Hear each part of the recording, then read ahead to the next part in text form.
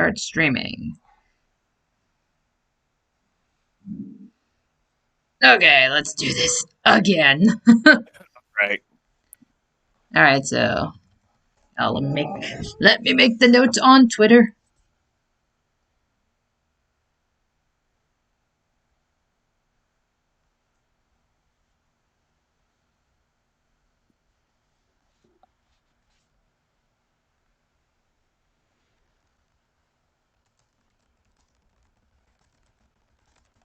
Okay.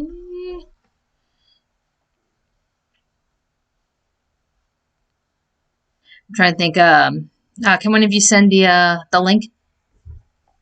Hold on. Okay. That's where it's like, oh my god. There you go. Should be able to go online. We are online. Yeah, I'm online. Okay, not through your phone. Not through my phone. No. Okay, because did it just come online? Yeah. Yeah. Okay, cool. I just reconnected. Okay, cool. Thank you.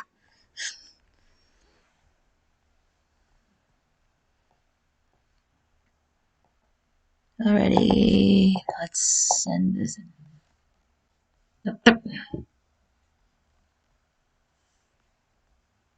Okay.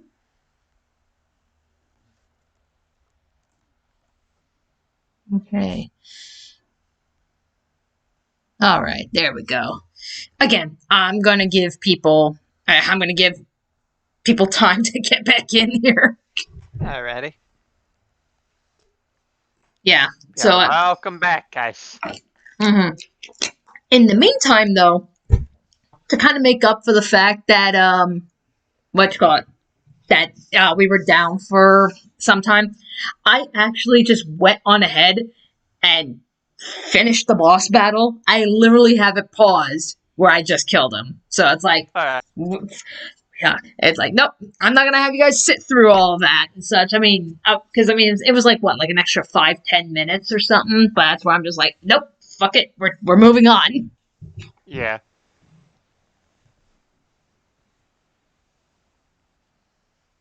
Where did BJ and TP go? TP said he went BRB and BJ had to go somewhere. Ah, dang. Oh well. Alright, okay. Well, I see some people are coming back, so let's okay, I'm gonna switch that over, and I gotta share the screen with you guys. There we go. Alrighty, so we'll just continue onward, and again, like I said, I just went on ahead and kicked the shit out of Abzu, so we're just gonna move on. Alright.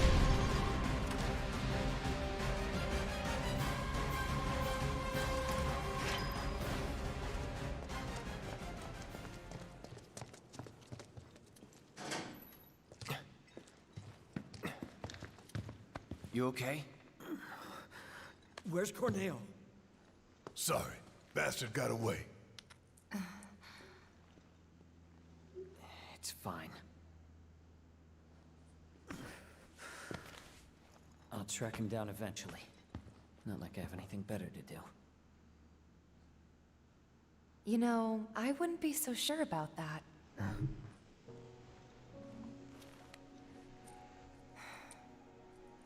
She could still be out there. Can never be sure how much someone means to you till they're gone. Don't give up on her yet.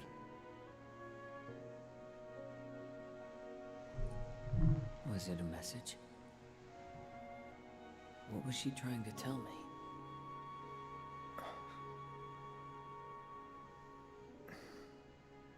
We'll meet again. Huh? It's a symbol of reunion.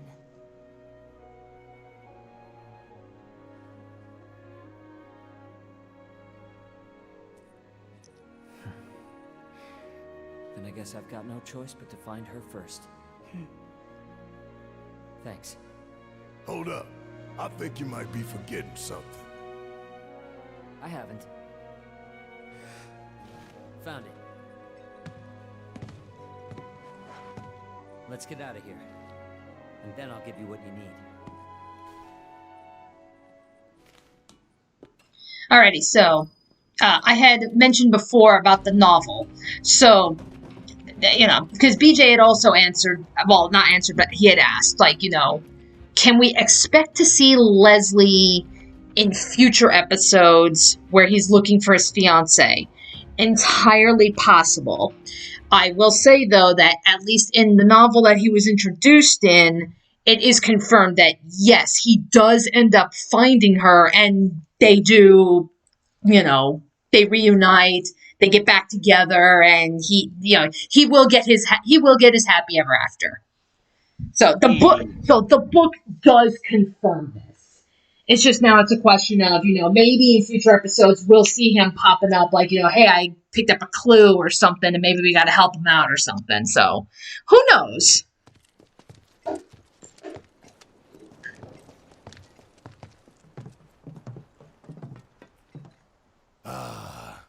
Taste that sweet Midgar smog. This way.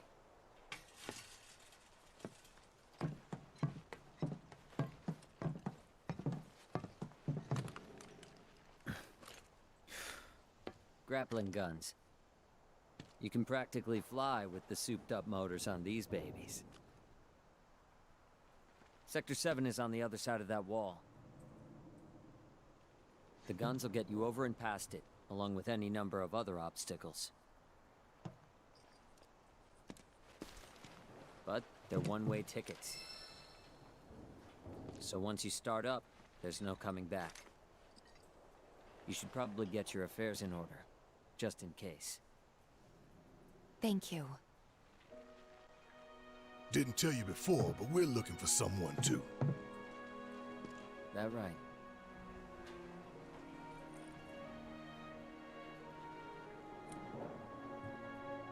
Hope you find him.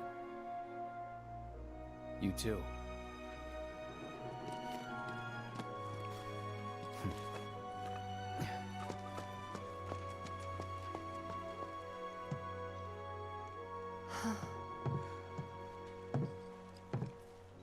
Let's go.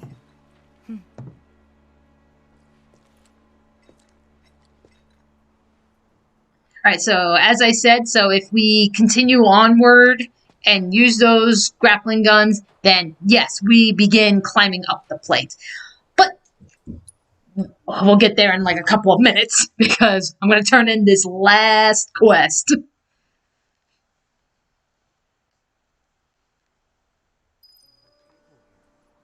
Oh, what brings you here? Gifts from an angel. They're to be used to help the people of Sector 7 rebuild. The angel of the slums? You didn't meet her, did you? Tell me, what was she like? Never met her. Just her go-between. A shame. Oh, bless her sweet soul. I don't know what to say. I'll make sure the funds are put to good use. Here, why don't you take this? Something tells me you can use it more than me.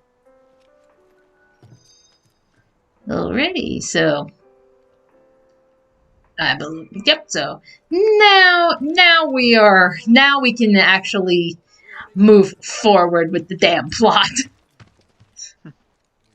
Yeah, that's where it's like we gotta find the Chocobo station, because there's one around here, I believe. Oh, yep, right behind me. It's not shit. This stuff could be the difference between life and death. Things are looking a lot better. Okay, let's see.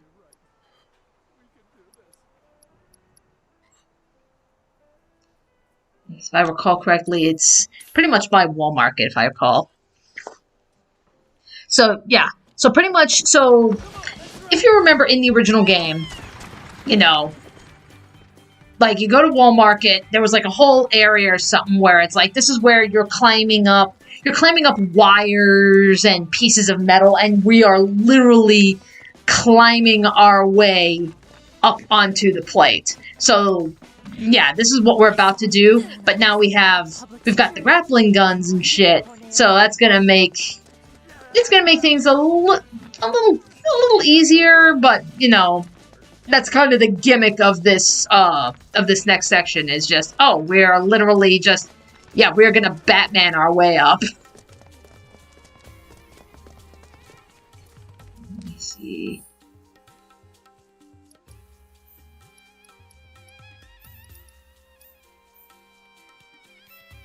Okay.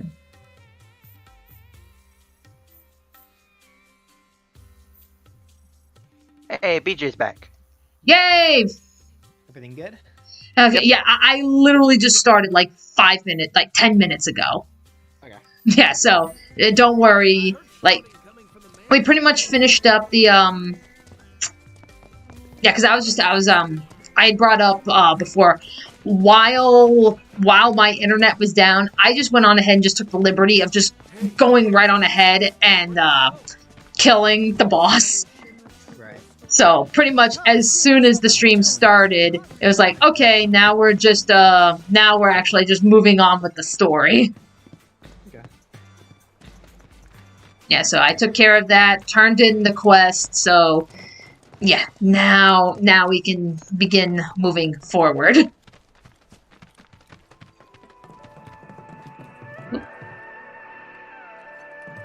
I hear music.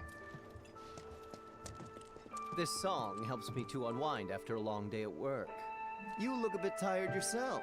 Here, listen. And it's a remix of the theme from Wu-Tai.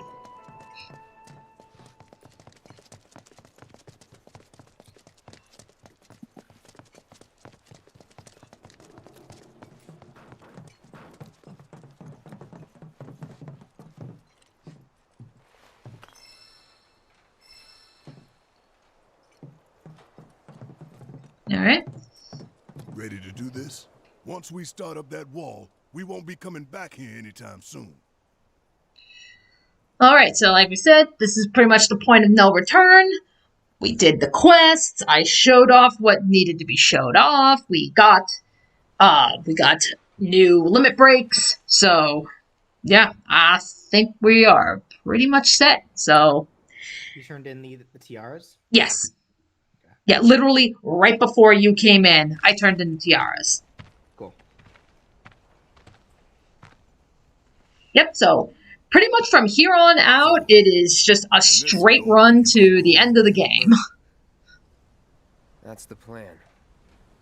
Reckon it suits you. Yeah, so we should Yeah, so it does. we should easily get to because we're gonna not gonna finish it, but we're easily gonna be able to make some headway into the Shinra building, which I can't wait because I love what they did with the Shinra building. Yeah. All this, it ain't you. Deep down, you're a pretty nice guy. Didn't see it when we were kids, but Don't know about any of that. But kindness is no use on the battlefield. If anything, it's a liability. Hey, no one's asking you to treat Shinra with kid gloves. Yeah, fuck those Shinra guys. I'm not nice We and better cool. get a move on, huh? My mom says I'm Ready? cool. Dark Meta Knight. Like, wait, are we close to finishing the game? Relatively close, because this game pretty much goes right up to where everything with Shinra building. So when you're at the point in the original game when you've saved Aerith, you've gotten out, and you're ready to move. You're actually getting ready to like leave Midgar. That's the end of the remake. So pretty much at this point, like, yes, we still have some chapters left, but they're all gonna be in the Shinra building. While kicking more Shinra ass and get out. Copy.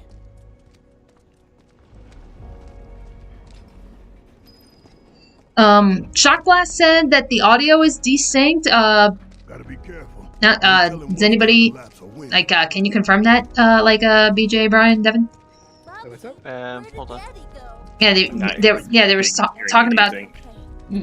Yeah, well, probably because now we're not on a cutscene, but they were saying before, the audio was desynced.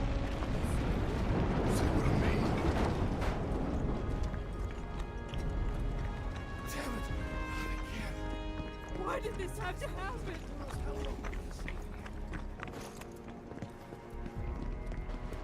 Hey, You guys might want to turn around. A friend of ours needs help. It's too dangerous. For you, maybe.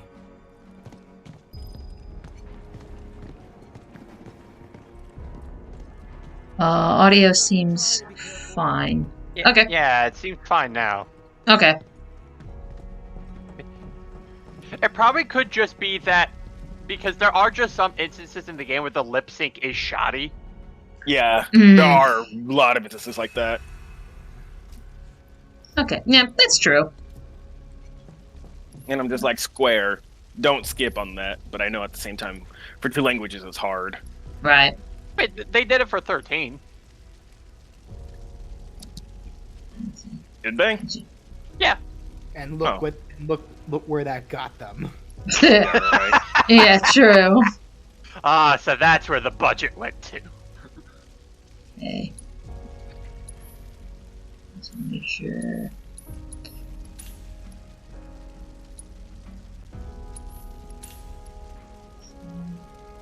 Magic power. Yeah, that'd be good for Aerith. Spirit, I think I had that for Tifa. Okay.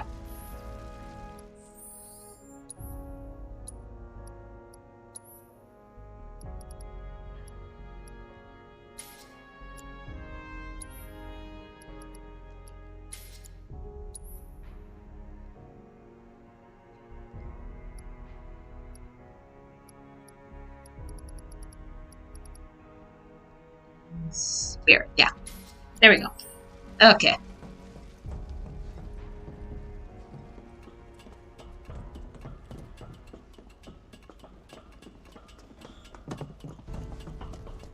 Let's give him hell. And then some. Knock on this. We'll give him super hell. Do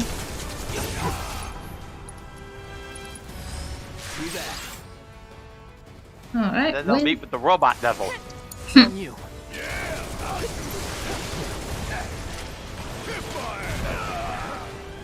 Come on.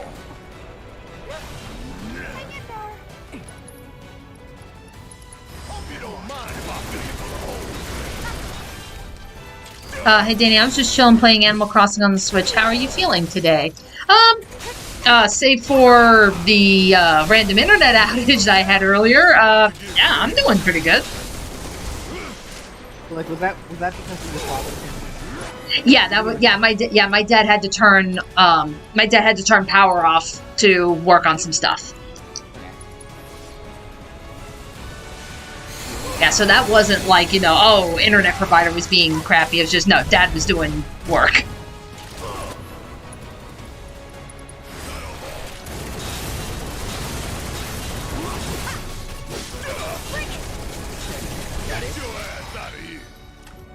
No surprises there.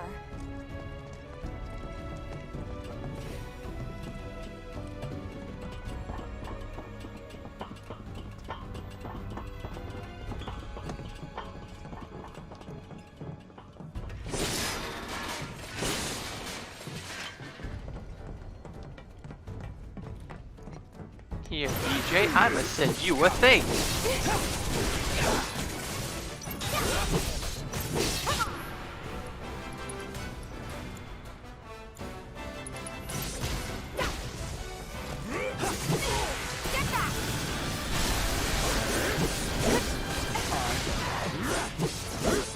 Keep it together. Need my help, do you?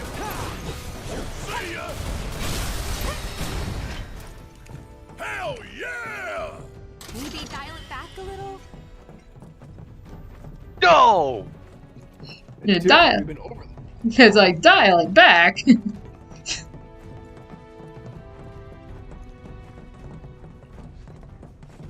Why would I?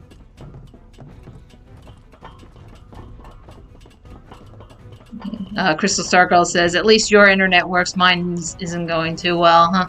Like, I'm sorry, you're going through shitty internet. Gee, it must be terrible. Likewise.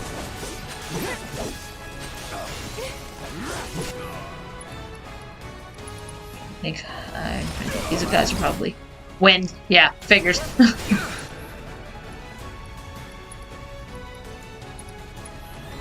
Deal with that.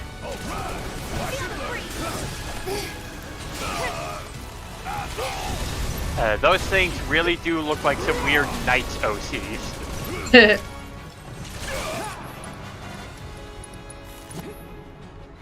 Yeah, in a way, I can definitely see that.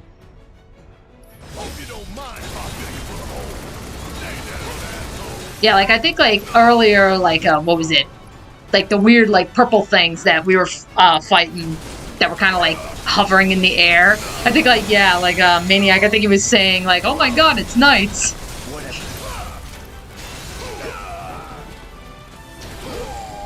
See, Battle in Wonderland wasn't working out too well, so they decided to go to the more successful game.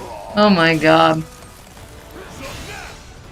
No, it's funny. It's like since that demo, like since I played that demo, that's where I was like, I've actually been watching other people like doing like discussing the demo, and I mean it's like they were running into the same issues that I was, like, you know, clunky controls, you know, some of the decisions that they decided to go with certain things that it's like it just seems like, I guess, like, you know, and it really does it feels like it's an alpha build that's being sold as a finished product. And it's like, yeah, it's like that's fairly accurate from what I was playing. I was like, yeah, that does sound right. Can't go on like this.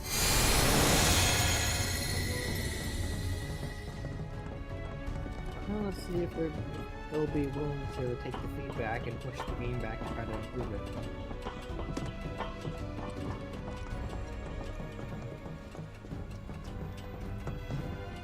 So that's where we have to climb? If it comes apart while we're up there. We've made it through worse, you know. Yeah, no kidding. It's a miracle we haven't been killed a dozen times over by now. It's a dead end. Wonder if this rope belongs to search and rescue. Think we might be able to climb up here. Time for the grappling guns. Try to aim for that part of the rope that's hanging there. Don't screw up and Why fall. wasn't this my recovery in By the Smash? way, how well you do with this grappling gun will tell us a whole lot about you. Just remember, we can't come back down. Are you ready? Says Yep. you, So- he just jumps back down. Off the top there. Yep, so when you see that prompt, you just hit the triangle button, and up we go. So we're gonna be, that's how we're gonna be climbing. We're gonna be climbing our way up the plate. This keeps up, I'm gonna get In later Final Fantasies, he could just jump up there. True.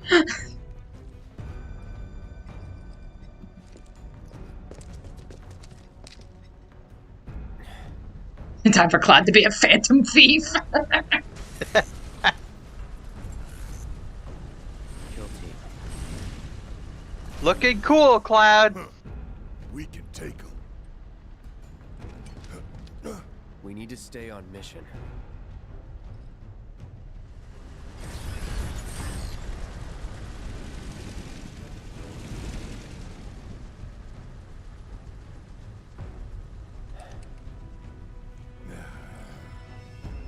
I know. Saving Aerith is our Cloud is priority. Batman.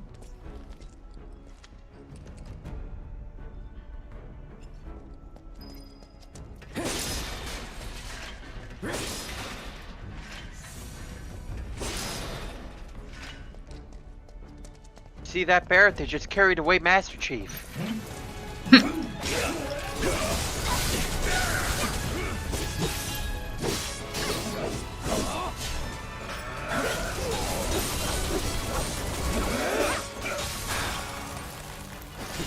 Am I coming to play it?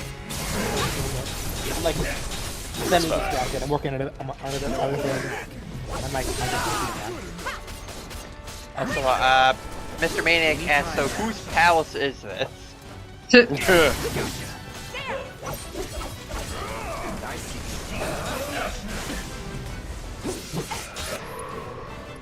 I mean, technically, Indra's.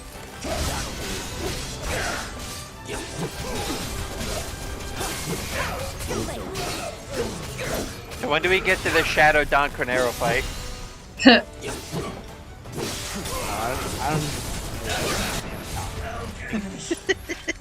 Like, oh, you thought Don was horny before. Hunter 2-2. God, the Respond, Phantom. damn it. Your life. This is Hunter 2-2. Just had to put down a few monsters. Over. Roger. Frickin' avalanche making us put in OT. Probably cowering in the dark somewhere. If you find the shitheads, make them suffer. 2-3 out. Listen up! We ain't running and we ain't hiding! Y'all don't know the meaning of suffering, but you will! Call was over. Barrett just can't get a freaking break. He's like, I want to say something cool, damn it.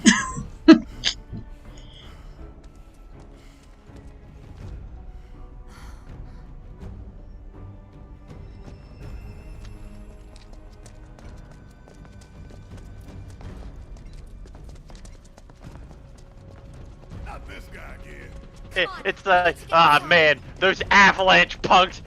Wait until I get my hands on it. You just see Claude just snicker under his breath. Why don't we use our grappling guns to get up there? Jump over all this shit. Not much choice.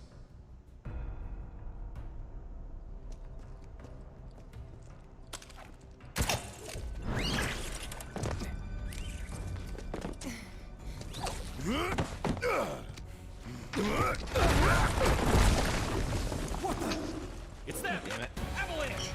2-3, this is 1-4, we have contact! I guess everybody and their mother knows we're here now.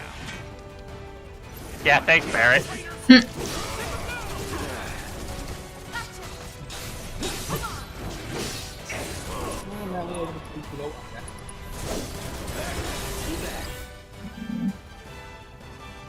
Air, fire, and ice. Okay. Don't overdo it. Yeah, I'll do it. Barrett's not heavy, he's just big boned. Also, I'm fairly certain that gun probably weighs a good amount. Say if I took this gun off, we would have been fine.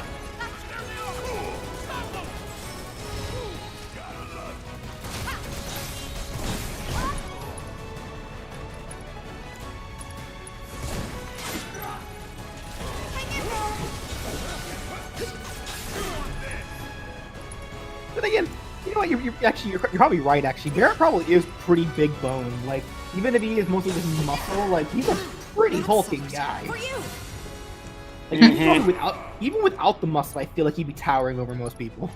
He's thick!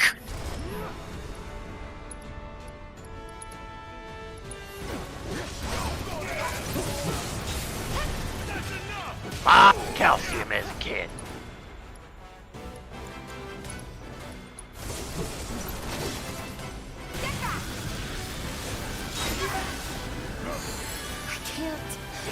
And I take it the gun is due to having a lot of iron as a kid too, huh? You have 5 seconds. I was so heavy, the only way I could lose weight was to lose an arm. Yeah, Barrett is just really wide.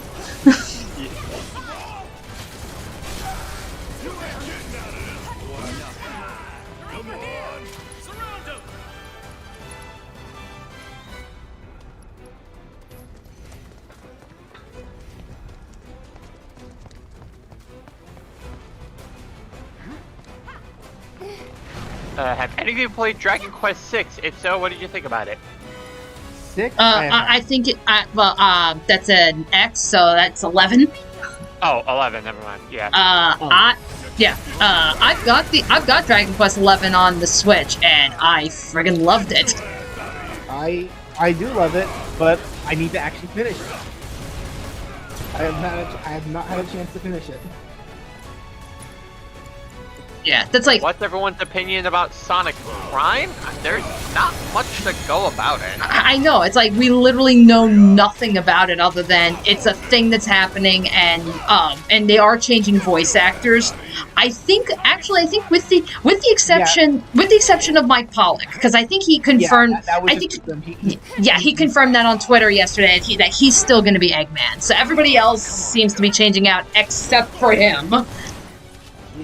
Yeah, which realistically, the second major voice change that Pollock has lived through. What the heck? Oh, that's what I was like. Realistically speaking, it's like I think Mike Pollock's the only one that matters at this point. It's honestly, he is the Eggman. Yeah, because I mean, even people who are like they don't care about Sonic Boom, they didn't care about the games or whatever. It's like everybody universally agrees, like, even when they don't care about any of the other Sonic stuff, they love Mike playing Eggman. The beginning and end, that's really what matters. I know there was one. I saw this one tone deaf comment. More than likely, it was more than likely ignorance, but still, like there was one guy that said that he wishes the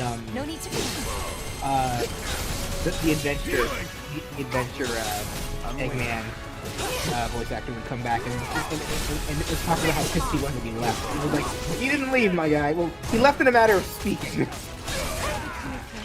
You can't get him back because the man's gone. Yeah. Rest in peace, Dean Bristow.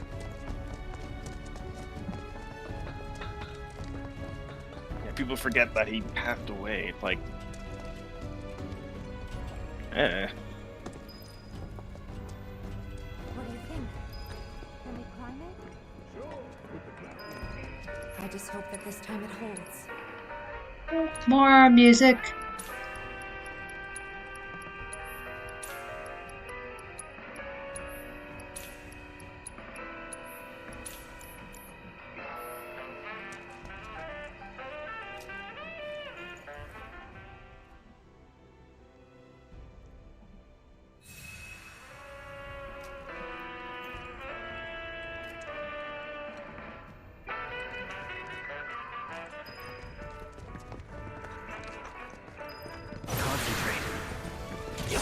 Imagine Mike saying in Eggman's voice, "I gotta make an announcement." Oh, you know what? I'm sure somebody at a convention probably asked him, "Hey, can you do that?" And then they recorded it on cell phone. Because people do that all the time. They request actors to say like meme lines. I honestly won't be surprised if they end up referencing that at some point. Because there's been a lot more of that, especially in the Sonic Boom cartoon. They reference it all the time. I would not be surprised if that actually gets Apparently, I forgot where I read it, but I think Mike Pollock actually was not the biggest fan of the real-time dub. Really?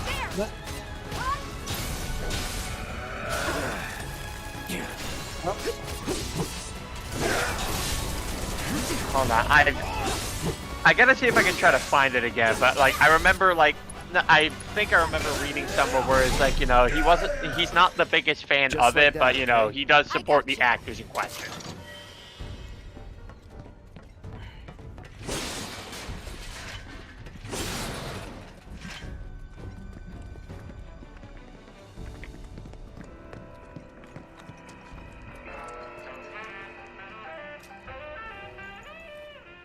Welcome back, Jordan. Pretty much we're making our way up the plate and talking Sonic. Yeah.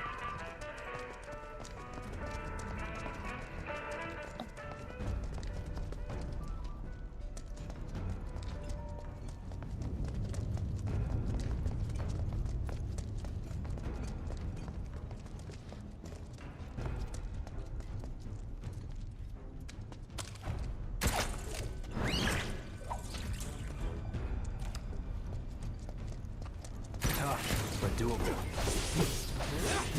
Gotcha. Take the lead. Need my help, do you? Keep pouring it on. Bang, bang.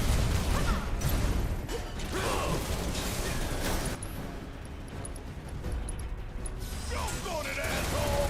Stay down, asshole!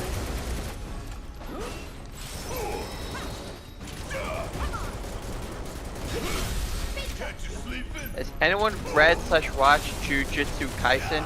I've been hearing a lot about Jujutsu Kaisen. It's like, I really need to look into that.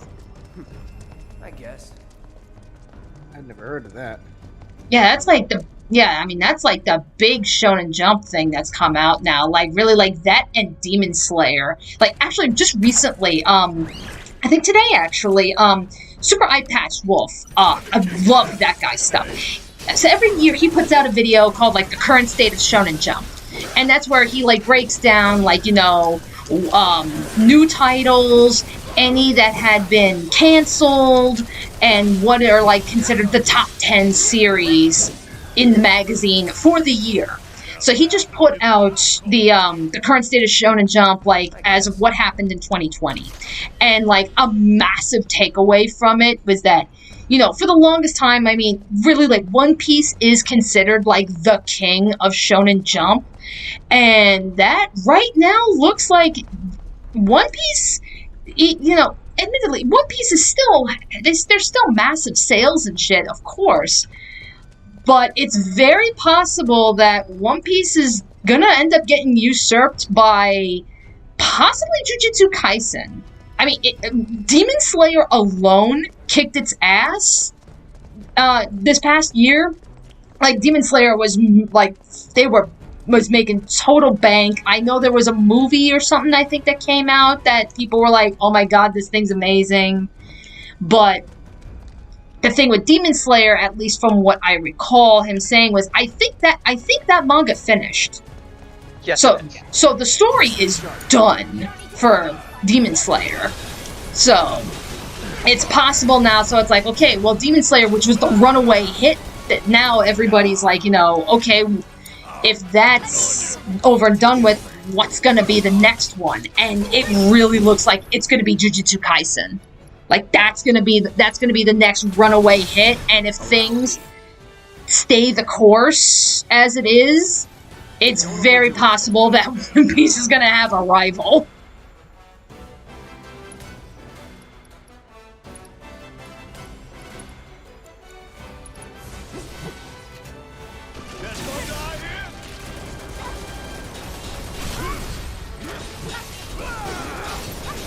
Okay, well, yeah, One Piece is still going. Oh, One Piece is still going. I mean, make no mistake about it. It's not going to go drop off the map or anything anytime soon. Absolutely not.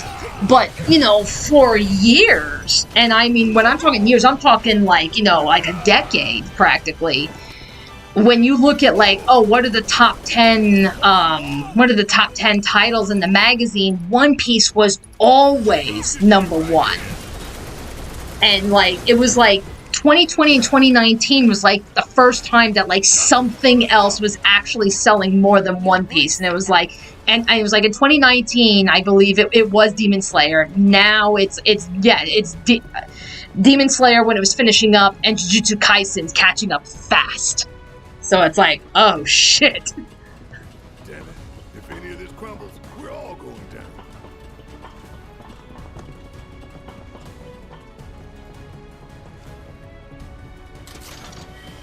Let's see, have you watched the Sonic the Hedgehog movie? Of course. That was the last... We made a reaction.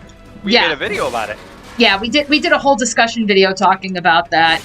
And it's like, yeah, that was the last movie I saw in movie theaters before everything went down the shitter. I still have not seen it. Ah, BJ! Boo! I know. I'm just not a movie watcher anymore. I know I need to watch it at some point. I just found the time.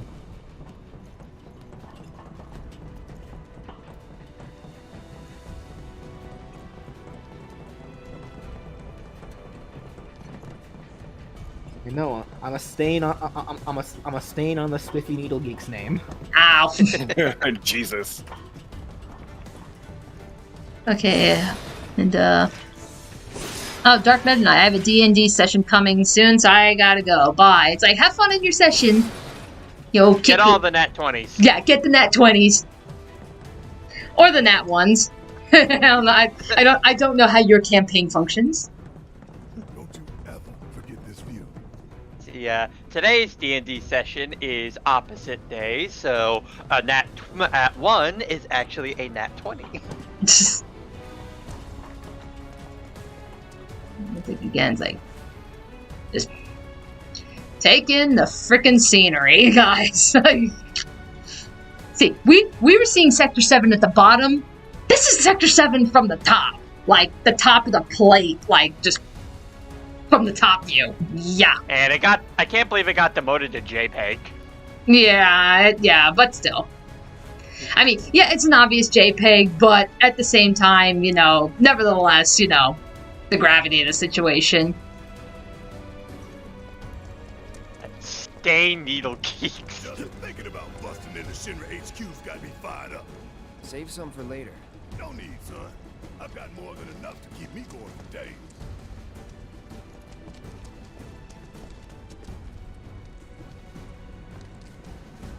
Okay,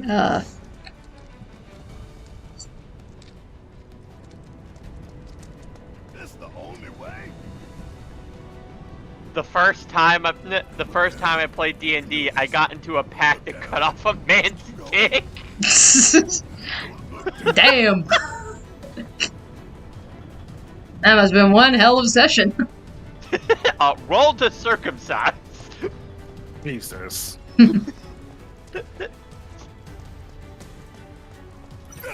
What now? Party is in a small, compact room. I'm gonna cast Fireball. Oh yes, fireball everything. You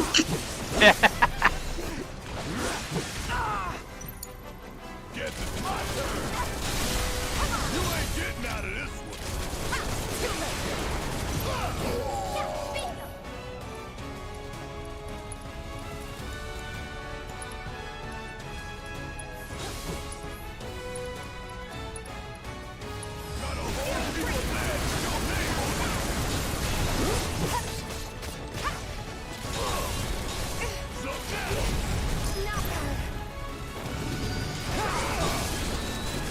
Like, may I ask why? I don't know. Yeah, man with a plan. That was what he had to do. That was his session, not ours. I've done that route in a forest. Almost killed everyone. That's why you don't use Fireball in an enclosed space. Oh, it's like, I swear, I gotta come up with like a one-shot or something that we can like put on the channel.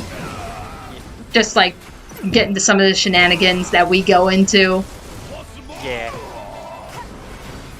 And plus I know we would also give Jordan an opportunity to play more, because I know that was something that was, you know, that he was saying, you know, with our session, was that, yeah, he wants more experience actually playing the game. I tried to get into D&D once at high school, but it didn't really click with me. Willing to try to get into it again sometime, though. I mean, honestly, sometimes all you really need is to have, like, a good group to, like, get you into the game. Yeah. I mean, like, I'd say, like, the group that we've got for the Abode, like, we're very, very blessed to have a good group. You know, because they've been, you know, it's a lot of fun, but, you know, especially with me and Brian being the noobs in the group, you know, they've been very patient with us. They've been very helpful. So we were very blessed to have a good group.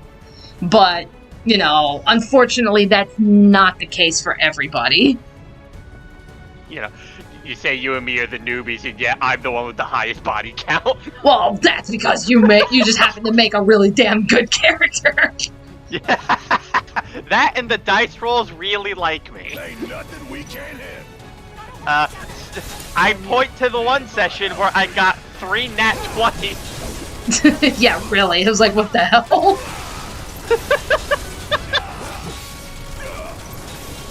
Sometimes the dice tell a narrative.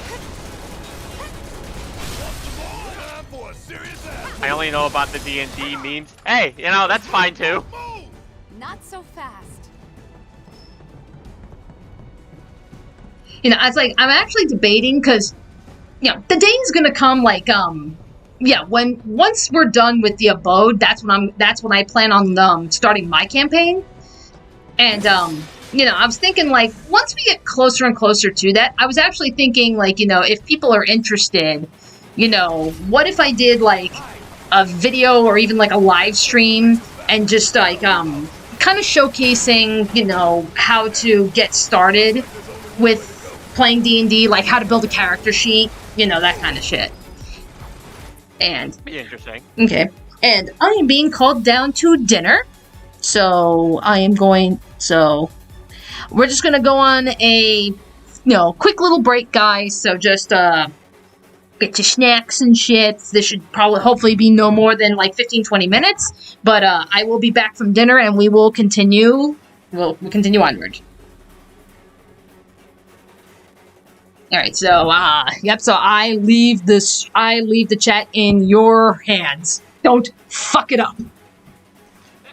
Alright. What does this button do? It gets 320s while I'm going to fake it.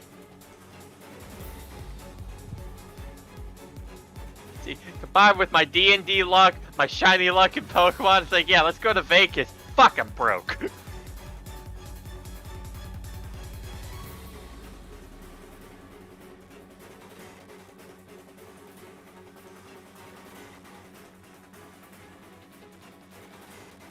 Maniac, no, don't F up the chat. I'm supposed to be a respastable.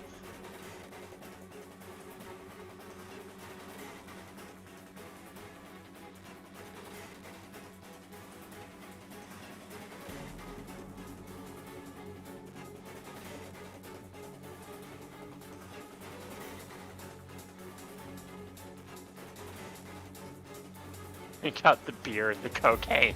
Nah. Drugs bad.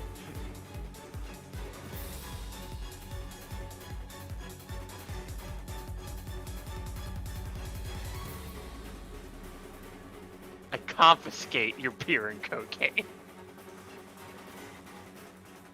I confiscate all of them.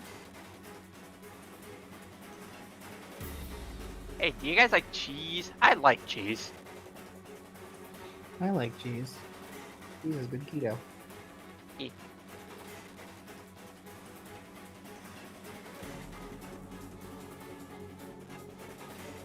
Booze and coke snorts sugar.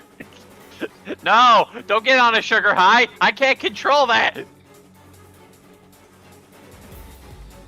I feel like trying to snort sugar would just hurt. It probably would.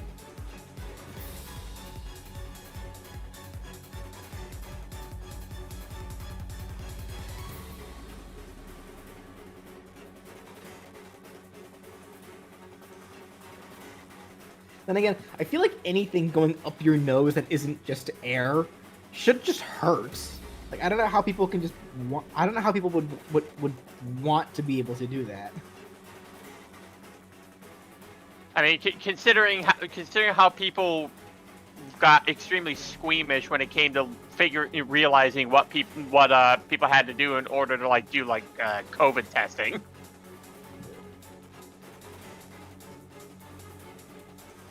Like, we gotta shove this thing in your nose.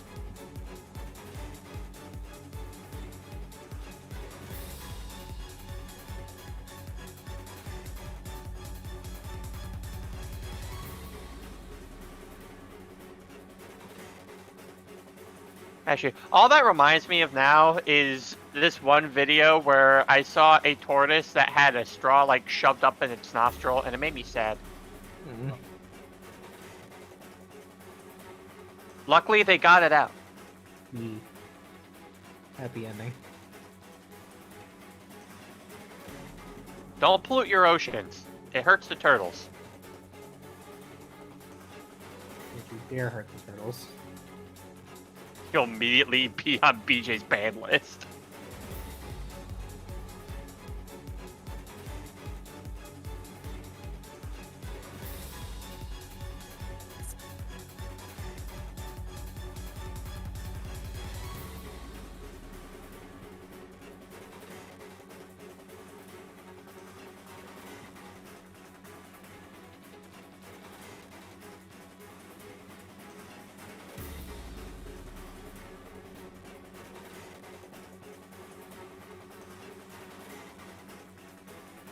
The only time I put anything in my nose was heated water that has some mixture to help get the stuff out. Well, I mean, I guess if you were like, I guess maybe if you had like maybe. Actually, I know exactly what he's talking about. I forget what it's called, but I've actually done that too. It's like it's meant to like effectively drain your sinuses, like whenever you have a stuffy nose and such. I forget what they're called though. Yeah, at least to make it easier to breathe. Yeah, but like the thing about that is that it's not necessarily like going like all the way through. It's what you're supposed to do with it is like it's like a teapot that you stick into one nostril, and then like you tilt your head to the side, up like with the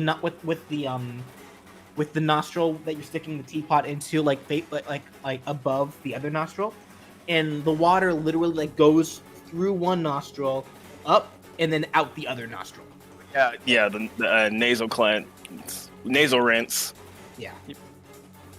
So like it's not really going into your. It's not going into like your sinuses and like into your body or anything. It's just going in and then coming right back out. Yeah. So Save Spectacular Spider-Man is now trending on Twitter. What happened to Spectacular Spider-Man? It was canceled some time ago. And people have been constant demand to get it back. I guess it wasn't that spectacular then, now was it? Yeah. Oh. I think it's well, I guess BJ's not going to get any friends anytime soon. The fuck this man say about Spectacular Spider-Man? Get him!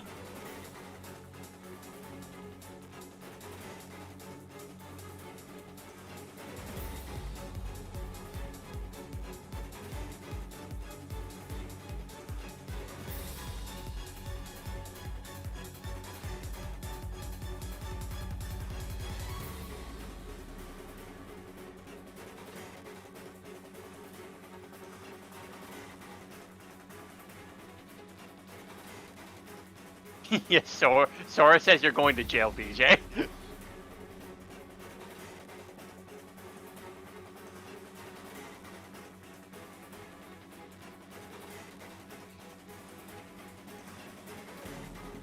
Alright. Well, I've always been more of an X-Men guy.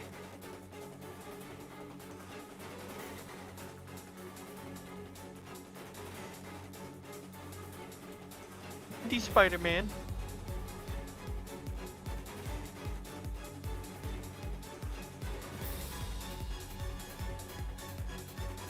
Yes, I can, Maniac. I'll just move the bed. Therefore, you can't jump on it. Literally to this day, my favorite, like, Marvel character ever is Gambit. I love Gambit. Taskmaster for me. Taskmaster's cool. He doesn't get enough recognition though, which is just sad. I mean, he was in the he made an appearance in the PlayStation Spider-Man game. He was in that. He also is a reoccurring antagonist in Ultimate Spider-Man. Also, he got the luxury of being a playable character in Marvel 3. So yeah, he didn't make it back for Ultimate, but then again, neither did the majority of the cast. So that's not saying much. Yeah. Marvel 3, also known as a game where, does your character have an infinite? We'll just pick them, get the infinite going. Your opponent just has to put down the control. They just have to take that. Marvel 3, I don't get to play the game. Yeah. Wait, Maniac, if you are the bed, how can you jump on the bed?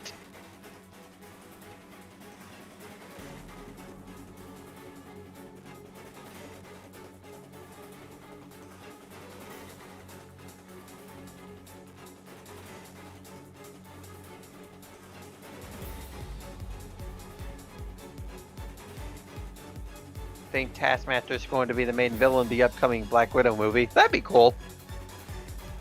Yeah, Taskmaster hasn't shown up in the cinematic universe yet, has he? No, he hasn't.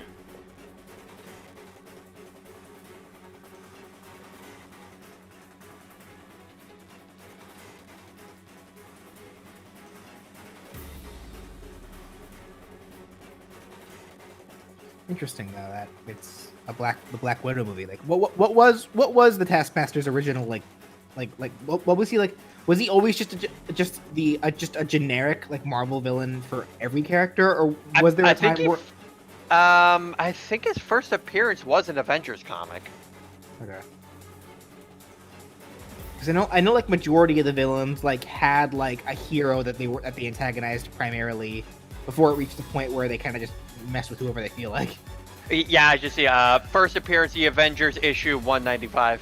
Okay. I mean, I suppose it makes sense for the Taskmaster specifically to not really to not really be a villain to specifically one character, because his whole shtick is that he copies people.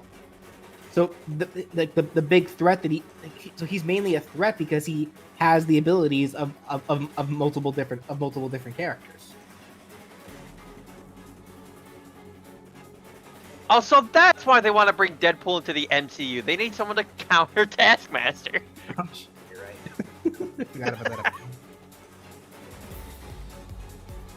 It's too unpredictable. Yeah.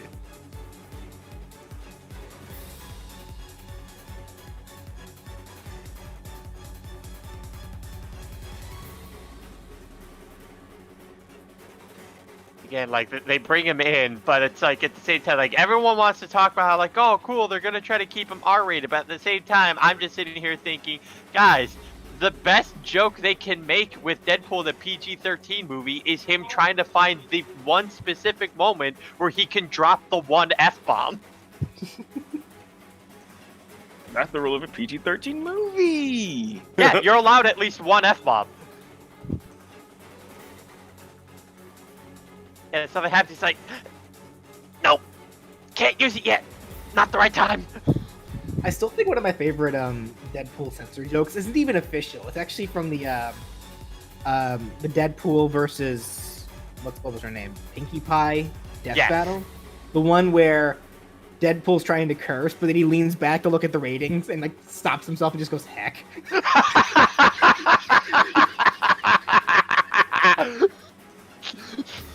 Like, that one still gets me to this day. Like, God damn it. That whole fight was just nuts.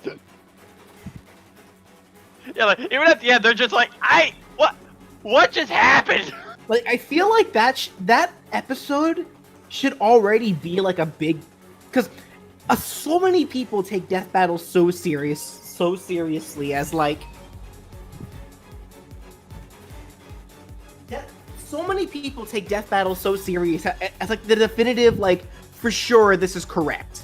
No, it's been clear from the start that they're just they make that show for fun. Like, yeah. I feel like that should have been apparent the moment they made the Justin Bieber versus what's her face episode. Yeah. What was her name? Or Rebecca Black. Yeah. Okay, I heard her. She the girl that hasn't been relevant for like what 20 years now. Yeah. Like, well, not 20 years, but still, you know what I mean. Yeah. Like the moment they made that episode, I feel like it should have been apparent that it's not supposed to be taken seriously. They're just having fun. Like it's interesting, you know, to see the statistics. Interesting to see just, you know, to get a gauge. It's interesting, but it's also just fun. It's all it's supposed to be. Like, it's not supposed to be taken seriously.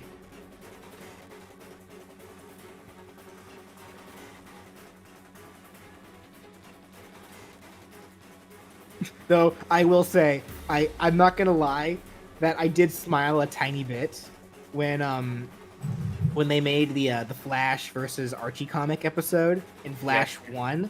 Because now I look back to that old animation that no longer exists on my channel for reasons, where I had all the fast characters racing, and I made Flash faster than Sonic. And so many people were like, "No, Sonic's faster than Flash!" Like, completely, like, devastation. Completely ignoring the rest of the episode, or that video. And, like, I can't help but laugh knowing that, according to Death Battle, canonically, Flash is faster than Sonic. Yeah. But not necessarily for the running speed thing. Like, and they did bring up one good point, and that was the fact that Flash has the ability to steal kinetic energy and add it to his own. So literally, it's like, no matter how much speed Sonic gets, Flash can just take it and make himself faster from it. So it's like, it's literally impossible for Sonic to ever be faster than Flash. Like just based on that power alone. Okay, I just got back. What are we talking about with Flash? There was a death battle between Sonic versus the Archie Sonic versus Flash. The conversation started because we were talking about how death battle is really not supposed to be taken seriously. Like it's a show made for fun. Mm-hmm. And but we were talking about how you remember that old animation that I made that I cringe at thinking about because it did have a racist joke in it. Yeah. It was like the speed one. Yeah. Where I had all the characters, like the fast characters, like outspeeding each other, and then the initial punchline was like, again, apologies, this was old me. I hate. There's a reason why that video is deleted now. But the punchline was literally that there's nothing faster than a black guy with a stolen television. It's like, it was stupid. I regret making that video, and that's why it's gone. But most people didn't really care about the punchline of the video. They were more angry about the fact that I made Sonic not as fast as Flash. Because I always felt that Sonic's faster than sound, Flash is faster than light, and therefore, Flash should be faster. But then, like, even in the recent death battle that they made, where Flash won the entire thing, because Flash has the ability. I didn't even know about this. Flash has the ability to steal kinetic energy from others and add it to his own speed. So by that logic, no matter how fast Sonic gets, Flash can just steal it, completely halting Sonic to a stop, and make himself faster in the process. Right. And apparently he can run so fast he eliminated the concept of life and death somehow. He outran death itself. But then sure, again, why not? For some reason, Death was dressed like the Flash too, so you know. I don't know. Alright, yeah, sure, why not? Alright. Okay, anywho, continuing onward. Taylor reminder, comics are dumb. That's what I'd say.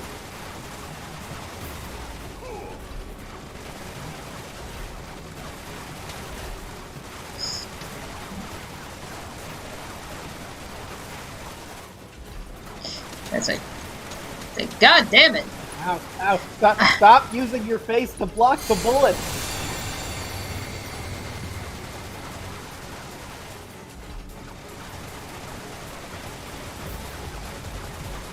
I'll be able to get through that eventually. Yeah, well, I mean, it's like, you can't even, like, roll your way around. Because, like, that would make things a lot easier. Tifa, how'd you get over there? Yeah, really. Well, Tifa's the speed queen, so of course. Yeah. Oh, and now I'm being called down to dinner. Oh, okay.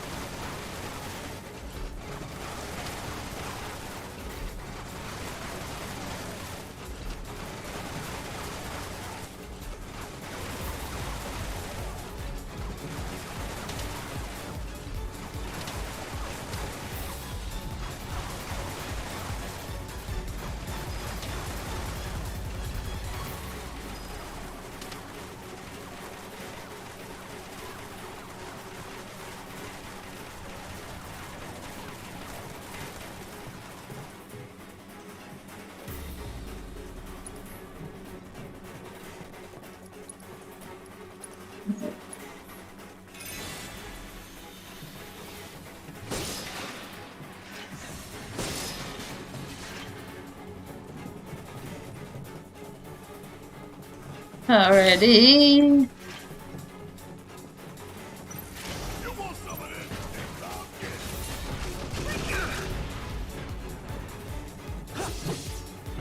Deal with that.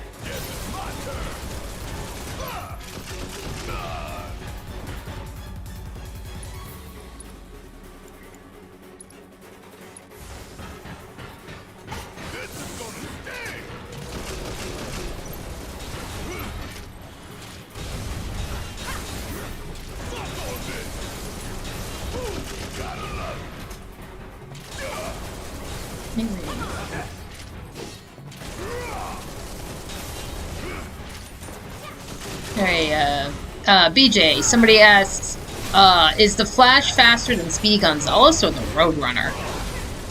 I'd say so. Like, Speedy Gonzalez and the Roadrunner have the deal of just being cartoon characters, so they're just as fast as they're only as fast as the joke wants them to be. But no, like in the case of Sonic and Flash, they take their speed very seriously because it's an actual power thing. Okay. Oh, he's so. So honestly, I wouldn't be surprised if they did if there was ever a deal where Roadrunner or Speedy Gonzalez actually did outrun the Flash or Sonic for the sake of a joke.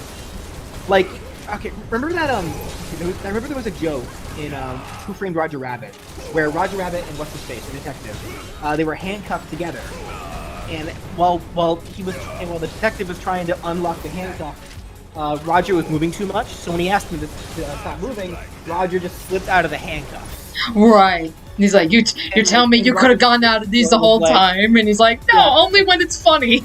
Yeah, exactly. That's the point of a cartoon. Yeah. So, like, in the case of Roadrunner and Speedy Gonzalez, they're only as fast as the gag needs them to be. Okay. And then, okay. I can see that. So honestly, like how fast they actually are is completely irrelevant.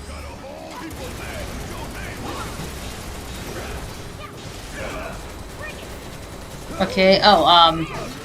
Okay. I haven't seen the little alarm go off, but I see that Malik has donated $10, and he says, "I think it's because a combination of fan favorites." The fact they do the research to see the strongest possibility of the winner between two combatants and conclusions. Yeah. Like, in terms of the death battle, yeah. Like, yeah. Like I know why people get passionate about it, and it's just because people get passionate about video games as a whole. Not just video games, it's media as a whole. If there's something that they love, they're going to get passionate about it. Right. And there is the fact, for the most part, that they very much set up the show Death Battle like it's supposed to be taken seriously, but it's really not. It's really not supposed to be. Again, I point back to the fact that no one should have been taking the show as a serious show the moment they made Justin Bieber versus Rebecca Black. That's a thing, really?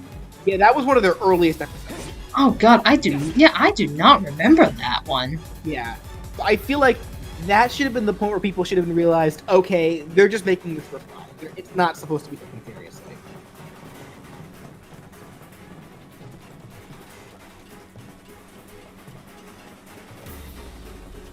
Darkman and I asks, what are your favorite episodes of Death Battle?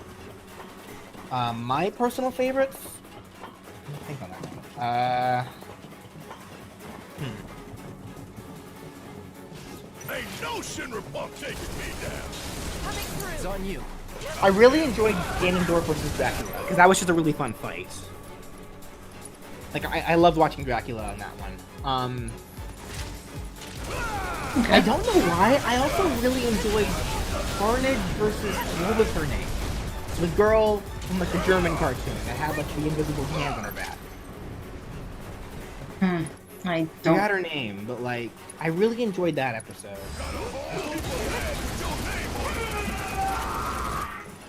Yeah, so it's like, I still like, what you call it, what was it, like, Blanca versus Pikachu, and I admit it's solely for how the fight ended. Yeah. Dan versus Hercule was mine. Oh yeah, that was just stupid. That was another fun one.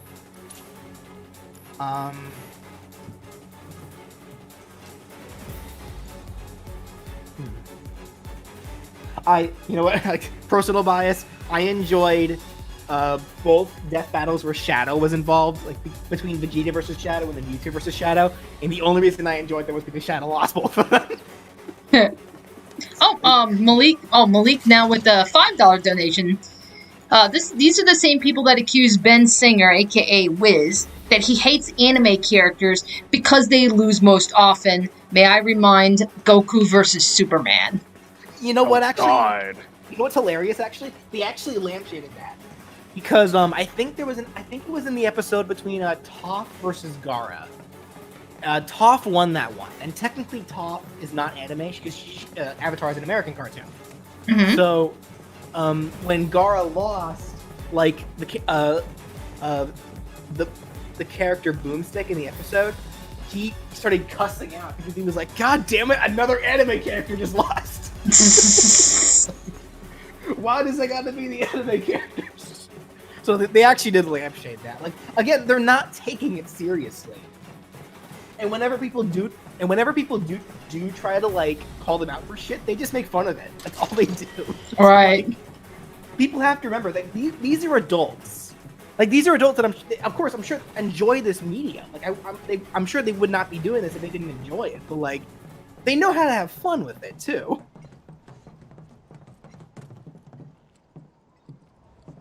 Cloud.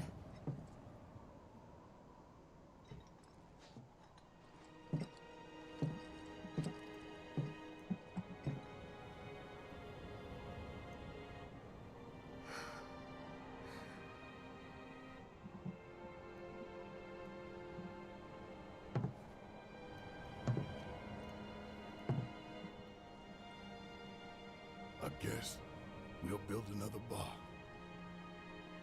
Yeah. We will. You'll help too, won't you?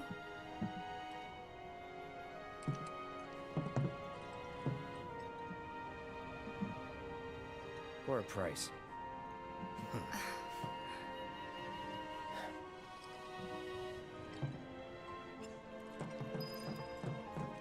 And okay, going back to the actual video game that we're playing here. Mhm. That's another moment that I just really like. I like that moment.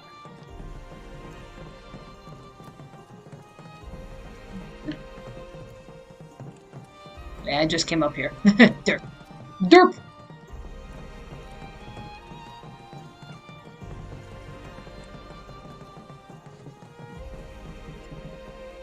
There you go.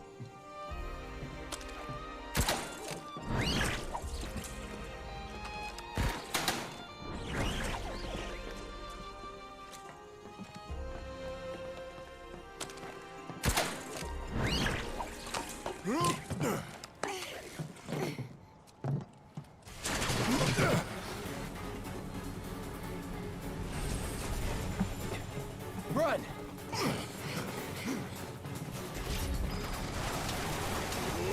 Run, damn it, run! Move your ass!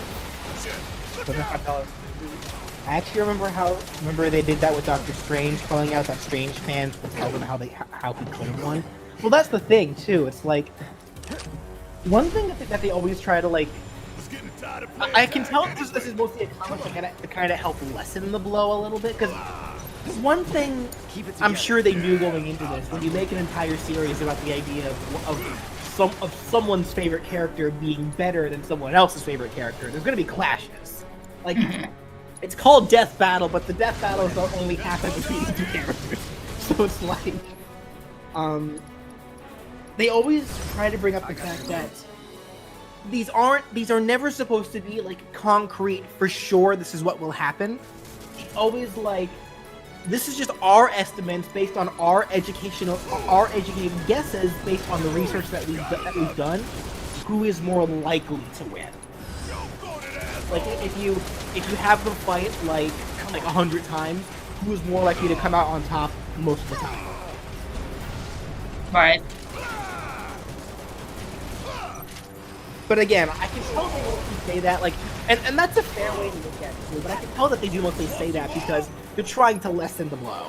Like, to let the fans of the losing characters know, your character could win, it's just, we have reason to think that this character is probably going to win Rocky.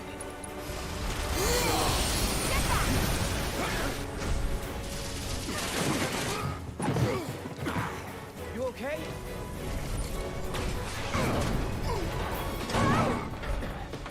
Grab on!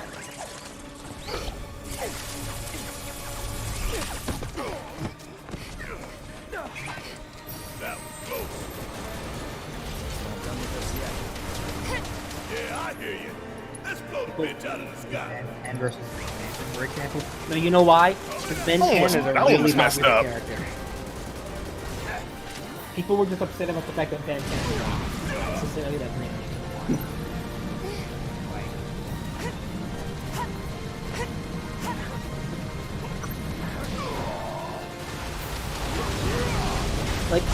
Like he literally blew up. I was just like, dang, when I saw that. I just see honestly no reason why people should be getting mad about this or the outcome of each battle. Because it's like, for one thing, they're not official. These are fan-made videos. And people, it doesn't matter how big, how popular a death battle is. It's still fan-made content at the end of the day. Right. Yeah. And on top of that, it's like it's just fiction. It doesn't really matter at the end of the day. Like I keep saying it over and over again, but it's like they're just having fun with it. Like there's no reason to get upset. Like there have been plenty of battles where I was rooting for one character and they ended up losing, but I'm not gonna get mad about it. Like it's no different than watching your favorite sports team win or lose. It's like, oh, they lost, but that sucks. Whatever. Moving on to the next thing. It's not like it's that big a deal. Don't get caught in the open. Okay, What do you guys think would be a pretty neat Wii costume for Smash? I don't know.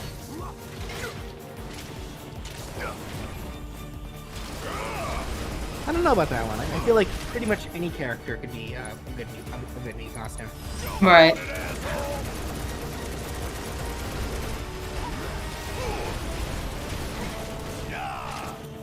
Okay.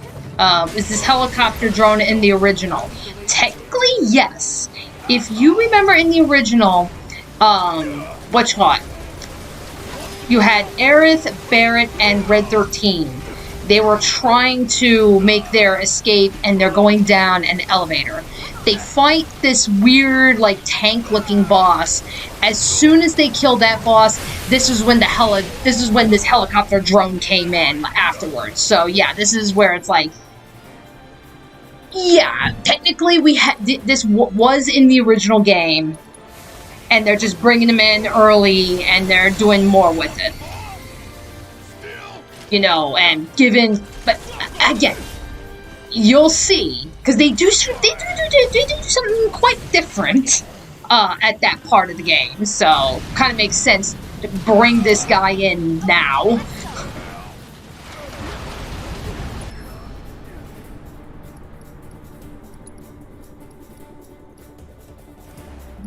Barrett, come back to me. Good to go. All right, I'm trying to think. Yes. I'm actually gonna be right back real quick, because I'm gonna get myself some food. Okay. Watch yourself. Hang back. Deal with that. I'm thinking I gotta bring out the I'm gonna bring out the fat chocobo. Oh yeah, I gotta fill Barrett up.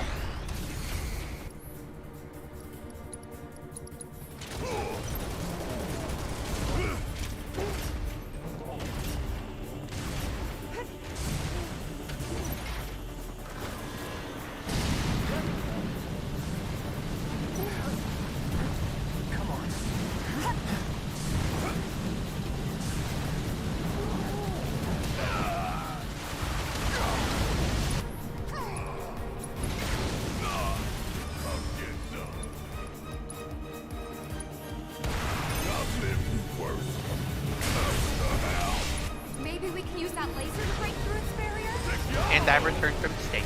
Yay!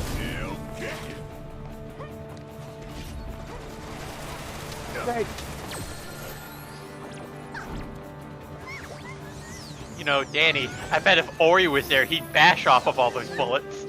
Oh yeah, he would.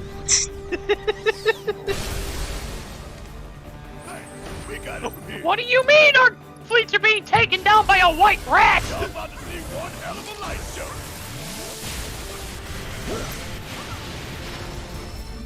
Thank you, Barrett.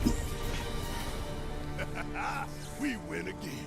Not that there was ever any doubt.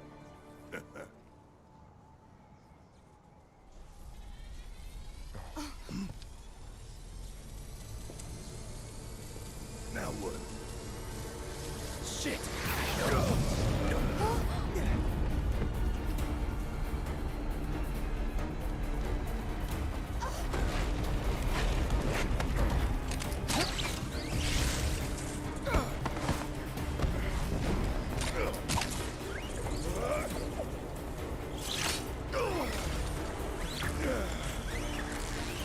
Yeah, I was gonna say, Barrett, you have orders from your daughter to come back alive. Barrett!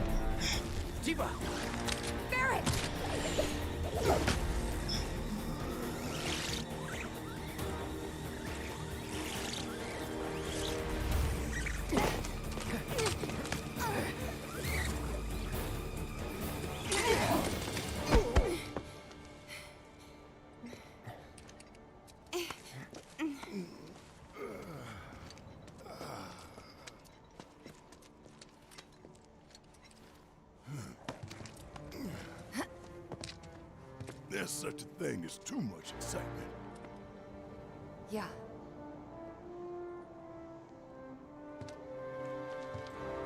And there's still more to come. Guess so. Hope everybody's warmed up.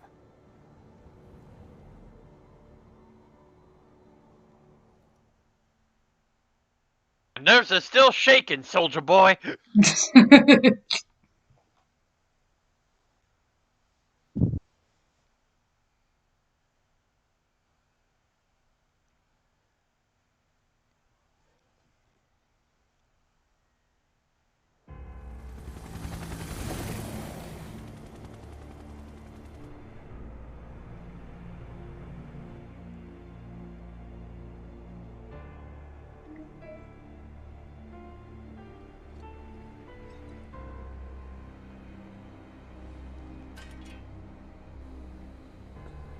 So that's where the cover art came from. Just a different sword. Yeah. That's good.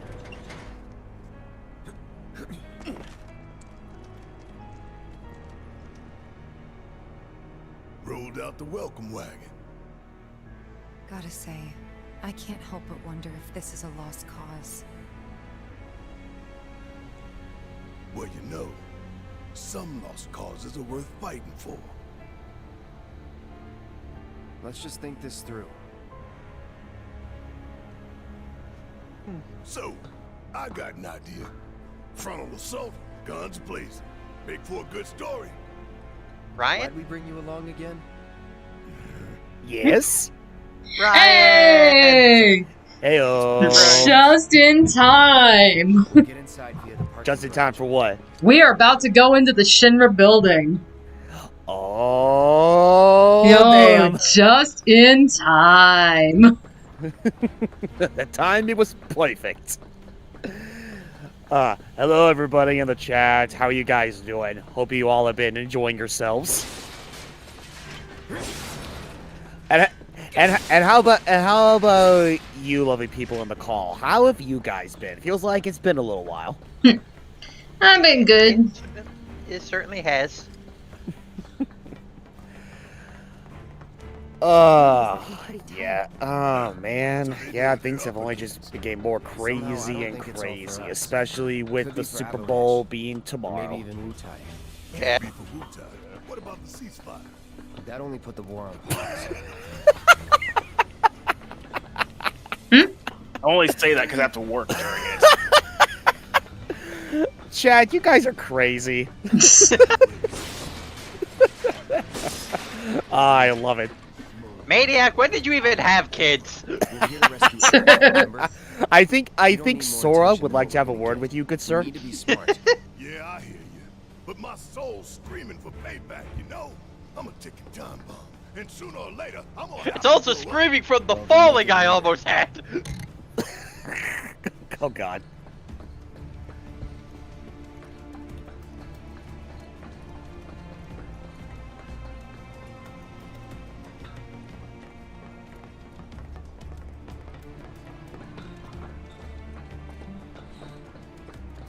Nope, nothing there.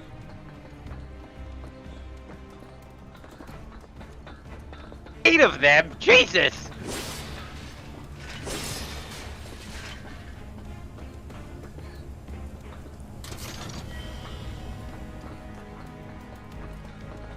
Oh god. Excuse me, would you like these babies? Apparently Sora and Maniac have 8 kids.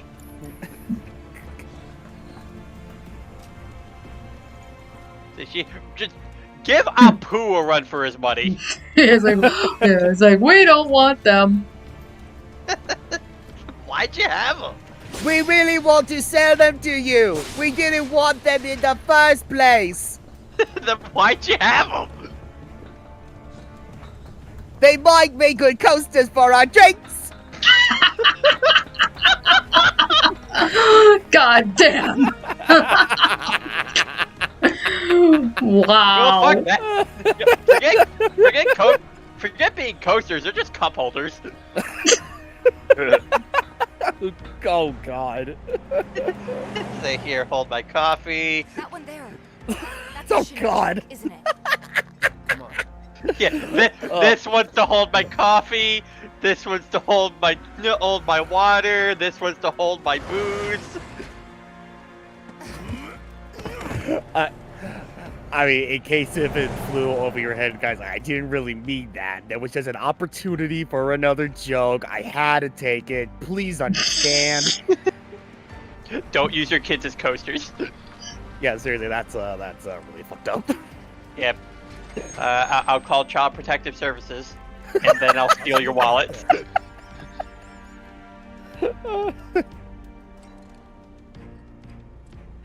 She needs me. Is this what she needs? Yeah, it's like you use your kids as coasters. You're gonna call Bubbles. Okay, head on in. So far, so good.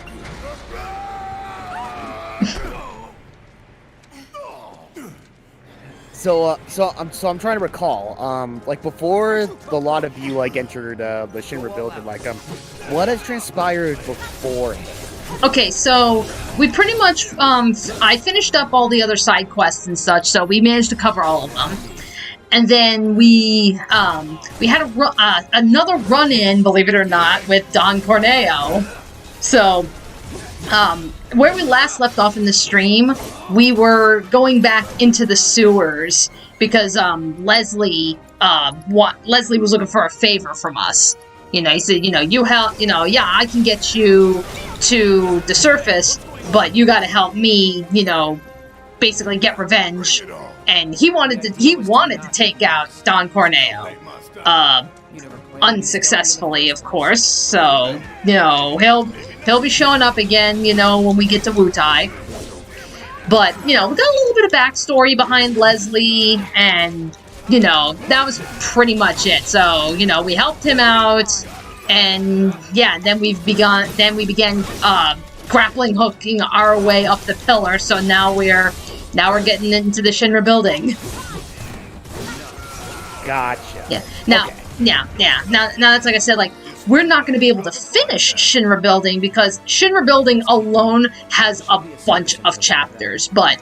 Pretty much wow, really? Oh, yeah. They really extended Shinra building. Like, Shinra building, if you remember in the original, was like, what? Maybe like an hour? Or maybe? Yeah, it's like, oh no, we got several we have several chapters that take place in the Shinra building. Yeah, the Shinra building got extended by a big ton. Yeah, but at least it's nice to see that they fleshed it out too.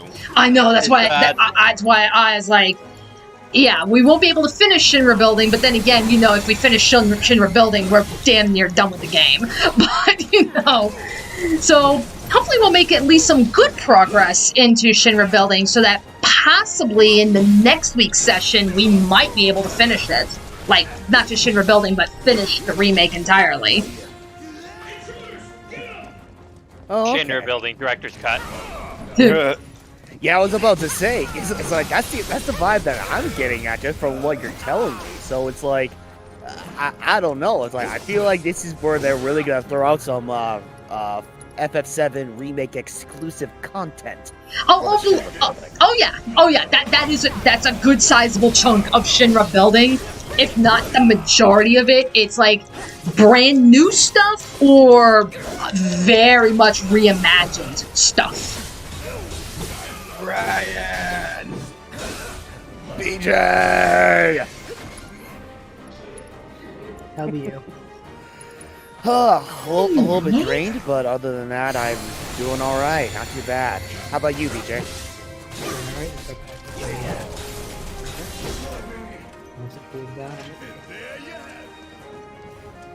Alright.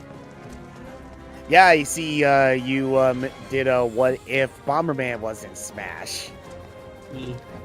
Bumblemans. The Bummermans. You mean inconsistent lore man? It's like, yeah, fuck if I know. I've never played. I have not played a Bomberman game. Same. Every single game. That's the only thing you need to know.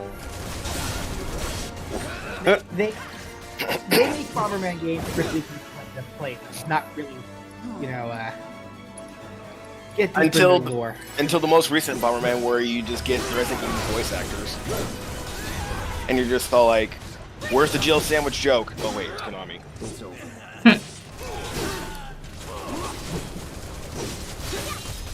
But that one was a weird one. Dark Meta Knight said that episode is now in his top 10 favorites.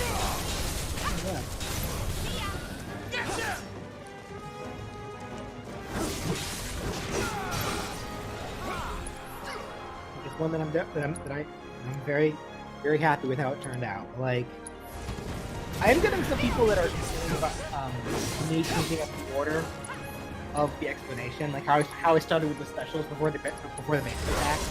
But and it's like, that's not the first time I've done that kind of thing. And if I did it the normal way, it would have been way too easy. Right. Well, I mean, I know there's been episodes where you've just gotten like gimmicks out of the way, like either like right at the beginning or early on. Like, actually, I think the Knights video that we did was like that. Like, we started doing the A attacks, and then we're like, okay, you know, get the crappy attacks out of the way. Now let's go into the gimmick and actually get to the good shit. Yeah, a part of it very much is a flow. Like, if certain attacks, like, if the gimmick is like integral to certain attacks, like for Bomberman, for example, like all of his basic attacks affect the movement of how he can move bombs around in different ways. So if I chose to just do it like normal, where A attacks, grabs, B attacks, gimmicks, then final smash, what would have happened was I would have had to have explained all of Bomberman's attacks, then grabs, then the bomb, then the gimmick, but then I would have had to have re-explained all the A attacks again, just with what they do with the bomb. Right. And there was no point in doing that. I was much better off getting the bombs and the gimmicks out of the way first. That way people know that they're there and what the bombs can be used for. Then, while explaining what each basic attack is, what they do to the bomb. Just get it out of the way in one fell swoop. It made the video much shorter, and it would have been way longer than it would have needed to be if I did it otherwise. Yeah. Oh yeah, which is completely understandable.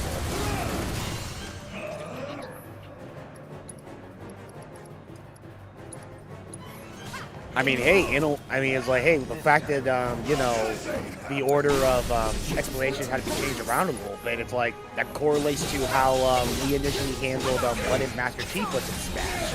Just so that people would get a better understanding on how his hypothetical moveset would play out. It was best to more so go over his gimmicks and, essentially just go over his gimmicks at a much earlier point, just so that people will be able to get a better concept on how everything played out, like, as we talked about, literally everything else afterwards. A-attacks, specials, Final Smash, all this stuff.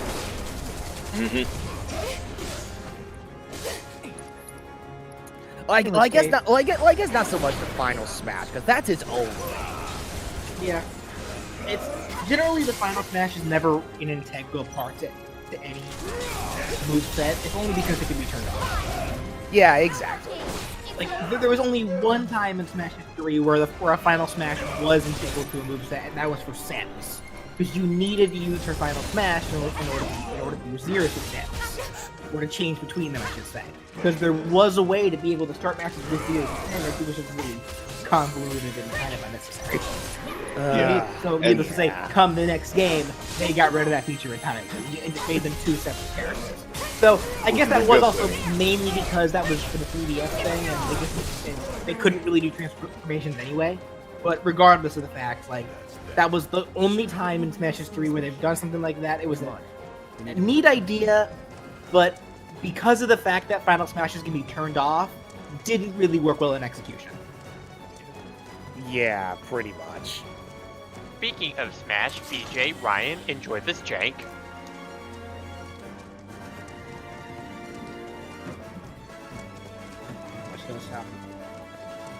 Jordan asked, who do we think would make for a good voice actress for Yuffie in the remake?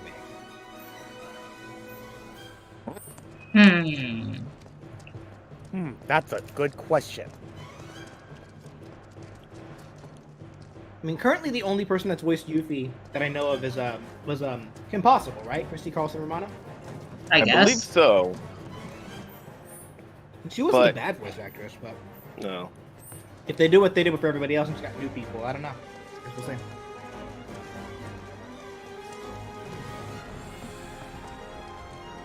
Yeah, that's where it's like, I don't know. Yeah, I mean, it's like there's so many incredibly talented voice actresses in the industry that it's like oh man, it's for me personally, it's really hard to pinpoint exactly who would have like the best voice range and oh man, there's a word for it. Like I don't know if emote is the right word for it, but it's like okay, yeah, it's like freaking. There's a certain a voice pitch like that differ between all these other voice actresses in the industry. So it's like it's kind of hard to pinpoint exactly who would have the most accurate. Well, not so much the most accuracy, but the one that would fit Yuffie's character the most. I'm thinking if that makes any sense. Yeah, that make the most sense. You kind of want the voice of Amethyst from Steven Universe to voice Yuffie. Upper floors. Maybe. I don't know. I don't really see it. It's like I mean, yeah, it's like I don't know. It's like for me, I would imagine Yuffie's voice would be a bit more higher pitched compared to the kind of voice they gave Amethyst. Off the top of my head, like now that I'm thinking about it, Chie from Persona 4, the current voice, not her original voice, but the voice that that her current voice. I forgot who the actress is. Wait, Erin Fitzgerald? I think so. I think she could pull it off. Because I mean, Chie's fiery personality and stuff. I mean, that can fit Yuffie very well. Shit, making life hard. Let's just keep heading up. You know what? Honestly, I can actually see that. Yeah, it's now that I think about it. Yeah, that's actually a really good point. Oh wait, Ryan, I was requested by Mr. Maniac to show you this with this caption. Oh no.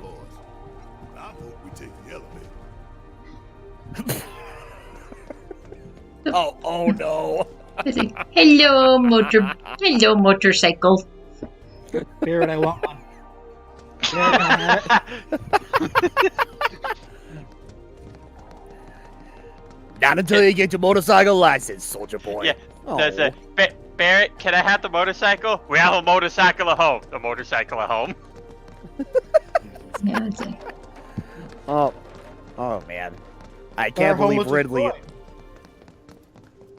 And? No authorized key cards required. Yes, of course it is. Oh dear. That said, going back to the Yuffie thing, like honestly, I wouldn't even be that mad if they decided to cop out and just have whoever it was that is voicing Kyrie voiced Yuffie. I think we're gonna need a few before this is over. People already mistake the two anyway. Pretty sure I saw one lying Make it a around. joke. True. Oh, so Ryan, did you hear that Sly 4 turned 8 yesterday? That was yesterday? Sly 4's 8 years Christ. old? Go up and over, maybe? My god. I didn't realize it came out that long ago. Pretty sure we could reach it up across those lights. You know what, Crystal? I am now in the same boat as you are. I'm sad. Damn, poor Sly. He's never getting out of that desert, is he? In fact, for all we know, he's probably already dead. You two can sit back and watch. It's like after all these years, Sly 5, the continuation. First cutscene we see, his freaking remains, like just laying there in the desert field, just with sand just blowing across his freaking bones. Like, Christ. Yeah. You know what's kind of sad? Yeah. I kind of had this thought the other day, and like, well, not the other day, for a while, about the possibility that Sly could very well end up doing this. Shit, Tifa! Thank you, Couch. Are you okay? I thought I was That- dead for sure. What if they completely Futurama it, where Sly never actually gets out of the of that time period, and ends up continuing his own lineage? Because there was something in particular that I remembered. For the most part, every single one of Sly's ancestors has the name Cooper or some kind of corruption of the word Cooper in some way, right? Yeah. But here's the interesting thing: we don't really see too many ancestors with the name Sly specifically. That was something specifically for Sly. But there was specifically 2 ancestors that did have the name Sly, and that was Slighton Common, and then Slighton Common, I guess, Jr. or whatever, his son. That's fine. And do you happen to remember which era Slighton Common came from? Yeah, he's Egypt. Exactly. Which is where Sly ended up. So, coincidence, maybe? No, trust me. I put those 2 pieces together years ago. It's like, oh my god. yeah. It's like freaking. It's like when I see, like, Sly, like years ago when I started playing this and I saw that a secret cutscene or whatever. It's like when you're going about a game involving the Sly Cooper gang or whatever, going time traveling through all these different eras, seeing all these ancestors, and then freaking Sly ends up in Egypt. It's like, okay, literally the first thing that came to mind was, oh my god, in the next game, Sly Cooper is going to meet up with Slighton Common. Oh my god, this is gonna be legit. And 8 years later, that still has yet to happen. This isn't so bad. And the Sly is Slighton Common. Just need to make it over there. Oh man. Ends up being kind of like like some Evil Dead kind of deal, where it's like he shows up in a completely different era, and then he ends up being the king of the land in this completely new era. Alright, you primitive boneheads, check it out.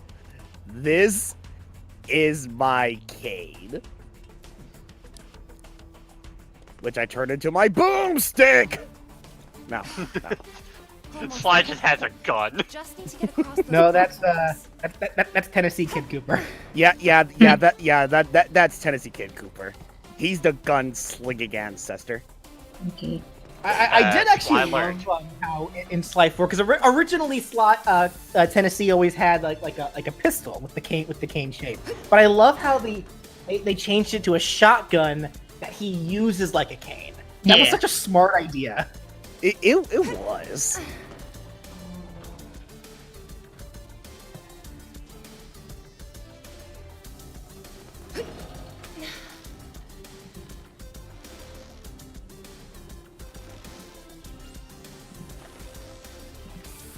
Come on, Tifa, work those glutes. Yeah, she can do it. Let's tone up those legs.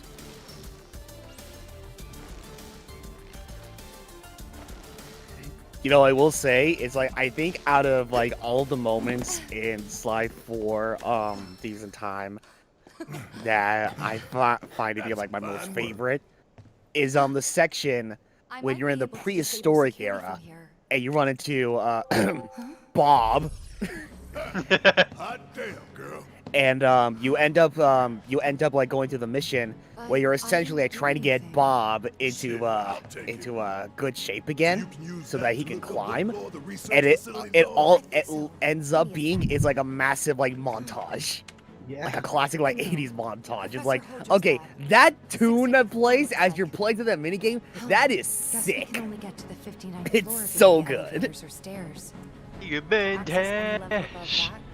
need to check in at the Skyview Hall reception. 59th floor it is then. Right. Now for the best part of the entirety of Final Fantasy VII. Okay, Remake. okay. Oh no. Well, that being said, so just like in the original, there's two ways we can go about going up because we're on the bottom floor. Highest we can get to right now is the 59th floor. There's two ways we can go about it.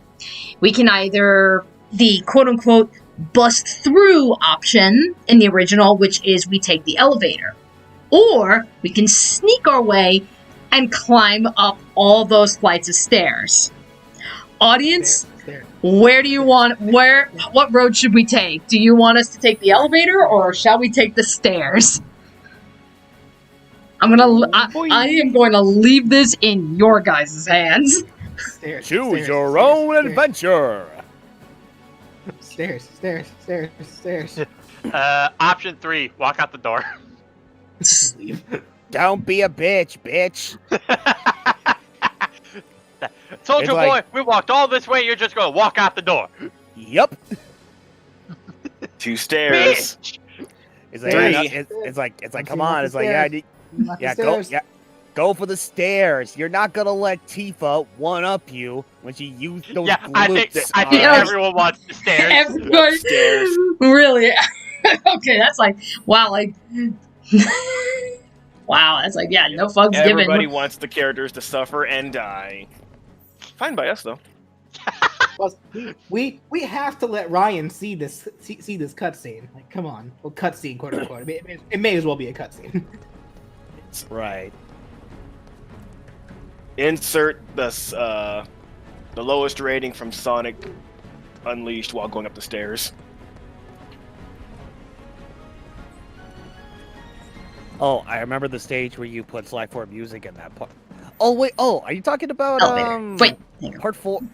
Are you talking about like part 4 of my series of live streams when I blindly went through the main story of Pokemon Sword? Because I know I did that.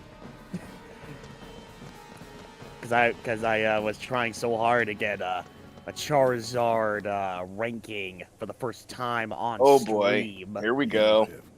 Oh. Nope. We're a lot less likely to get caught this way. But a lot more likely to die of boredom.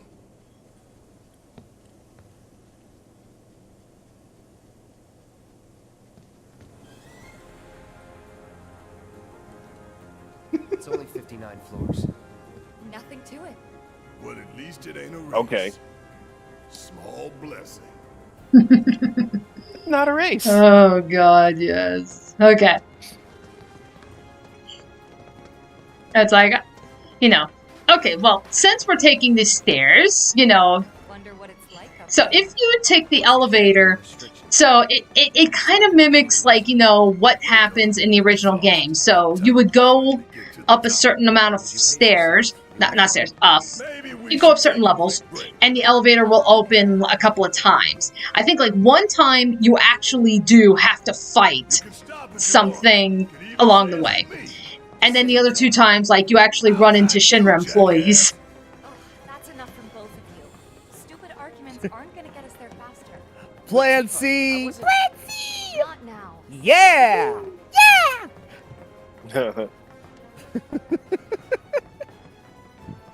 I just love how everyone's so angry with each other. Well, yeah, well, because it's like, yeah, because we gotta climb up like 59 floors, and we're only on floor 16. Who the hell makes a building and have 59 flights of goddamn stairs? Hey, don't worry about it, Barrett. Maybe the copter. Maybe it's made of chocolate. Oh, you son of a bitch. Chocolate. Very top. Oh my god. I've kind of been feeling that itch to revisit Left 4 Dead 2. Yeah. Yeah, that's like Atifa is so far up. She's like, no, she's on the 20. She's on the 25th. No, Cloud and Barrett are on the 20th. She's on the 25th. It's like, come on, hurry up, slowpokes. She's just casually just going. It's like, yeah, she can handle it. It's where it's like, there you go. Do you guys even lift, bro? It's where it's like, come I on. got legs for days. I said, wait up. And we are only on level 24. Oh god. Look at Tifa just going. Yeah, man, Tifa's got the stamina. She can go. Yeah, this is nothing. It's like she's at least halfway up. Noticing something though. Hmm? She's always going to be 5 floors ahead of you. Yeah. It's like, because as soon as both Barrett and Cloud go to a floor, she goes up another floor. So welcome to SNG Stare Podcast, its successor to Dark's podcast. Barrett and Cloud, you know, they finally reached to the 59th floor. Meanwhile, Tifa's just standing up there with her arms crossed. Like, Barrett and Cloud, they're just, like, exhausted, like, drenched in sweat. Tifa's just fine, and she's just like, what the hell took you guys so long? I've been standing here for an hour. Come on, we need to take out that's like. I said, wait up. Meanwhile, Barrett's getting drunk off the stairs. Yeah. And I imagine the heads of Shinra are just watching this and go like, look at him climb those stairs. Oh, the part where Dani sped up the part with the stairs, that Sly 4 boss music was playing. Oh, okay. Wow, I'm surprised I don't remember that. You really are doing better. Good on you, Crystal.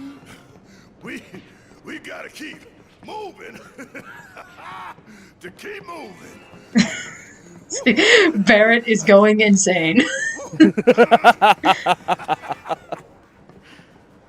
to argue with that. Let's go. And you know what's great about it? And you know what's funny about all of this? The controls are deliberately mimicking, like, yeah, you're running out of energy. Like, nothing I press can make Cloud walk faster. Like, he is deliberately slowing down because he's getting tired. And I love it how it's like Tifa's still just talking with the others, but it's like she's so far up ahead. It's like she's literally talking like far away from a distance. Like, Tronic says you get more dialogue if you go back down. It's like, what the hell, Cloud? Get your ass back up here! I forgot I left the oven on. It's like, the hell you did! Get your ass back up there!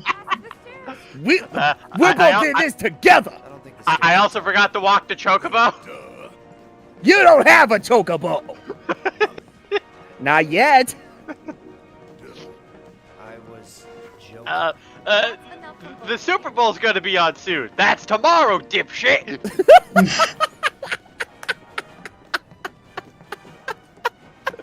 Maniacs asked you to go back down. Oh no. Cloud goes back down, like, as they reach the 58th floor. It's like, oh, what the hell? It's right here, Cloud. Ah, shit. Hold on. I forgot something down there. It's like, ah, shit, I forgot my wallet. Okay, hold on. He doesn't go down the stairs. He just jumps off the railings and goes back to the first floor. Breaks his legs. Remember, just do a jump slash right before you hit the ground. Oh my god. Oh, hey, there we go. There we go. And at least if that was actually ever the case, it'd be easier to go down the stairs because you got the rails just to slide down on. What should I do? Shut up and move. It's like, man. oh my god. 7 floors. I know, it's like... he's moving even slower. Yeah, and if you can faintly hear, the music is slowed down a lot, too. Oh, yeah, no, I hear it. It's slow. So, like, everything is just slowed down. It's like, oh my god.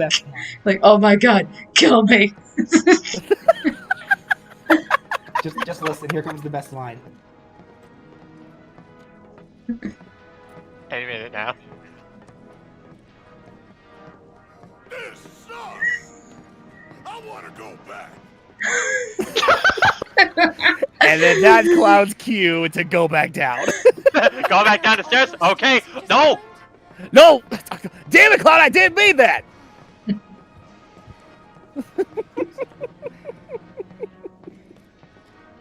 When they get to the top floor, Cloud, guys, door's locked. Fuck!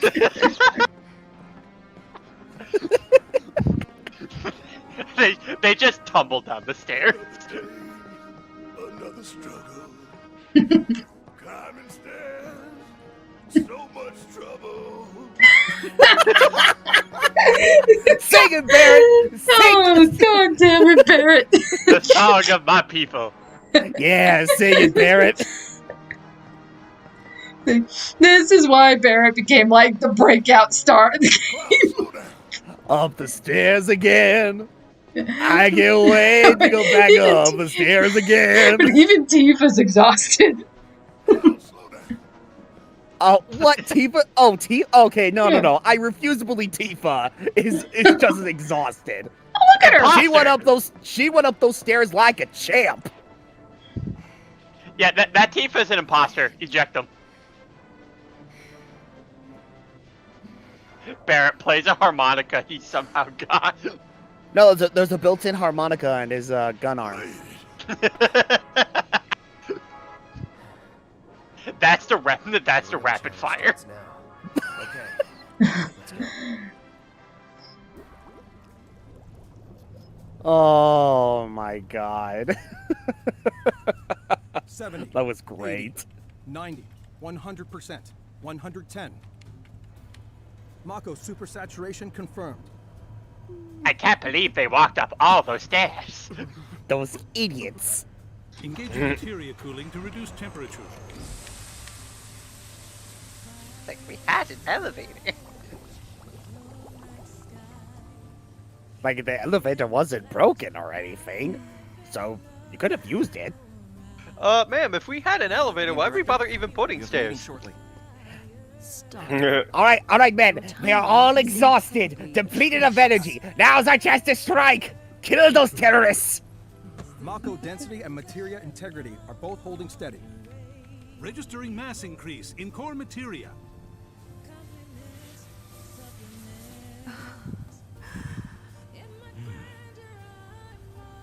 I hate this character. Oh, Scarlet? Yeah. I know, it's like we very briefly see her, but oh, they do a good job making her hateable. Something truly exquisite. So, she so showed the montage of them walking up the stairs. Reminder, Scarlet, she's in charge of the weapons department. leaving. So, like, all the weaponry that Shinra has, yeah, that's her division. The reaction's out of control. We have to stop it quickly. Clean up the mess, would you?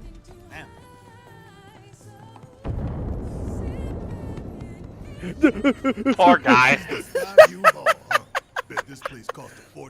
Clean up the mess. I'm going to take my dog out for a walk. Talk about the ultimate sim. Yeah, really. Hey, check it out. Come take a look, Cloud. Where the hell did you go? Ah, there you go.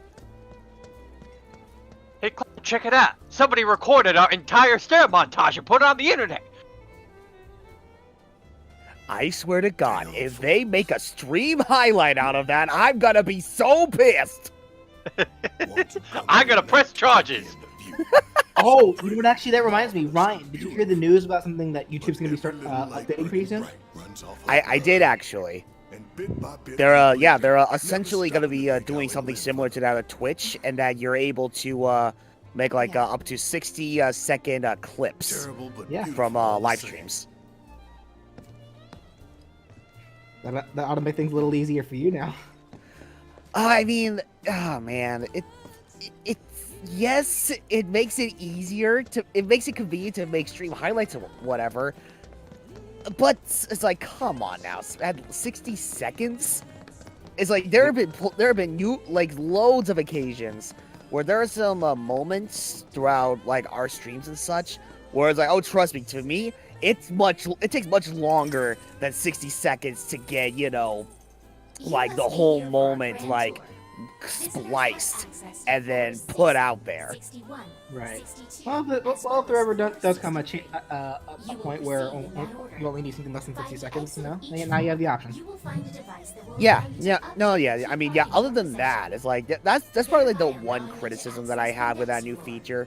It's like, okay, well, I mean, it's like, listen, when you really get down to it, with the usual setup that they have for creating clips, you're able to like you're already able to make clips like much longer than 60 seconds. So what's stopping them from doing the same thing with this new updated clip feature or whatever?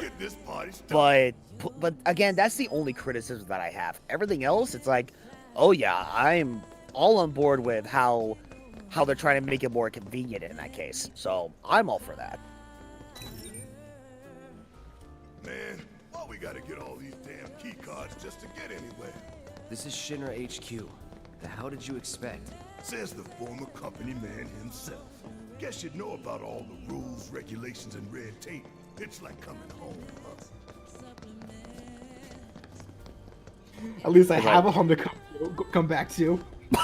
Oh, that's just like, damn. So Cloud, you were just asking me to put so many bullet holes in your chest. Up escalator, you dumbass. Yes, every reactor. Every No, I hate stairs. No more stairs. I was just about to say, it's like I imagine like Cloud is just be like really hesitant to go up. He instantly thinks it's like, oh god, another flight of stairs. Oh god, no.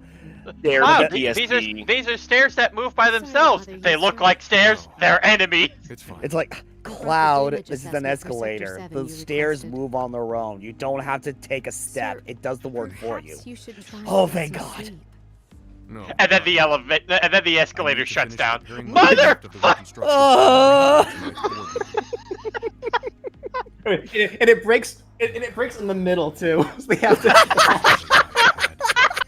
Destroying an entire as soon as Barrett steps on it, it just weighs down from too much weight being put on it. Don't I know it? It's like, hey, this escalator just cannot withstand the amount of muscle mass that I've accumulated. Well, guess what? Now we're gonna need you to use that muscle mass to walk up these stairs. Okay. Alright. So now we're going to be getting into some new stuff that they've added into the Shinra building. For those of you who, some of you, I hope, have played Bioshock 2, and if you have, yeah, you're gonna, this section is gonna really remind you of a section in Bioshock 2. That was the first thing I thought of when I got to this section. I'm like, oh my god, it's Bioshock 2. And I fucking love that part of Bioshock 2, so fuck yeah. Oh, you mean the huge golden statue here? Our humble home. Oh, hell no. Here in the Memorial Museum, you can learn all about our president, as well as the various divisions that make up the company. And of course, the city of Midgar and the miracle No President of Shinra, that's cringe. You're gonna lose Whatever takes your subscribers. fancy, you're sure to My old rival. All right. Stairs. So pretty much this whole section here that we're going to be walking through, it's a museum that they built for visitors to come in and actually learn about, Shinra Inc. I gotta cut down the statue. So that being said, a couple of Easter eggs here. And this was at one, BJ actually had to point this one out to me because I missed it initially when I was playing this. Do you see, it's kind of hard to see, I admit. There we go, let me try at least position Cloud. So, this guy that's like sitting like right above where Cloud is right now, he looks like he's got like a face mask on his head. That is a reference to a fucking character from Final Fantasy X-2, because apparently X-2 is connected to 7. X-2, because this is a character, so in X-2, you had a character, it was this little kid that wore like this gas mask, and his name was Shinra. And he was responsible for, coming up with, the dress fear systems and all that shit. But he makes a mention in 10-2, more or less kind of talking about, the life stream and, how it can be used to create energy and shit. So, it's kind of assuming that somehow Shinra left the world of Spira, ended up in the Final Fantasy VII world, and could possibly have started this whole Shinra dynasty. And I call fucking bullshit, because how dare you connect that piece of shit to this masterpiece?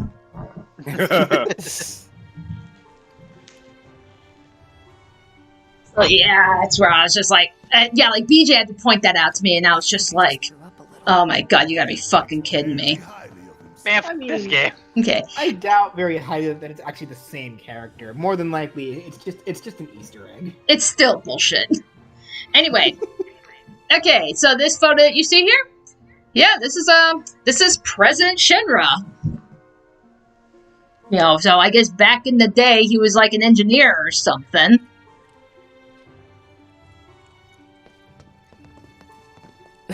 Appropriate response, Tifa. I think I threw up a little bit. Right.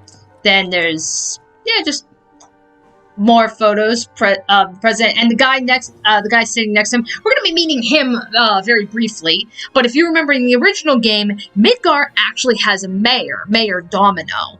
And Mayor Domino even admits in the original game that, he's technically the mayor of Midgar, but he's just the face, really. He doesn't really hold any kind of political power. It really is Shinra. But, again, you could easily miss Mayor Domino because he was on an optional floor. If you did what I was doing in the original Let's Play, and if you were going level by level and trying to get all the goodies and shit, that was where you can meet Mayor Domino. We are going to be meeting him in the remake. They make him, he is part of the story. So, we'll be meeting him relatively shortly, actually. Okay. And then a golden gun. Take it. Barrett's like, gimme! Yeah, my first thought is I think back to GoldenEye on the Nintendo 64, golden gun, one-shot kill, fuck yes, gimme. Yeah, right? You take that and you approach Doc Corday. It's like, is that the golden gun? Yes. And you better say the right words or instant death. God, yes. I was like, Sephiroth just ambushes you. He's like, Cloud, it appears to be. Is that the golden gun? Wasn't it fun to learn about Our esteemed president? And to get a peek at No, the president's Cloud. mementos? That was I super will cool. never be a member.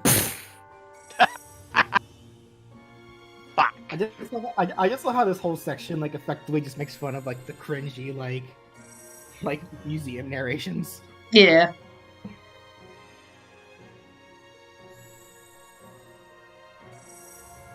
And that's the real reason Avalanche is revolting. They're putting an end to cringe culture.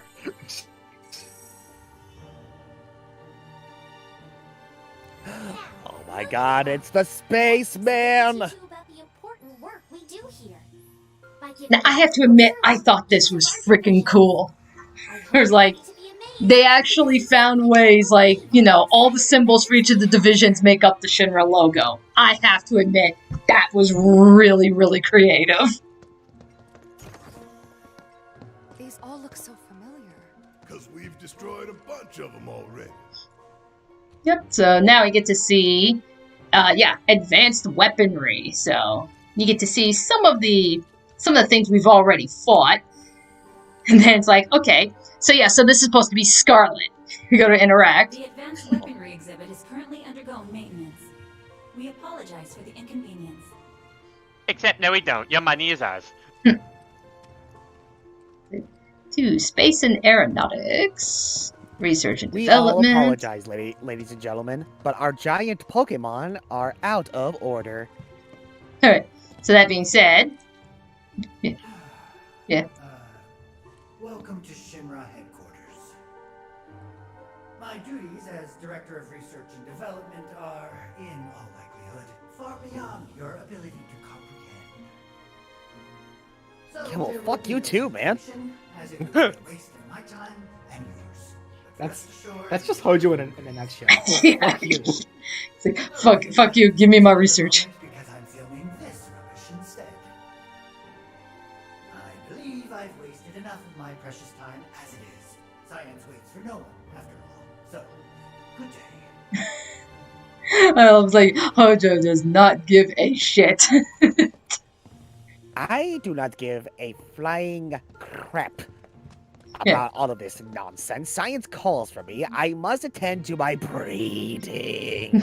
So, meanwhile, so Heidegger, again, public security, so soldiers, soldier program, guards, that stuff. The public security exhibit is currently undergoing maintenance. We apologize for the inconvenience. It's like, what I love about this is like, and you know, because like Hojo gets something, Palmer gets something, Reeve gets something, it implies that both Heidegger and Scarlet literally said, no, fuck you, we're not doing this, so they don't get a hologram because they didn't want to fucking bother. I love it. I fucking love it. Okay, there's Reeve. Welcome to the Shinra building. Our mission here at Urban Planning is to supply the residents of Midgar with energy created from Mako. We also take pride in maintaining public infrastructure, the pillars and railways that run all throughout the city. Currently, We also take pride in jacking your money. When this project has been completed, it will provide much easier access to numerous locations all across Midgar. We appreciate your patience and understanding in the meantime. She's like, of course, Reeve being the one guy that actually gives a fuck. The one guy with a shred of morality. Well, I mean, it's like, again, like, you had that cutscene earlier where, he was with, like, he was in his office and somebody comes and, you know, gives him a file and he's actually having a conversation. Doesn't smack them, doesn't degrade them or anything. He actually treats them like a human being. It's like, yeah, that's how you know that Reeve is the good guy. And, lastly, here's Palmer. Read this paper right here. Give me a moment. Welcome to the Shinra building. The Space and Aeronautics Division has taken rocket systems developed for military applications and adapted them to a different purpose. The search for new precious resources in the infinite reaches of space. That being said, Since we have plenty of Mako at the present, those plans are currently on hold. It's a bit of a shame, really. Yeah, so it's like, yeah, Palmer kinda cares.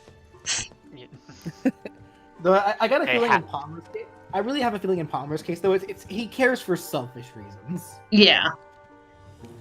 Well, because gun to my head. Well, because even in the original, like Palmer cares, like, if only because of the fact that his division has just been getting so screwed that he's just like, you know, if there's an opportunity to bring back, you know, air and space, he's all in. Here at Shinra, we strive to ensure the safety of all residents around the clock.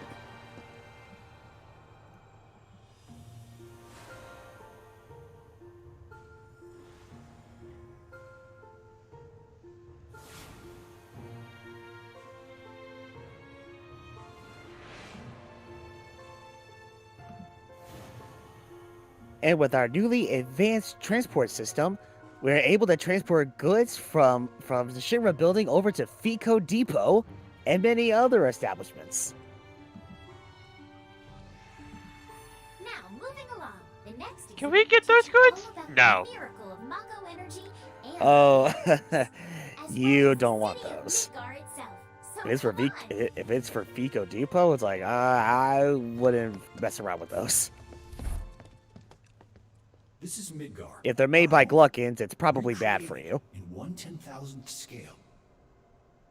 As you can see here, the 8 Mako reactors A clouded form a odd ring around world. the center of our city and keep Midgar running day and night. The Mako which flows beneath our feet is a truly limitless resource. At Shinra, we have developed technologies to extract it and transform it into the fuel and electricity that powers everything we do. Thanks to the miracle of Mako energy, our lives are richer and better than ever before. Mako keeps our lights on at night and made Midgar into the city that never sleeps. A triumph of technology and testament to man's potential. Nothing but a Huh. bunch of lies. I never thought I'd see the day when I would learn so much about Shinra from the Delta AI of all things in the world. It's made people blind. Blind to the cold, hard truth. Even I used to buy into their bullshit. Remembering that makes me even madder.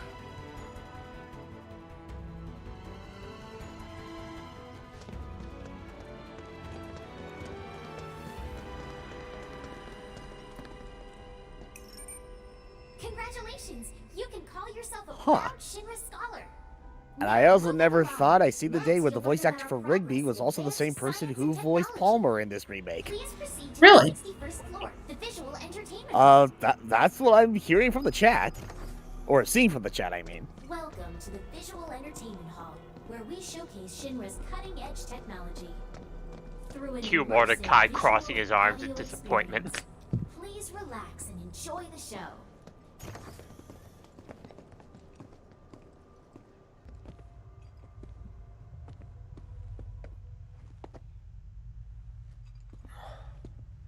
This place is empty. What the hell? I'm so sorry. This place is empty.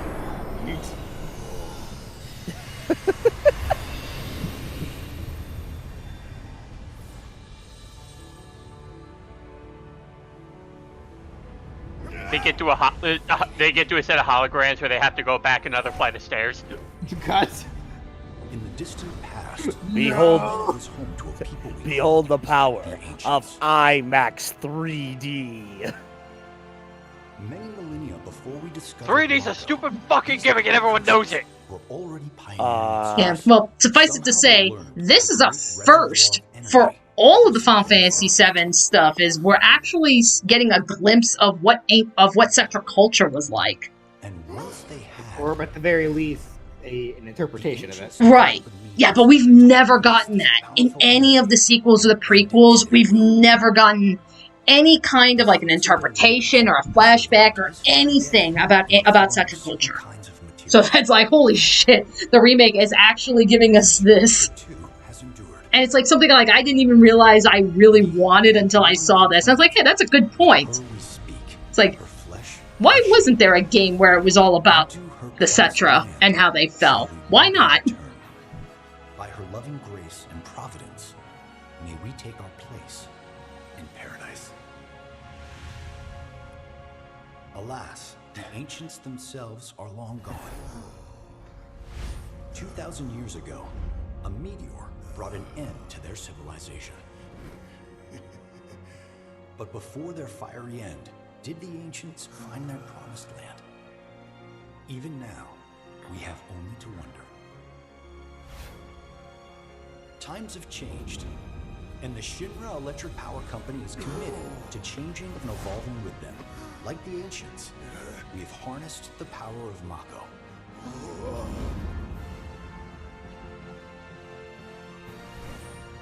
Are they out there watching us, waiting for us to join them in some? We have harnessed the power of Mako.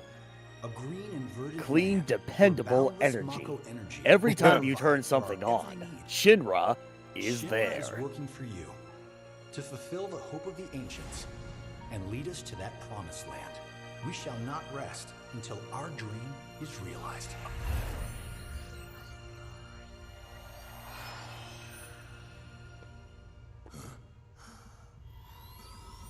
That it?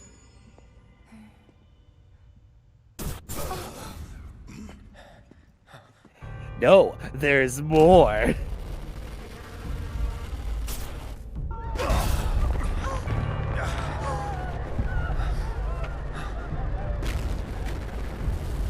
I don't remember this in World of Light.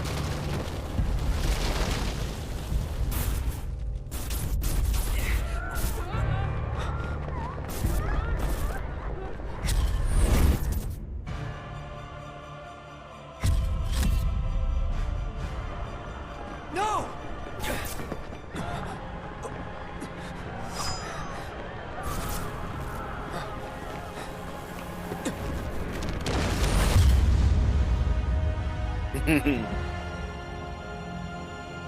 Good to see you, twink.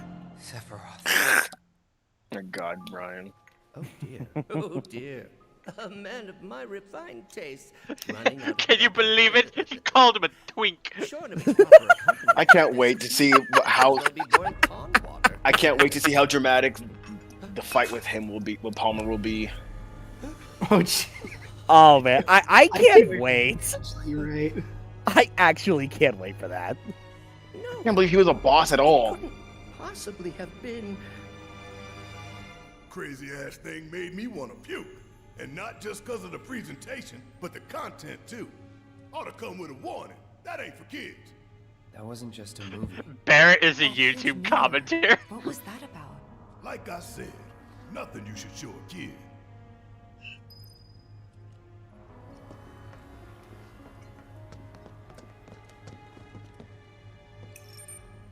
Congratulations!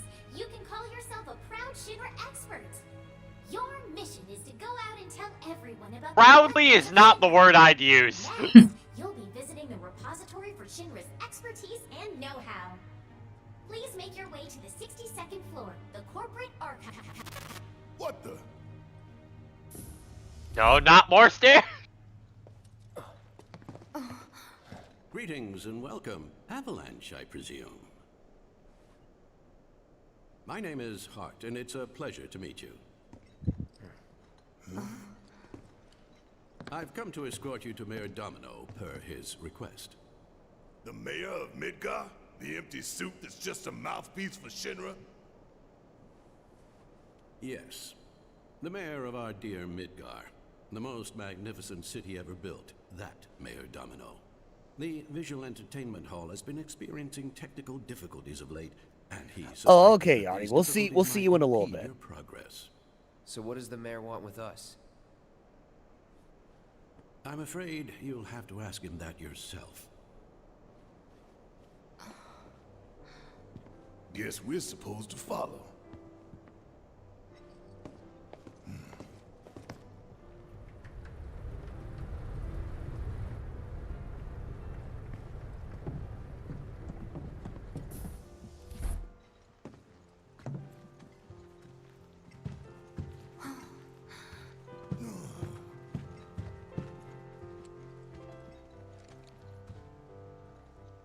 Look at this place.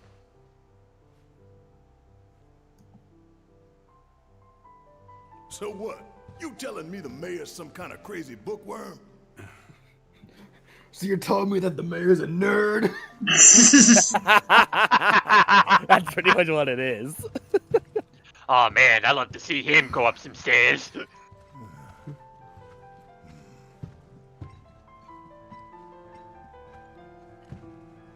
Stairs for dummies. It's like the best read in this entire library. It's like, who you call a dummy? Fucking cheat sheets. I'll take a copy.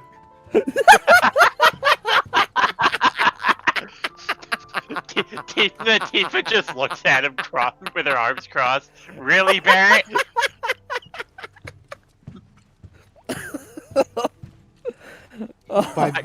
Five years later, joke's on you, Tifa, and I'm the best air climber in the world now. If this is a trap, you're a dead man, you hear? I gotta tell your daughter about this, and she's never gonna let it go. The mayor is waiting. Well, you know what? We're gonna keep him waiting.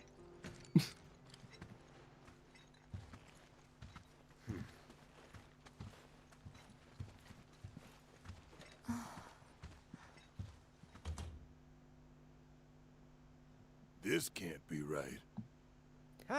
Oh, Jordan asked a question. Does the workers of Shinra ever find out that Genova was not an ancient, but an alien?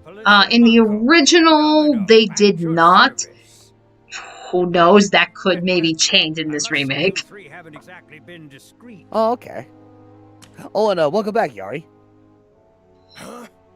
Right, and truth be told, like, the general public didn't even really know about Genova, because Genova was really kept more like a secret, so, like, the executives knew of Genova, but they were the only ones. Well, here's another little change. And scared an accountant half to death. Do you hear the alarm? No? You're welcome. Also, that line is interesting, because the accountant half to death thing, that line implies that you should elevator. I am Avalanche's man on the inside. We could have used that! Is it really that surprising? It's like, say what? You've seen where they put me. The mayor of the greatest city in the whole wide world, tucked away in a secret. I mean, Bear, look at it this way. You got some good cardio. Those stupid Shinra pricks thought Yeah, you got your exercise for the day. But they were wrong. What? Dead Those wrong. stupid Shinra pricks. Damn them! See, Shinra does promote something good. They promote good health. Why? You mean you're not here to give President Shinra his comeuppance? We're here to save a friend who was taken. But the president's gonna get his too, if I have anything to say about it. Anyway, I'm gonna sit down. My legs are killing me. Yeah, I like how Bear just gets comfy. Like, So long as it hurts Shinra. Great. So, I can get you as far as the 64th floor. Hold up. You telling me that that's the best you can do? That is indeed the best that I can do. But you're the mayor. But you're the mayor? Does this look like the office of a mayor? I'm a glorified librarian, nothing more. They don't even invite me to their meetings. Sorting records and reports, that's all I do. My hands and fingers have more paper cuts than skin. No one knows my pain, my daily torment. They've made me I mean, the pricks! The lot of them! The last time the president had a birthday, they didn't even invite me to his birthday party! So love how dramatic down. it is. Deep breaths, man. I love it too. Let me see that key card of yours. Oh, okay.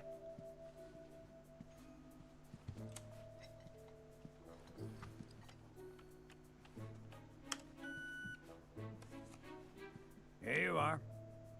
You can now use it to access the recreational facility on the 63rd floor. And then what are we supposed to do? You look for a fellow Avalanche collaborator. Identify yourselves and he'll give you a key card to the 64th. The countersign is, the mayor is the best. Midgar's mayor is nothing less. Everyone says he's cooler than the rest. Thanks, I hate it. I'm a poet and I didn't even know it. Mayor to the guy, and if he goes Oh, to the I did it best again. with gusto, then you what? found your man. You got And that it. actually, that whole deal actually is a subtle reference to the original too. Mm-hmm. Yeah, because again, if you remember when, so when you could find, when you could find Domino, you were in the library, and there was this whole thing where he said, like, you know, I can, it was like you get like a passcode or something, but to get the clues for what that passcode could be, you're looking through the books. And like, I think like one of the passcodes, it's pretty much saying that, Mayor Domino is the best. I'm not saying it. You have to say it. We can't get through. I'm not saying it. Cloud! I voted for the other guy. Not my president. You know what I mean? Dick! That's that these robots I find interesting.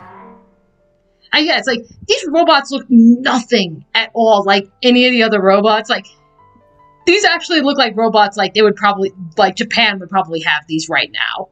Yeah, Not which I'm pretty sure is what their inspiration is for these. It's Yeah, also these are what like they're Apple robots.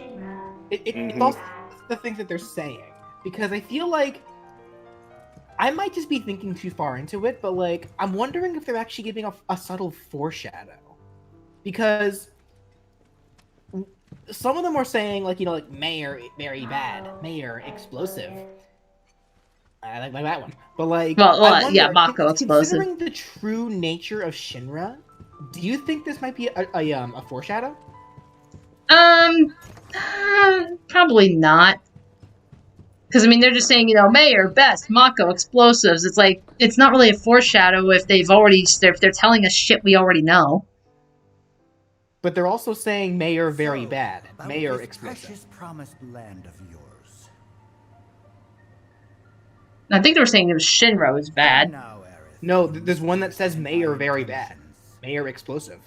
I wish only to satisfy their material greed, so I can be left to pursue my great work. Our great work, my dear.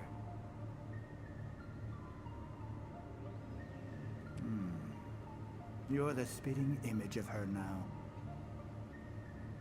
I regret it to this day. If she had only trusted me instead of trying to run, it could have played out quite differently.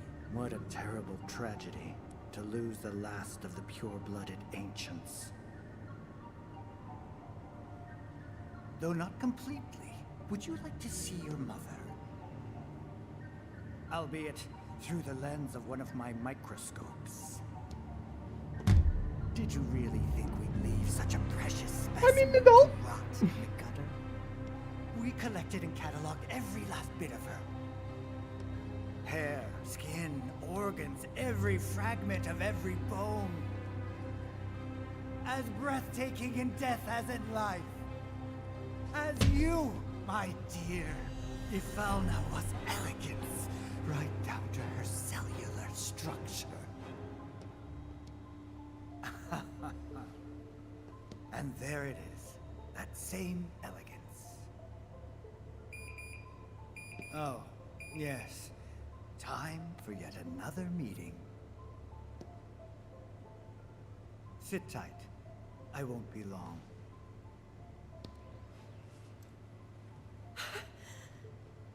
Jesus Christ. I know, that is so fucking creepy. I hate it. I hate Ojo so much. I know, but I mean, it's like, he just flat out admitted saying, Aerith, we found the body of your mother, took it back, and literally dissected it and preserved it. That's fucking creepy. Find this guy. Yeah. Guess I better get working on my conversation skills.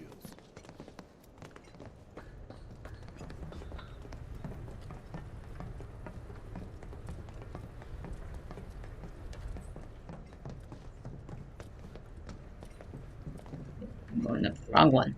It's like, Cloud, you can totally walk up an elevator going down. It's like, I see jackasses doing it all the time. No more stairs. So, yeah, so up here are the conference rooms, which, right now I don't think we can get into that yet.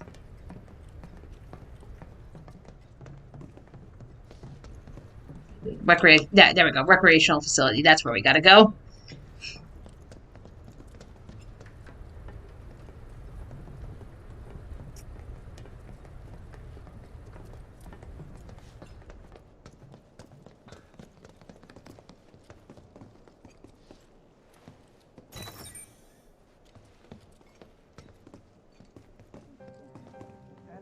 They look busy. The plate did just fall. What kind of particulates in the air? Seeing them like this somehow makes me feel a little bit better. Support is getting overwhelmed by calls. We'll have to resort to AI operators. Let's find our contact. Not seeing any security around. One less thing to worry about.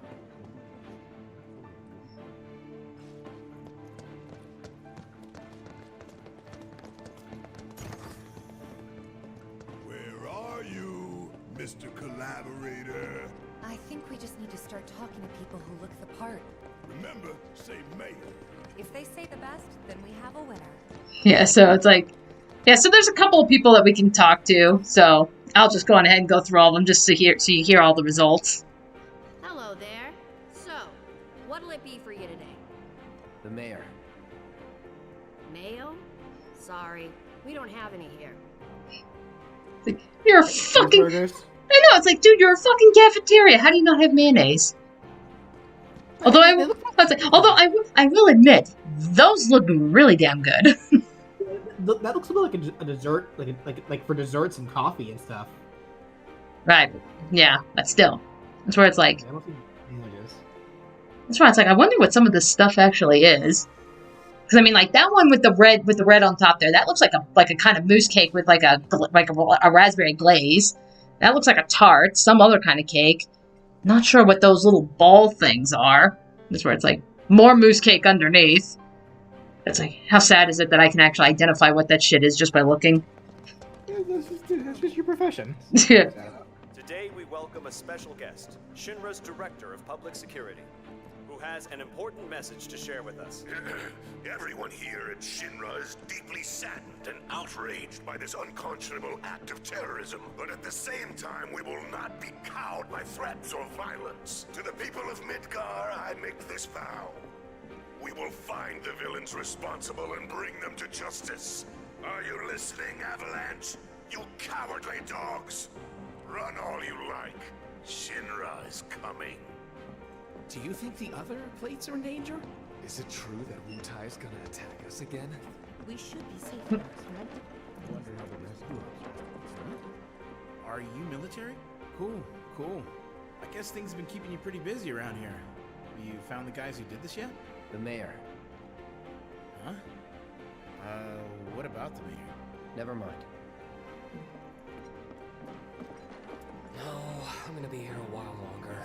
The mayor. Hey, shush. I'm on the phone. Not Cloud rude, God. I could have just snapped out of LinkedIn. Please, just leave me alone. The mayor. Oh, And it's like, yeah, Cloud, just leave this guy alone. Destroy all the chairs. He's like, there's my revenge. That's what you get for dropping our plate. I drop all your chairs.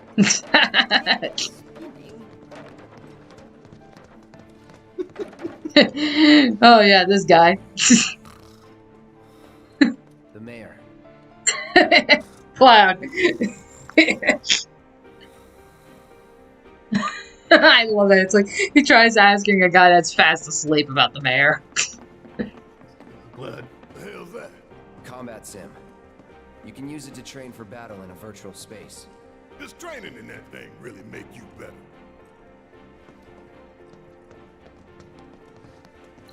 You work here? I don't recognize you. Can I help you with something? The mayor. He's the best. I was told to expect you. Need access to upper floors, right? Like how Tifa and Barrett just like do little fist bumps. Before I trust you with this key card, Yeah. I need to see what you can actually do. Say what? Do you know what would happen if you got caught? We're putting our lives on the line here. Prove you're worth it. We have a state-of-the-art combat simulator. It can provide a real challenge, let me tell you. If you beat the sim, then the key card is all yours. Alright, so this combat sim, this is more or less, this is, good level grinding area, like specifically for the building.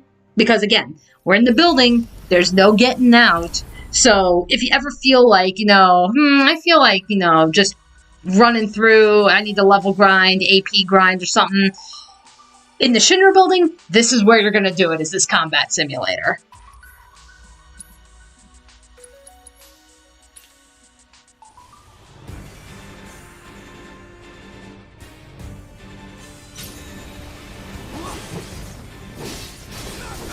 You can also get different rewards here compared to the Coliseum as well. Yeah.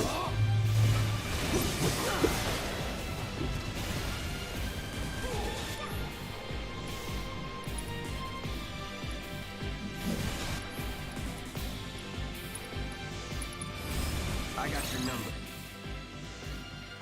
Yep. Okay. Keep it together. Yes, it's my turn.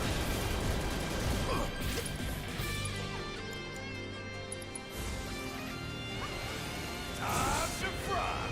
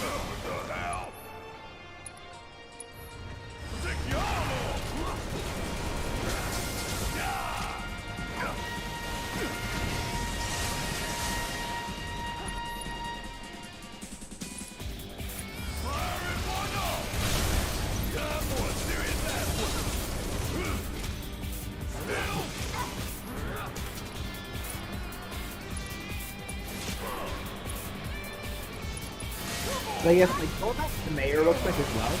Like, yeah, when I brought up briefly, I find it interesting that, it seems like they didn't, think to make a separate, line of dialogue for him. When he was talking about, like, how he's been monitoring, Avalanche the whole time as they were moving through the building.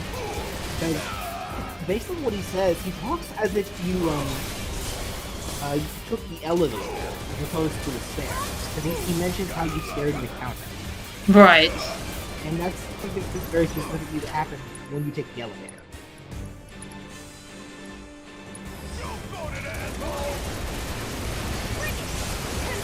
I mean, I suppose I understand why that's probably like that. They probably didn't feel too much of a need to make a whole separate dialogue for that.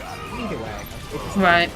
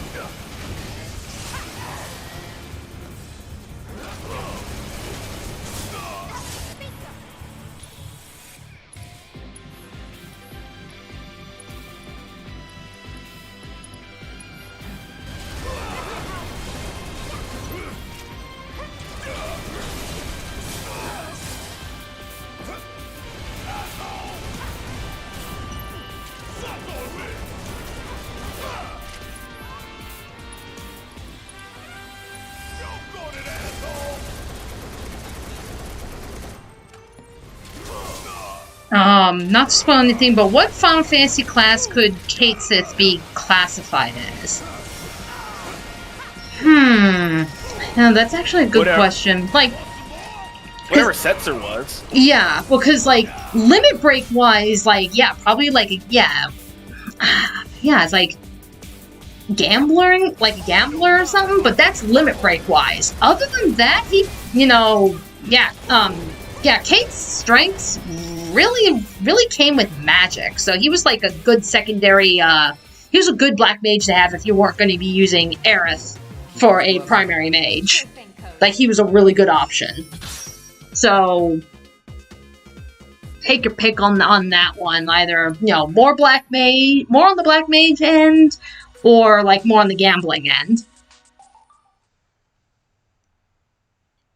Like we'll probably be able to get a better gauge of that once we see him in action in the second part of the remake. Because I'd like to imagine in terms of combat, you'll technically be controlling the Moogle. Right. For a lot of close combat stuff. And you'll probably just hear Ketchi like say a bunch of different, like yell out a bunch of different commands and such as he fights. Being held in a research lab somewhere. Through the microphone. She must be with Professor Hojo. It won't be easy to get to her. Access to R&D is limited to authorized personnel only. We'll find a way in. Know where we can find Hojo? A board meeting is scheduled to start soon. It's being held in the main conference room. President Shinra, Professor Hojo, and the other directors will be in attendance. Think they like surprises? We can even take the president as a hostage. Think of the leverage. Try it, and security will be on your asses in seconds. We need to find out what they're planning. So you want to spy in their meeting? I have an idea. Head to the men's restroom. You can climb into the air ducts there. They go all the way to the conference room. Thanks for the tip. Yeah, so new content has been added to the combat simulator. You can win rewards only available here. Items cannot be used, blah, blah, blah, blah. So, yeah, again, works very similar to the Coliseum. That being said... And Chadley's here. Yeah. I've been waiting for you. You haven't forgotten me, have you? I'm an intern in the R&D division here. I took the liberty of hacking into the executive's private network to monitor your progress through the building. I will support you in any way that I can. I sense a surge in trust. We should keep this brief to avoid suspicion. Alright, let's see. Do you have anything for me? You do not. Alright.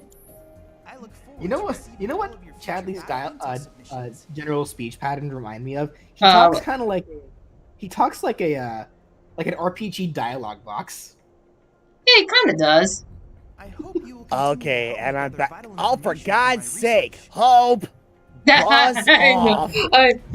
Yeah, so of course, this is where Hope is. And, okay, no, not yet. Okay. I look forward to receiving all of your future battle intel submissions. Yes, I believe... Oh, wrong menu.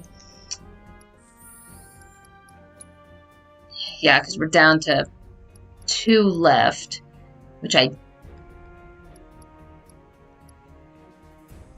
increased... Yeah, this one was a pain in the ass to do, but I did that on, like, a second playthrough. I don't remember, it's like, if you go through... If you finish up those 2, I think it opens up Leviathan. So there's a chance to get Leviathan as a summon, and that boss battle is a pain in the ass.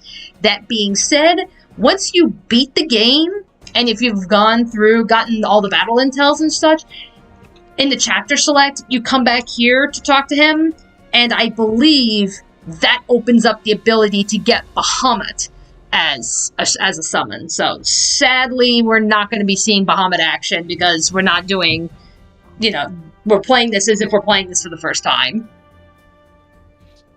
Oh well. Anyway, who's ready for a Crisis Core reference? Yep. Well, first. Yep. Yep. So I just picked up Scarlet's theme. Yeah. Like they actually made a freaking theme for Scarlet. Ew.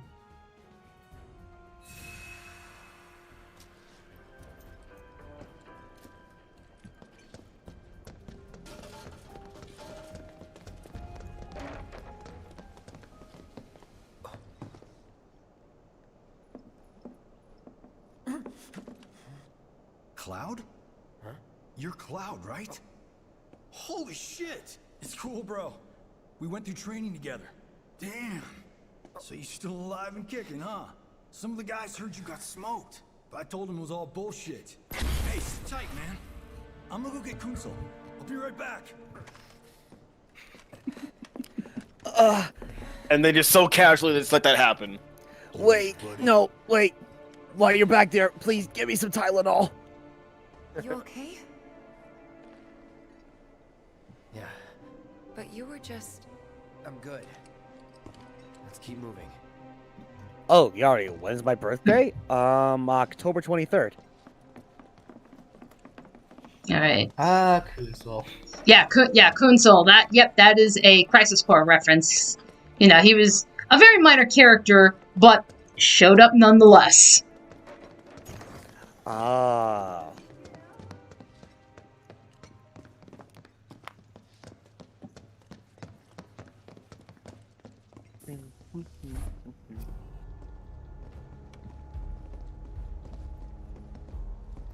I trust the narrative is intact? Rock solid. The people have embraced the Wutai Avalanche conspiracy wholeheartedly. I've almost come to believe it myself. Wutai's response? So far, nothing. And if those cowards do react, all the better for us and our story. Very well. Then we shall stay the course. If I may, sir. There was one other matter. Oh? A message from our man Palmer.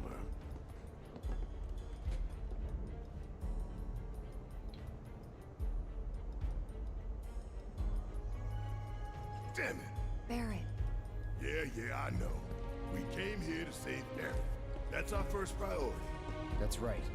We only get one chance. Hojo should be at that board meeting, so that'll buy us some time. We need to plan this just right.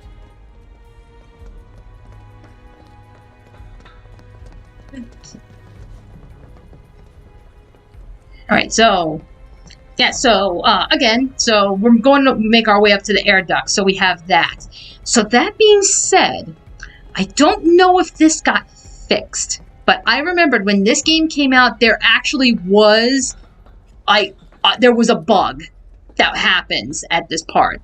Because when you climb through the ducts, there's a couple of rooms you can actually, like, stop and listen to. Yeah. There was one specific room that it would be like, you'd stop and listen, but then when it was over, like, you literally could not back out and proceed forward, so you had to do, like, a hard reset. A little bit of recon. That happened to me, actually. But it wasn't just one. It wasn't just one duct. It happened at every duct for me. See, I had that happen to me with one. So yeah, like, it was literally like no thanks. it wouldn't let us back out for some reason, and then when we reset it, got back to that point, looked at the next duct, and it happened again. It's like, what the hell? Yeah, I don't know if that got fixed or not. I mean, suffice it to say, I'm going to save anyway, just to be on the safe side. Yeah. But. And again, I know it's optional. You can always just walk past, you know, so, which is ultimately what I'm going to do anyway. But, yeah, I had that happen to me where it's like, oh, wait, what? Why are we backing out? Like, why can't I back out? And I had to Google that, and they're like, oh, yeah, no, it was a bug. And that was, I think, really the only major bug that at least I could find with this game. Yeah, I didn't really see any others. Like, aside from, like, graphical glitches, like, no, like, there wasn't really anything major. Like, no one's in here. And even then, graphical glitches were, like, very far in between. Like, the only major one that I knew about in that case was actually one that happened during a Maximilian Dude's playthrough of the game, where at the scene at Elmira's house, after they get there to find Marlene, if you go upstairs, when he went upstairs to see Marlene in the bed, for some reason the blankets that was supposed to be covering her didn't load properly, and it was like on the ground. So you can see this blanket that had like Marlene's shape just clipping into the ground, and Marlene herself on the bed just clipping into the bed. So, can I go with you? Don't want to be here any longer than I have to. Yeah, sure. Just follow behind. Okay, so Fan Thief says it has not been fixed.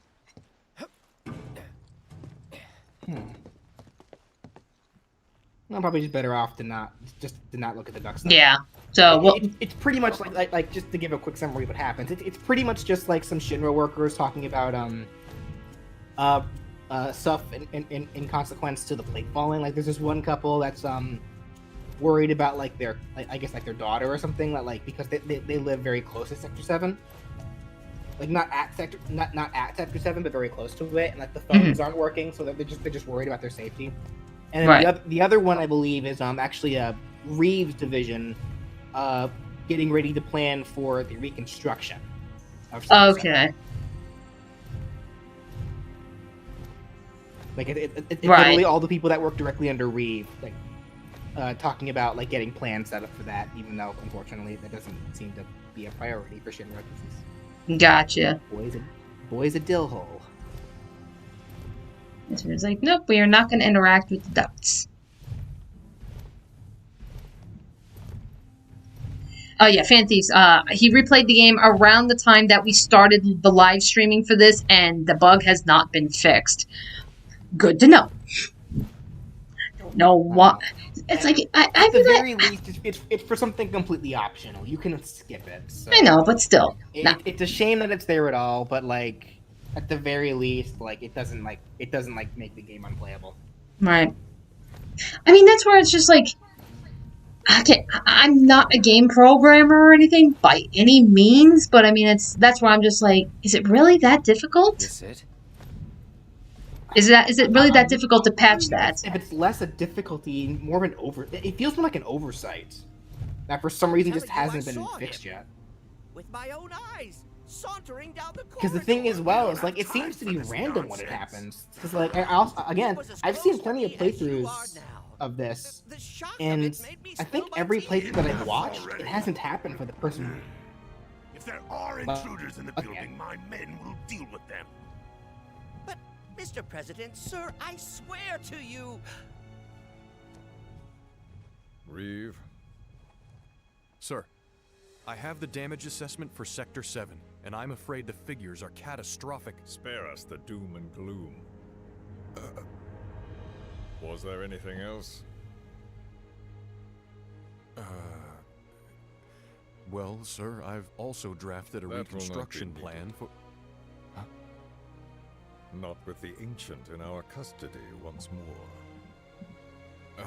With respect, sir, I don't see how... 2 words, Reeve. Neo Midgar.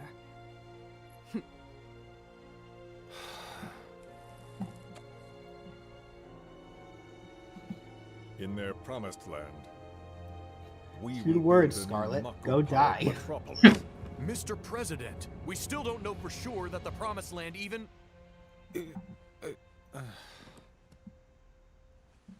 Professor Hojo. The test results were within expectations. The specimen is somewhat lacking compared to her pure-blood mother, but for our purposes, she should more than suffice. So she can lead us to the promised land? Well, Mr. President, that remains to be seen. I would like your permission to secure her cooperation through more forceful means. She is a precious resource that must be handled with care. Personally, I've never had a problem with torture. My armory is at your disposal should you require anything. I had something more psychological in mind. Better to Oh my god! mar the flesh.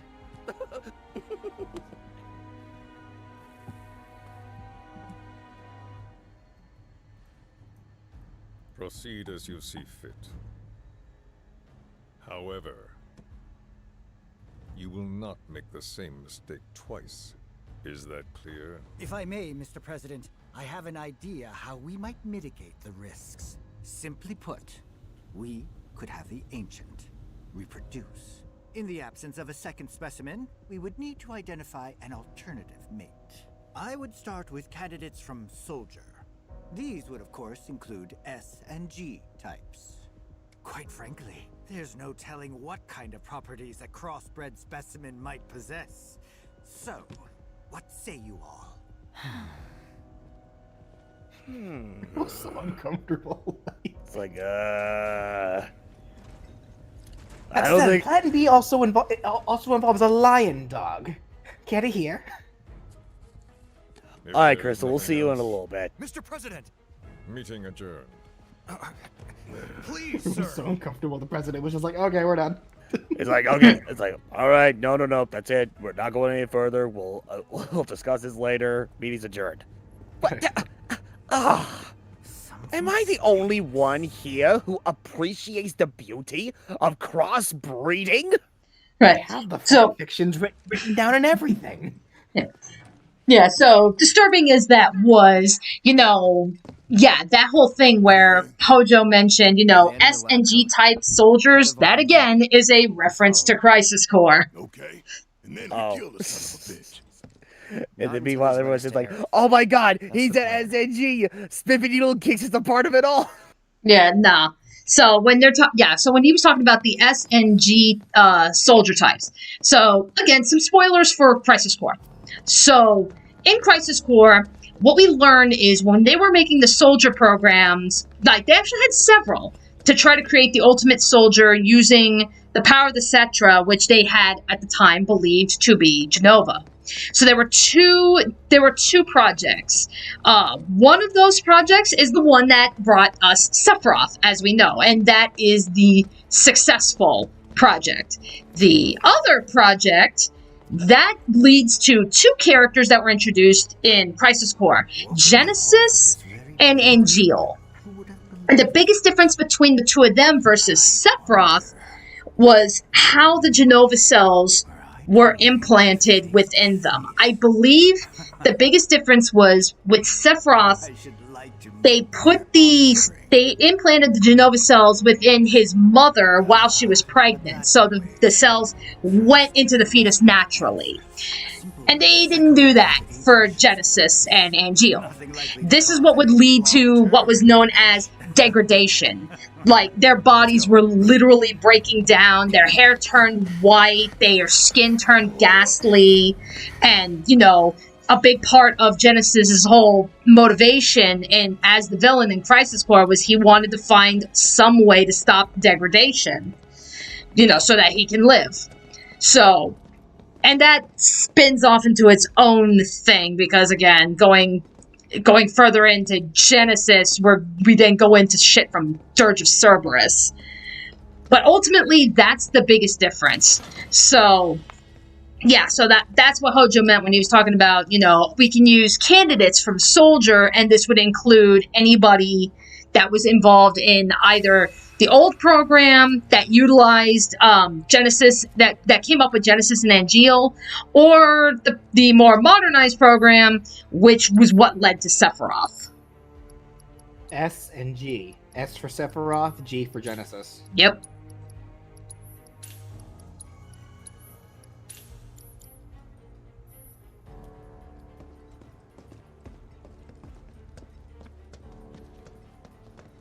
Yeah, so I mean, it's like, it's like on one hand, well, thank you for not saying, yeah, we are gonna breed her with a goddamn animal. But at the same time, yeah, it's still very, it's still very uncomfortable where he's just saying, yeah, let's just throw some soldiers at her to, to impregnate her. That's where it's like, oh, it's still bad. Yeah. When he emphasized the word forceful earlier in the conversation, already I'm like, all right, and there goes one of the red flags. there it goes. Hojo is a red flag. Fair enough. He just naturally emanates red flagginess. Yep. A dozen bullets in your head. Unless you open that door right now.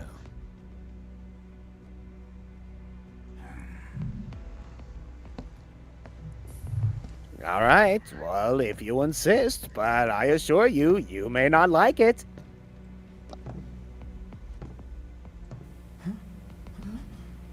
You must be the ones who've been stirring up trouble lately. The eco-terrorists?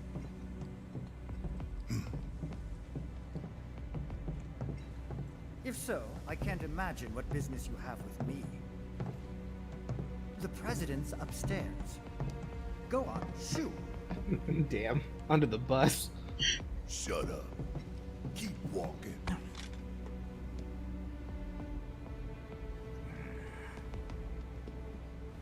I love how quick Hojo was like, go to the president. Do stop pushing.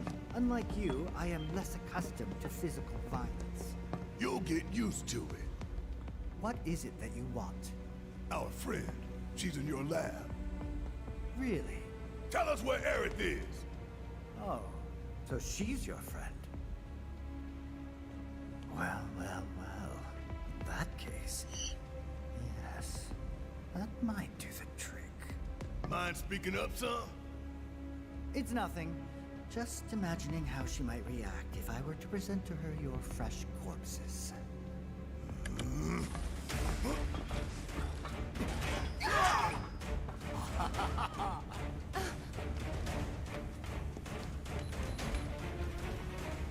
I promise. You will regret this. You know what vibes this scene gives me for some reason? Remember in Resident Evil 4, with Salazar, when he like activated the feeling of spikes and just ran out the door laughing? Yeah. Yes. That's the kind of vibe that this scene with Hojo just gave me. Oh my god. Summons the monster, then runs out. Like, fuck this shit, I'm out. Alright, so now we have this boss battle. So if you remember in the original game, this battle, this was actually the first boss battle we have when we actually meet Red 13. So like you had just met Red 13, and he would join you in this boss battle. Nothing. Okay.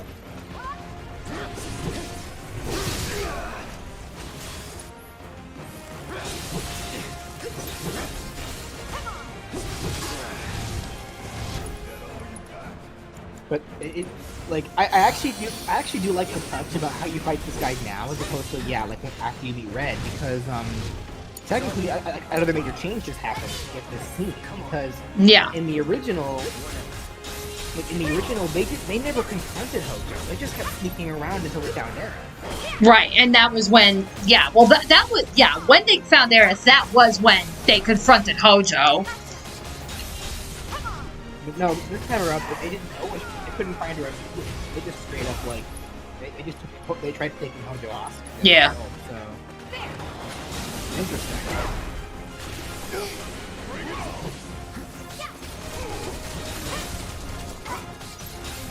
Everybody's saying Cthulhu. Yeah. I was about to say the same thing, but I feel like that would have been something that people in the chat would have said anyway. Remember, it's Chipotle. Oh yeah, no, I was thinking about that too. I'm like, okay, how did BJ pronounce that? Chipotle, guys, Chipotle. That was it. Yes. Chipotle. Chipotle. Yeah, Chipotle. Yes. So after my Maxwell movie video, so I've always pronounced the name of that monster as specifically Cthulhu. That's just how I've always said it. Now I know technically, like there's so many ways that people say it, because in technicality there is no possible way to say the name. Like Lovecraft literally designed the word to be unpronounceable by humans because it's just that good. Yeah. So people just say it however they want. But there are also tons of people, like especially during the Maxwell video, when I pronounced it as Cthulhu, people were like, "You're saying it wrong. It's this," and then they give their own way to say it. So many people will say that I'm wrong, but then so few people gave a consistent way to say it. Like one person would say it this way, another person would say it something completely different. Oh, gotcha. So there was just no consistency. So then, like, I brought this up, and then on Twitter, I forget the guy's username. I think his username was literally like quote for Smash or something like that. But he literally just said like, let's just start calling me Chipotle. and that made me laugh. Yeah, I was like, Chipotle. I agree, we should do that. Yeah. So now from now on, like straight up, like whenever there's a time where the creature gets brought up again in a future video, I'm just gonna call it Chipotle. Just make everybody upset.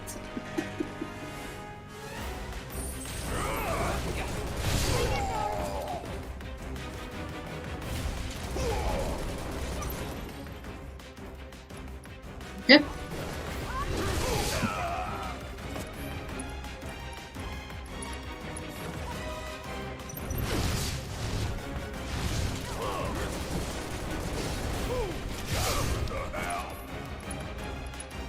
Most people I find say, that's the thing. I've never heard it say that way. Like people who ever said the word to me always said Chufu. That's where I got. That's where I started saying it that way. See, I've heard, like, you know, I usually go Cthulhu. I've also heard, like, the H is, you don't even pronounce the H. Like, it's supposed to be pronounced Cthulhu. I've heard that version, too. That's what I find so funny about this whole conversation, because it's like, so many people would say, you know, the way you're saying it is wrong, and then they would always say exactly what Maniac just said. Yeah. I've always heard people say the way that I say it. I've never heard anyone else say any of the other ways. And I just find that so hilarious.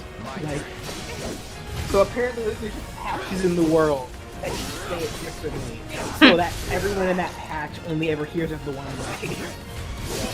Like, it's like, oh my god. Let's just agree to call it Chipotle. Yeah, it's like, yep, I can go for that. Yeah, same. It's funnier that way.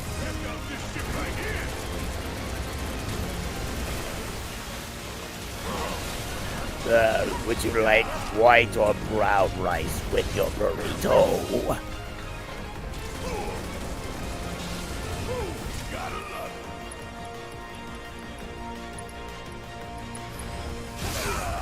What do you mean we're out of pinto beans? It's the more popular bean. How can we be out of it? Well, that's just it, sir. It's the most popular. I call shenanigans. Supply and demand, my guy. Come on, we're supposed to order more because it's more ordered. How did we not order enough in this month? Oh my god, that's the real plot twist with this creature. He's actually they call him, that's why they call him, because he's actually the manager, the main honcho of Chipotle. The manager at Chipotle. That'd be one hell of a sitcom. I watch it. But it's like Chad Vader, just Cthulhu managing a Chipotle. Oh my god. I would watch that. Oh, Chad Vader. Oh, I have not heard of that name in years. Oh, Jordan, question. Are Angeal and Genesis half-brothers? No.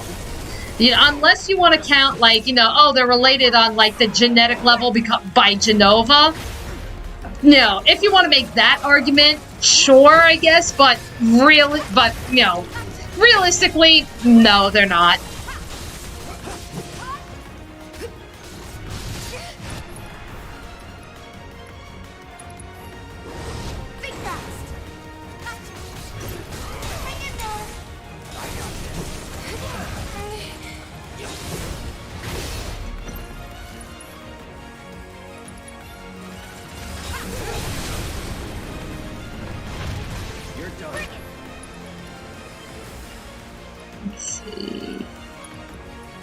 It's like, uh-oh, you got him staggered. Maybe he'll give you a meal for 50% off. Well, I was staggered until, you know, I drained enough health. So, stagger off. Oh.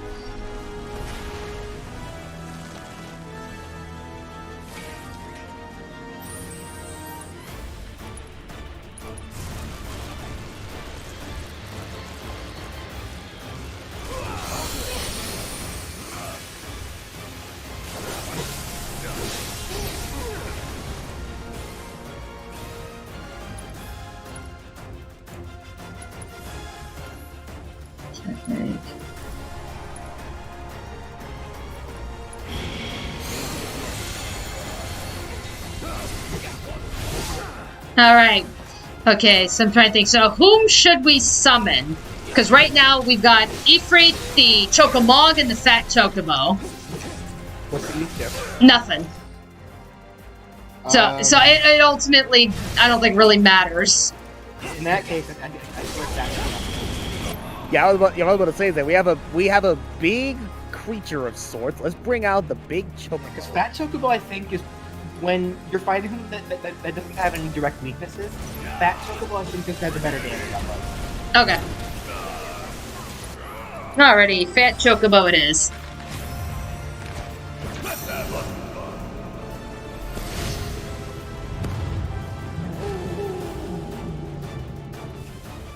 Oh, perfect. We now have a new shipment of chicken.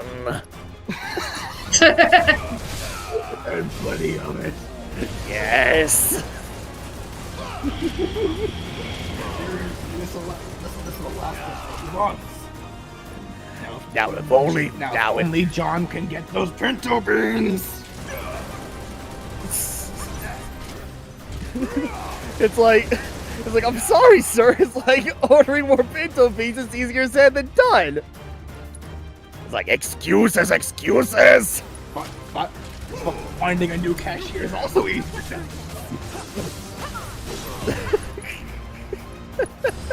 Wait, what? Why is the cashier in charge of ordering ingredients? Because Cthulhu is a dick.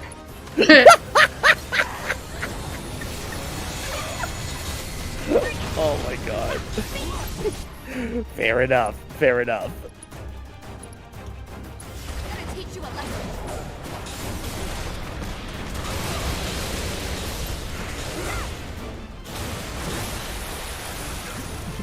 Exalted.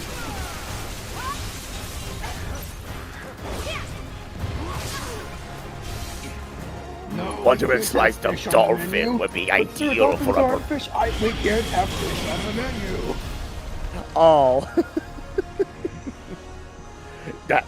that goes against everything we stand for at Chipotle.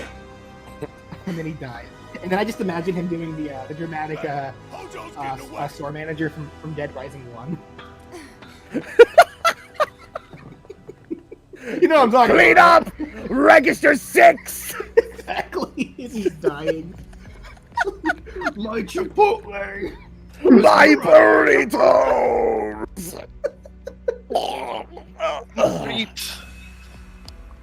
Your total comes to $9.50.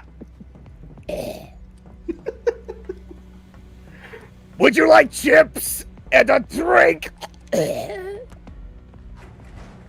Okay, Maniac says, speaking KFC, their official Twitter account only follows the 5 original Spice Girls and 6 guys named Herb. Oh my god. Wow. Of course. Of course. The original Spice Girls. Oh, I wonder if they're hinting at their original recipe for look at fried Hrothgar. chicken. It's Scar. It's Scar in the Lion King remake. Wait a minute. Aerith!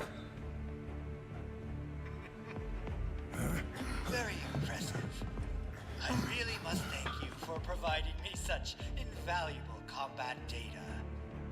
Cocky little egghead, ain't you? The results provided by my predictive models. That's Eggman to you. Y'all about to learn predictable. We're taking Aerith back. Oh, take her back, you say? Correct me if I am wrong, but did the girl not come here of her own free will? Or do you mean to tell me that she is your personal property? She only came here to save Marlene. Barry probably shouldn't have named you after that one.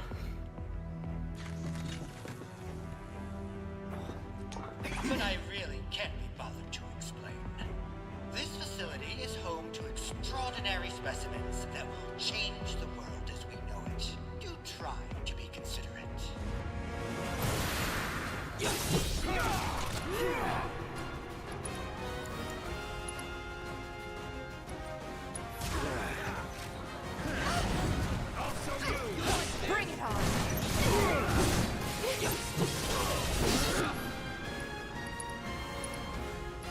It's like Tifa, just keep throwing out those spells. Punch it. Whip out damn dolphins.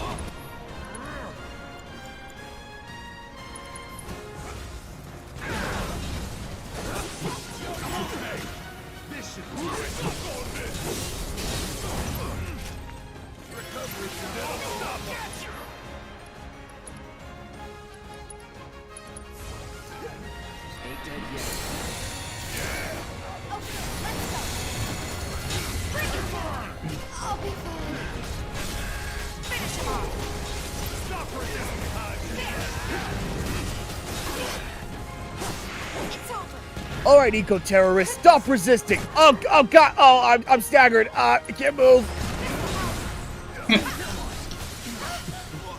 Stop resisting. Shaking in your boots. Ready when you are.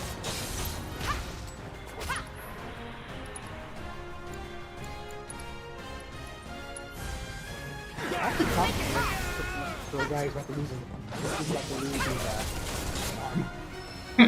Right. Looks like your models got it wrong.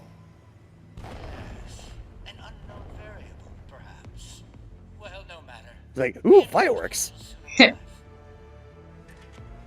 will they get here in time to save you from me? Why are you a soldier? Yeah. No, not quite. Oh, now I recall. My memory was mistaken. My boy, you weren't a soldier.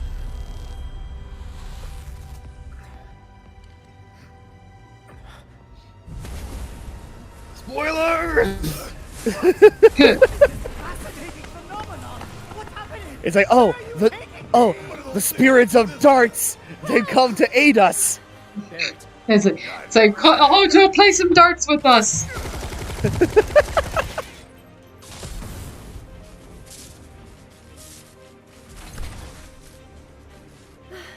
You came for me. Yep. You good? I'm great.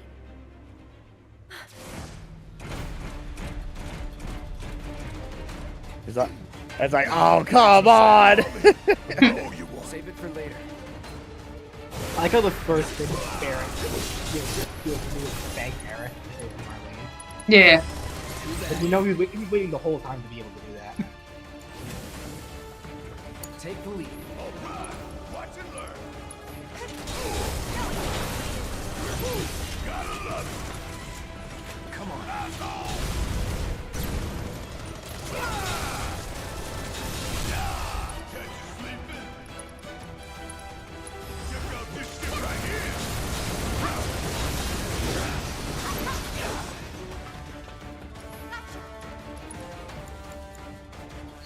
When are we getting to floor 69?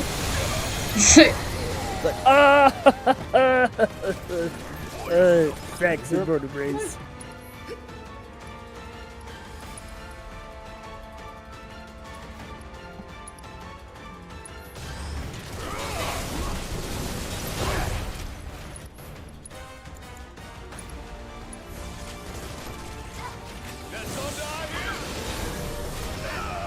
Oof.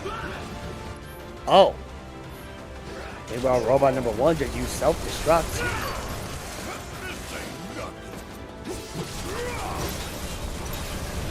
Whatever.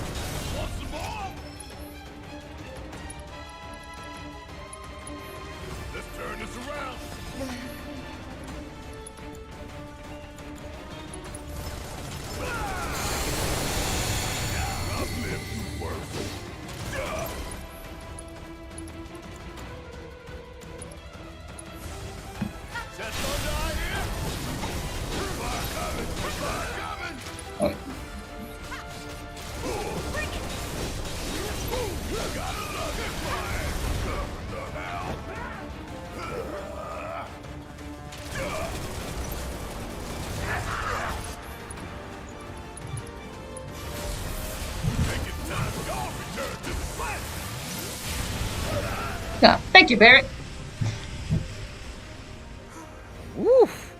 Very I've never heard nice. Barrett say that line. Thank you. No biggie. Let's get out of here.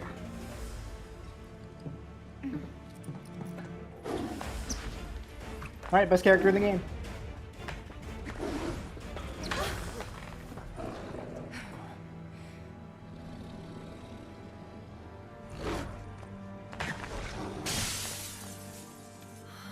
Ow. The hell was that? Ah, glide shards in my eye. Ah. Oh. Ah, I'm gonna get a second scar after that.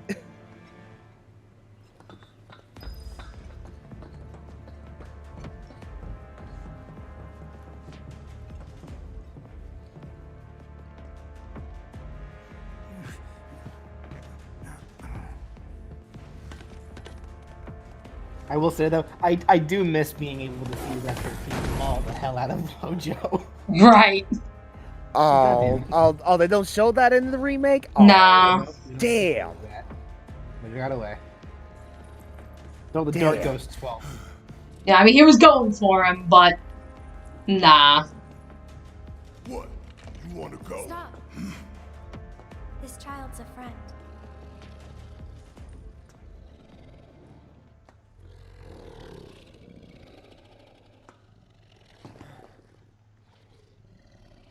Oh, you know what I just realized? Dani, you never got that gun for Barrett from Hart, did you? No. I guess not. Oh well.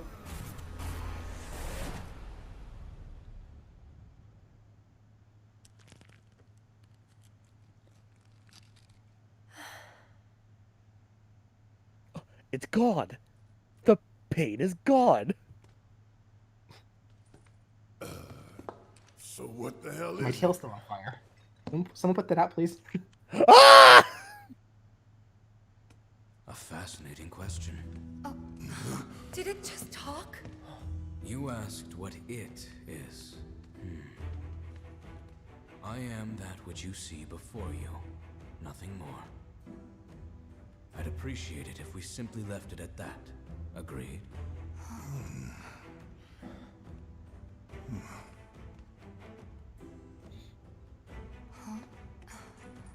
13?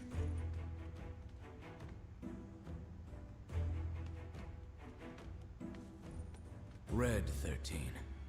The designation given to me by Hojo. Then you must have another name. What is it?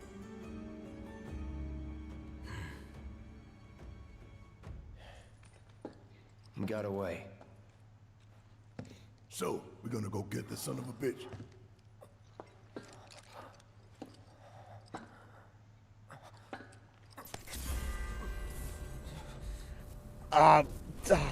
Not again. Freaky.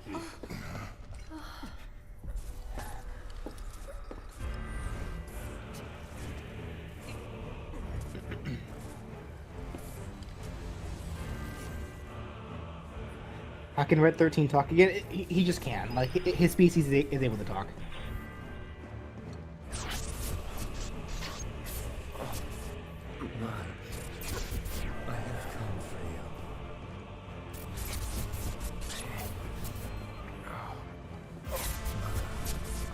Together we will reclaim our world.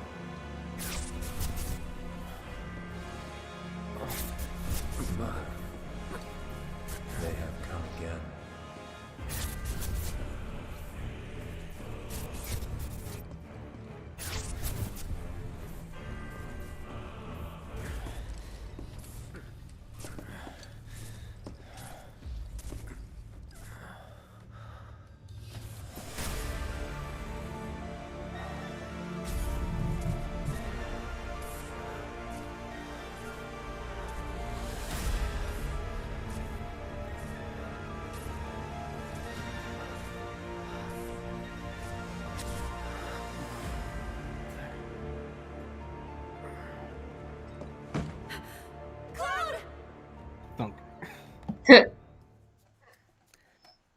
Ow, my keys.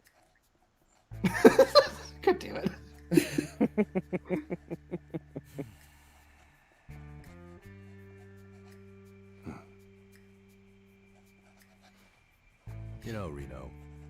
think you might be due for some R&R.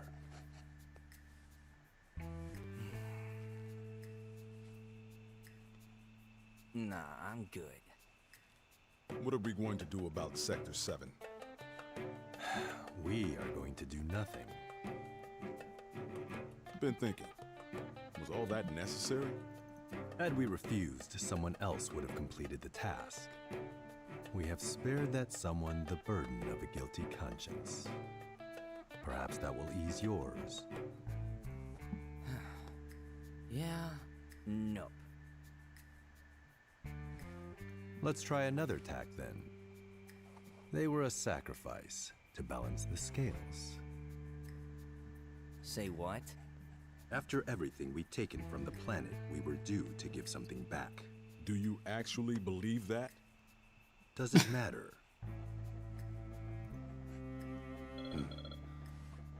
Oh, okay, Crystal Star. We'll see you in a little bit.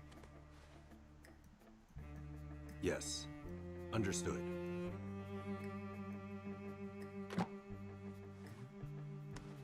The VP needs us.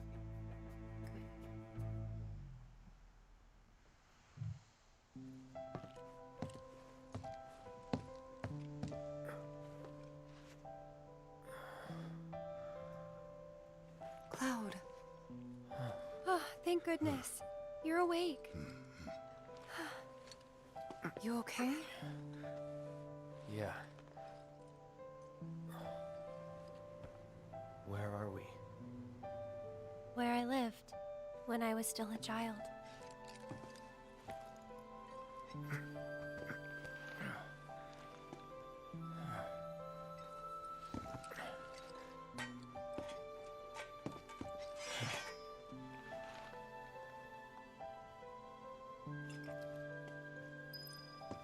Alright.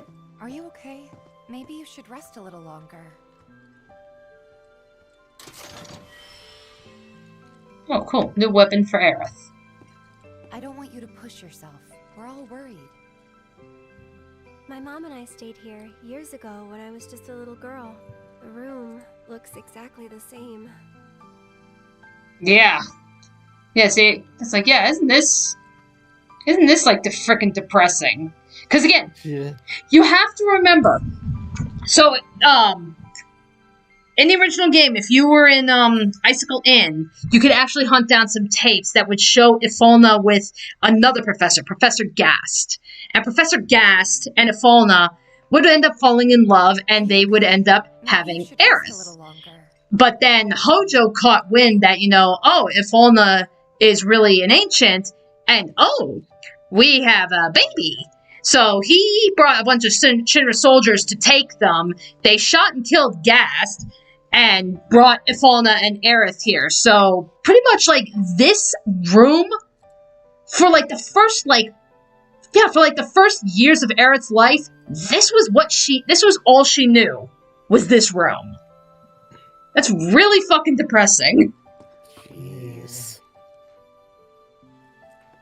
Every morning.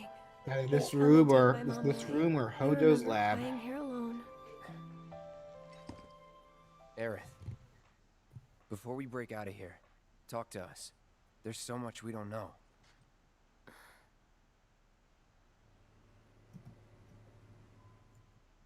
I'm a descendant of the ancients. That's pretty much it, really. Oh, but just so you know, that's not their actual name. They called themselves the Cetra. We who were born of the planet, with her we speak, her flesh we shape. Unto her promised land shall we one day return. By her loving grace and providence, may we take our place in paradise. You know it. Yeah, well, honestly, I thought that part was just a fairy tale. Shinra thinks it's true. They've been searching for the Promised Land for a long time. And they must think you can lead them to it. Can you? Nope. someday, maybe, I'll find it in me. But now, not even if I wanted to. Even if you could, that land belongs to the... I mean, to you and your people. Shinra's after it because they believe it's rich in Mako. Mako they've got no right to claim. But they'll try to take it anyway, won't they? Greedy bastards will never stop. Okay, new plan. Y'all take Aerith and get the hell out of here. Me, I'm gonna go bust some Shinra heads. Barrett, wait. You can't do that.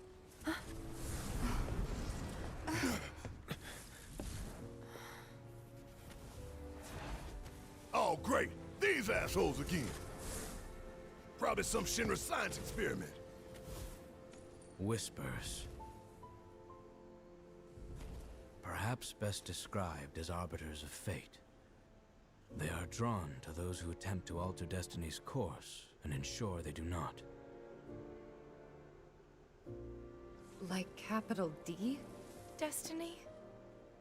The flow of the great river that is No, the capital planet, F from Destiny. inception to oblivion. How And you're saying that that flow is somehow Festiny? God damn it. Yeah, Fistake? The planet itself. Excellent! So if we're destined for a bleak future, these whispers will try to keep us on that course? Now wait just a damn minute. How in the hell can you possibly know any of that? Spouting that cryptic stuff, which could all be bullshit. I mean, ain't you a Shinra lab rat or dog?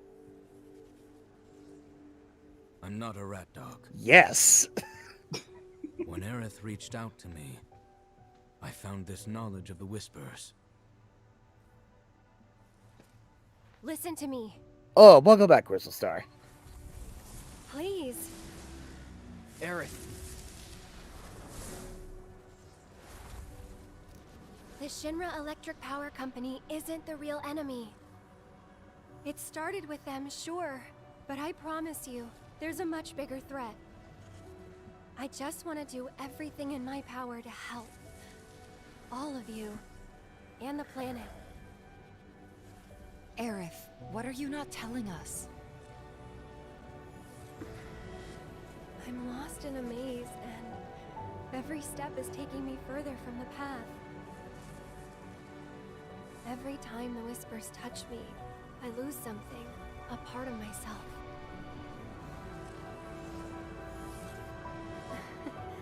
Follow them, the yellow flowers.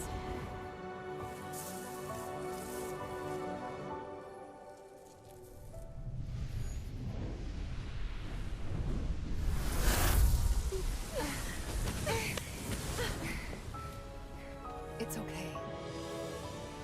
We'll find a way out together.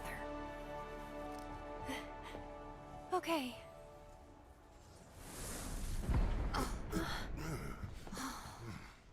Weird.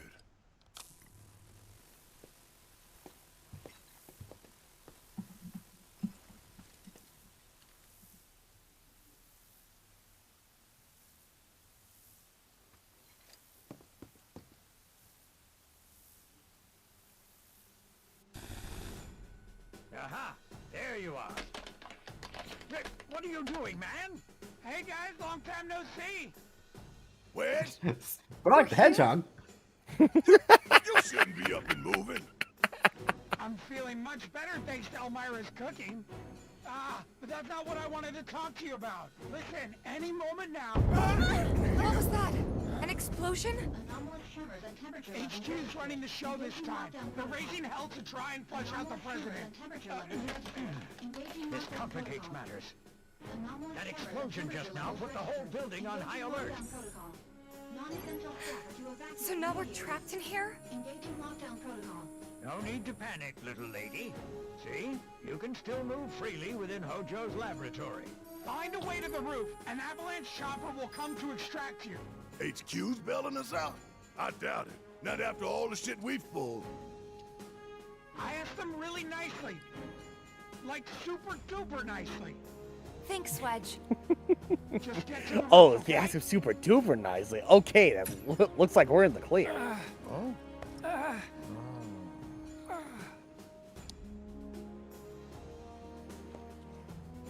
I didn't ask him to do any of that. Yeah, well, I'm glad he did.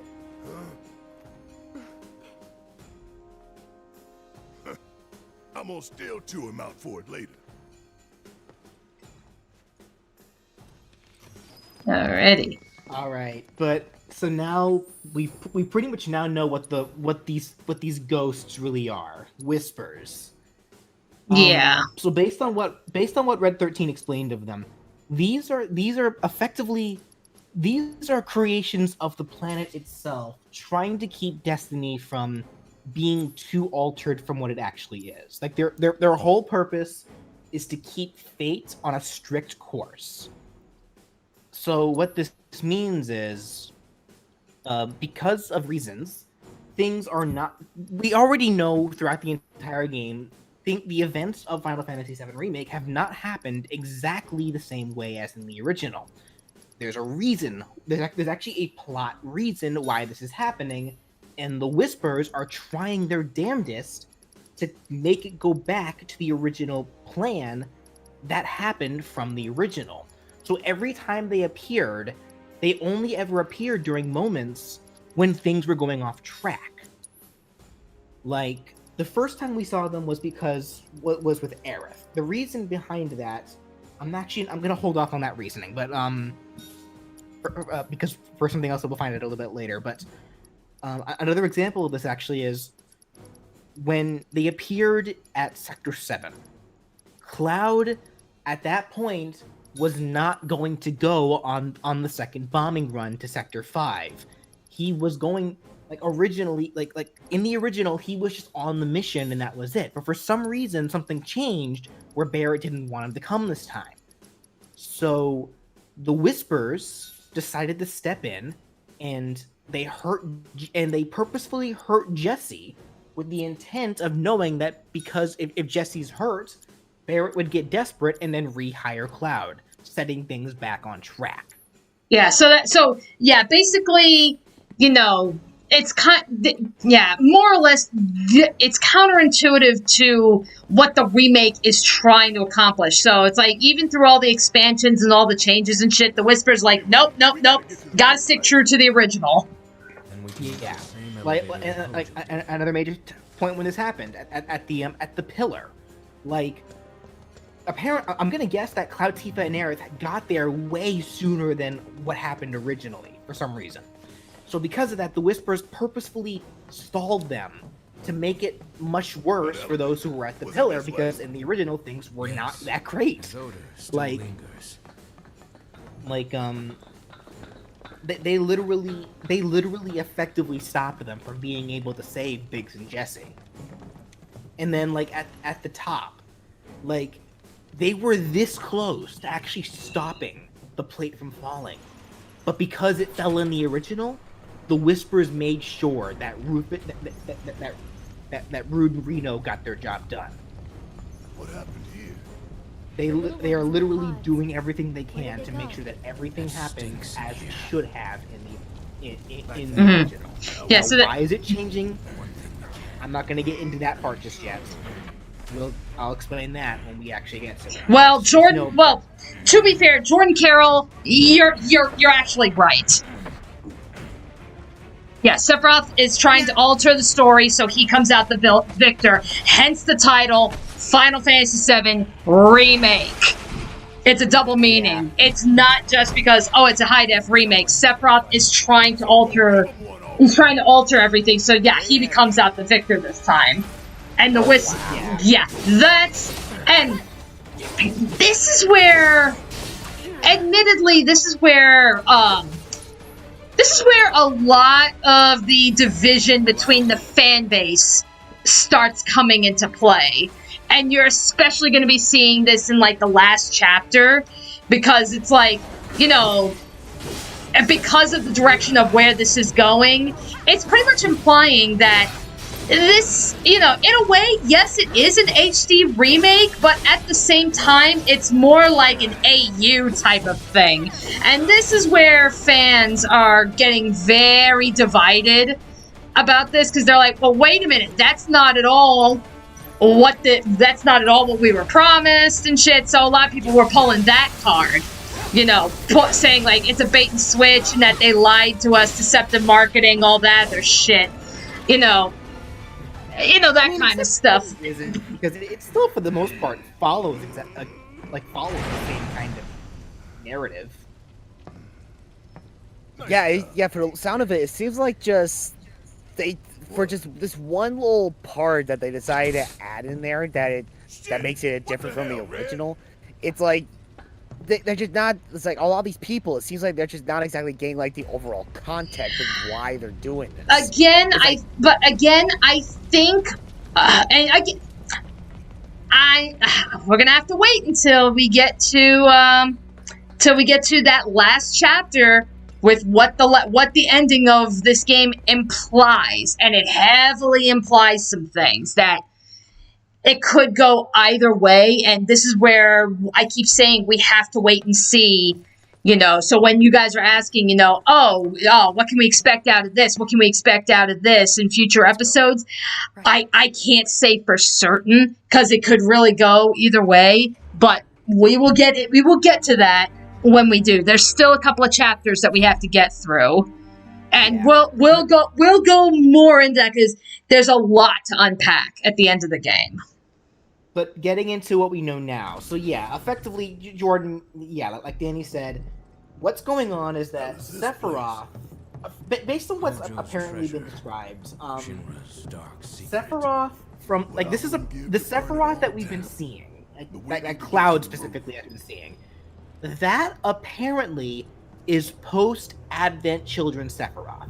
Which does not make sense considering what happens at the end of that fucking movie. But, you know, retcon. Again, I wouldn't call it a retcon. I actually would. Well, okay. To be fair, I probably shouldn't be so... I probably shouldn't. I probably shouldn't be so confident, because I still haven't seen the movie myself, regardless of the fact. That's where it's like, I am going to start calling some bullshit, because it's like, wait a minute, that runs counter to what happens in Advent Children. And remind me what does happen. Basically, so Advent Children, the whole point of the geostigma in Advent Children was Genova cells were in the life stream. That was what was causing geostigma. Kadaj, Laws, and Yazoo, they were 3 remnants that were created at the very last minute, apparently. So that should Sephiroth die, they'll continue where he left off. And what you see at the end of Advent Children, Kadaj ends up merging with Genova's head, which was being kept hidden by Rufus and the Turks. This allows him to transform into Sephiroth, and this is where Cloud and Sephiroth have the big fight that the Smash trailer for Sephiroth was alluding to. That being said, however, Cloud beats Sephiroth. Sephiroth ends up turning back into Kadaj because he's dying, and then Aerith, through the live stream, actually reaches out and says, you know, here, come with me, and you'll come to the live stream and rest in peace, and thus Kadaj, Luz, and Yazoo die and return to the live stream.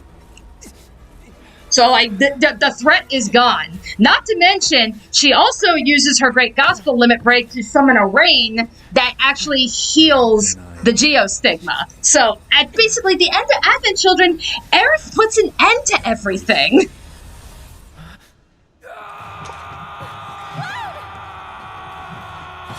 Cloud says, fuck you. It's not a retcon. A touch of reunion. Based on what you just described to me, though, that it still doesn't sound like a retcon then. Because, according to what I've read, the reason, or I guess the method that Sephiroth used to find his way back in time, he did it through the live stream. Because when he died, he was also a part of the live stream, but because he was so powerful, he was able to kind of keep his individuality, and he used it as a means of being able to return to the past. Which again, that's such a fucking. Losers... But then that's such a fucking stretch, because that's not how the planet, let alone the live stream, fucking operates. There's no time travel or alternate dimensions or, you know, alternate universes or anything. So that's where. this is where my ranting starts to come in to this remake. So it's like, if that's we don't know that. Well, I don't know that though. Right, but it's heavily implied that that's where they're going. So that's where I'm like, wait a minute here. It's like, you can't just say, like, you know, oh, all this happened because, oh, ancient Cetra, all that other shit, because all the canon information that we have of how the life stream works, how the Cetra work, how they communicate with the planet, that's not how this fucking works. So, I mean, again, ultimately, yes, we have to wait for future episodes to see where they're going with it.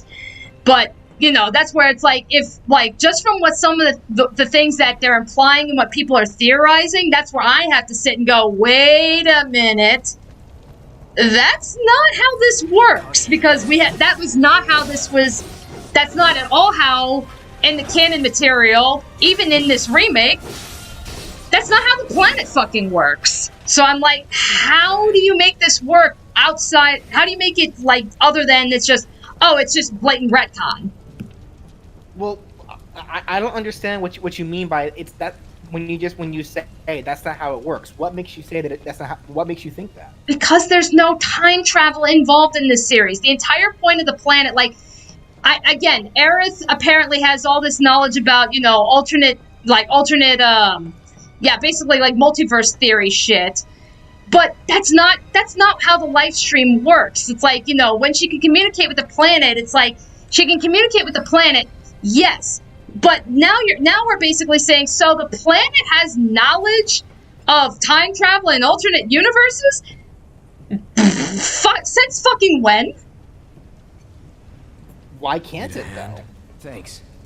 Just because we never saw it before, that doesn't mean that it can't be something new. I don't know. I just think it's bullshit. Like, this actually, okay, for one thing, sad face. No playable Red 13, I'll wait for the next one. But, yeah, so pretty much, like, this whole thing that Dani and I are getting into now, this is pretty much where the divide. Yeah, this is where the division is coming in, because, yeah, BJ's looking forward to seeing this. He's like, oh, it's something new and all this other stuff, and I'm like, and it's like, again, a lot of the new stuff that they brought into this remake, I do like. You okay? But, again, this is where it's like, you know, a lot of the new stuff, it was like the expansions and shit, like, you know, okay, we got some backstory behind, like, you know, Biggs, Wedge, and Jesse. That's cool. I like that. We get a little bit more, you know, see a little bit more of the Shinra executives. Cool. I like that. And then there's just some things where I'm just like, wait a minute now.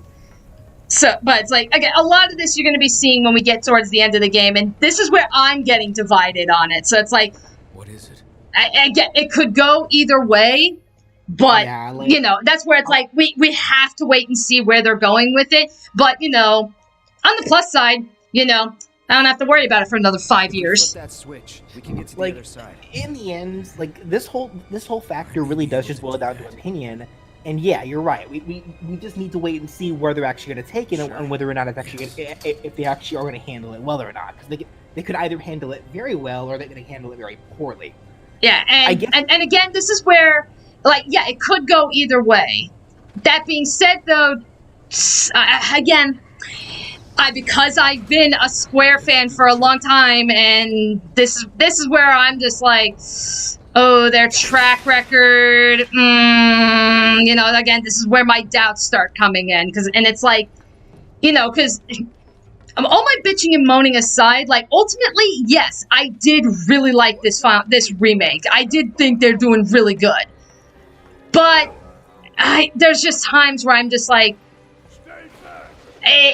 like, you know, where you're saying, like, it could go either way. It could very easily turn to shit, because it's happened before multiple times. So that's where I'm just like, yeah, it's like, yeah, it could. Track record says, I don't know.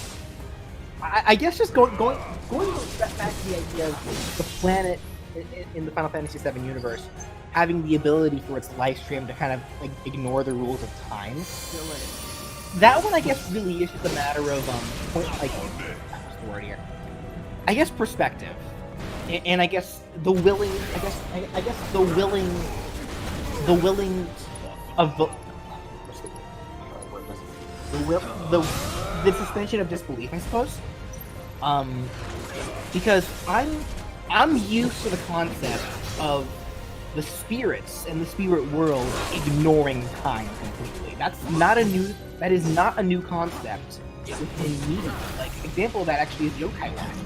Yokai in Yokai Watch ignore time. They're already dead. They are not bound by any mortal coil. Therefore, time for them is not a factor.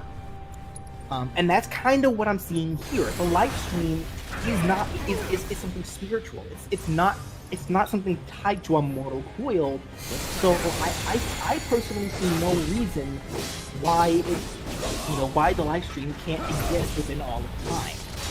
And my answer to that, where you bring up Yokai Watch, is that, to Yokai Watch's credit, that was established from the very beginning that this is a world where that is a thing. So it's like, okay, that is where that suspension of disbelief comes into play. Not the first, the second. But regardless, it was nevertheless established. This is where it's like, oh, now the planet can do this now, and it's like, wait, fucking what? Well, okay, we should, I think our problem right now is that we're taking too many steps forward, because a lot of what we're saying here is also based on assumption. The game is not confirmed that this is actually what's happening. It's heavily implying it, but it hasn't confirmed it yet. So I think right now our problem is that we're taking too many steps forward. So again, like we said before, we need to wait to see where they're taking this, and whether or not what they're taking, is it going to be good or bad. That's what we need to wait on. Doesn't go any direction. But regardless of the method, regardless of what's happening, overall, what's going on in this remake, and why the word remake is such an important title for it, is the fact that Sephiroth's plan. This is we can at least agree that the Sephiroth is appearing here in Cloud's memories, in Cloud's visions, the one that sliced the bridge in half and dropped it. That definitely has to be a post-Advent Children Sephiroth, because he has the wing.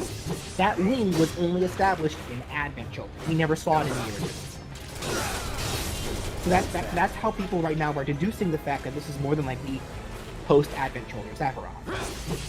And more than likely, people are kind of guessing that his plan is to come back and mess everything up for the heroes, so that time will change and he will win. But because of his meddling, that's why the Whispers are getting involved. The Whispers, I see the Whispers, again, this is kind of, like, they're a conduit of the planet. So therefore, I see the Whispers as more of a metaphorical sense of the weapons. Because the weapons were also something created by the planet.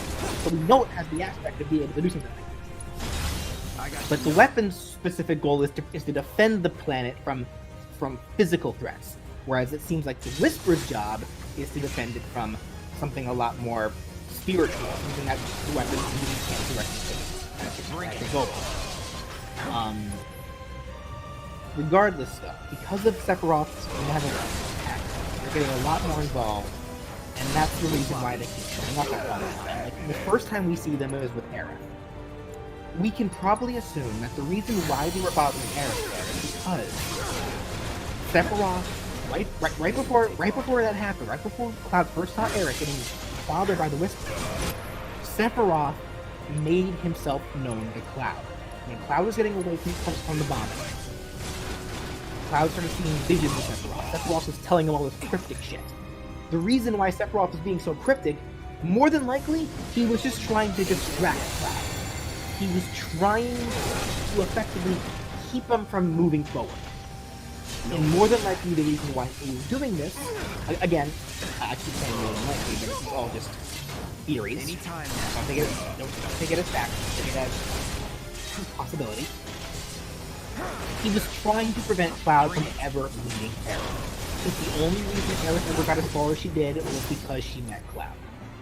And so Cloud ended up getting to where Aerith was way later than he originally intended to in the game. So the Whispers showed up and started bothering Aerith because they were trying to keep her from leaving. And as a result, and as a result, she was able to have that first encounter with Cloud. Now, because of that was when Sephiroth appeared the second time. When they finally, when Aerith and Cloud did lock eyes. That was Cloud. Again, I guess. I'm gonna guess that was when Sephiroth was sitting there trying to make Cloud look like a crazy person in front of Aerith to see if maybe she just walked away. But no, she's Aerith walking around. She's a genuinely kind person.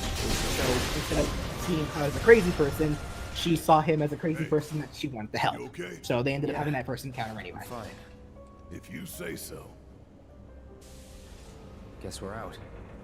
So yeah. First, we find Tifa and Aerith. Then we head for the roof. Redwalker. The one thing I don't get is why people decided to quit supporting this game because of the ending. You will see when we get to the ending, you will see what has pissed so many people off. It actually, yeah, there's more to this. Even for to what BJ and I are talking about, there's more. There is more that divides the fandom.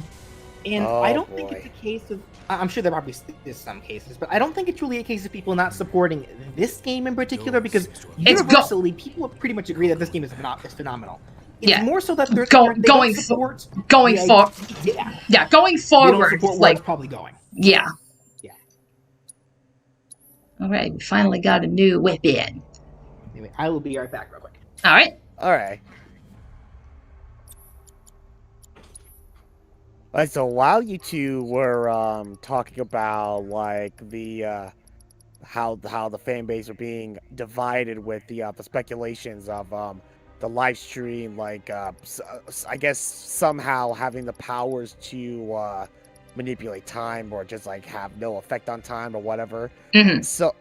So yeah, a thought actually crossed my mind in that case. All right, so seeing as how Aerith can already communicate with others through the live stream.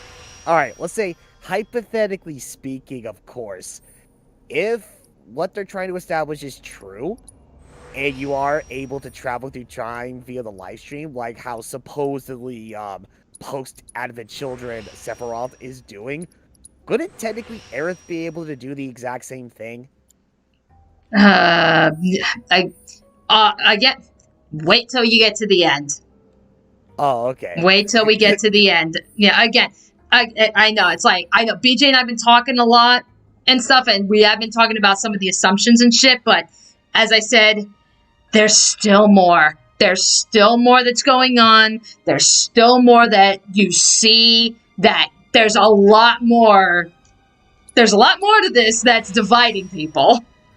Yeah. Oh yeah. No, I'm willing to believe it, because you know this is this is like the one Final Fantasy game that like millions of fans have been waiting for God knows how long. So it's like, of course, you know, a lot of people who've been waiting for this to happen will have incredibly high expectations, and they don't want it to be, you know, a complete and total mess compared to the original.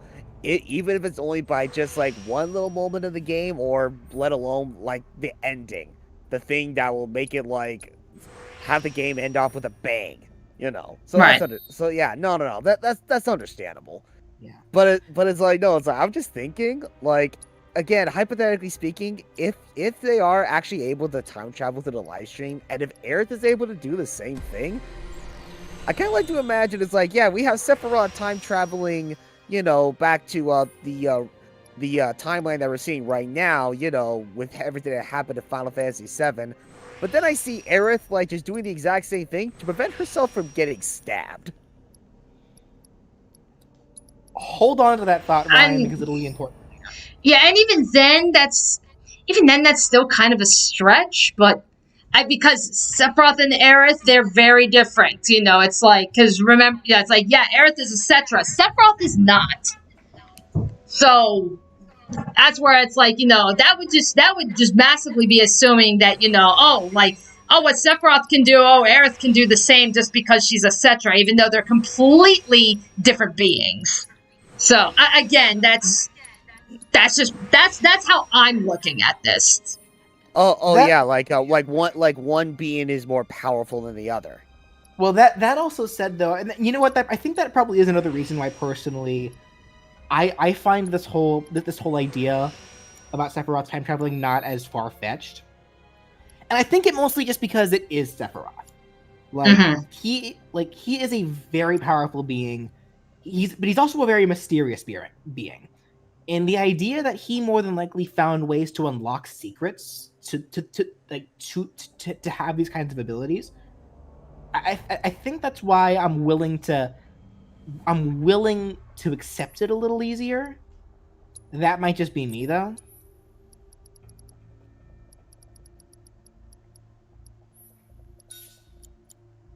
What if Jordan? What if Aerith knew about Destiny because the Whispers gave her the knowledge of the timeline?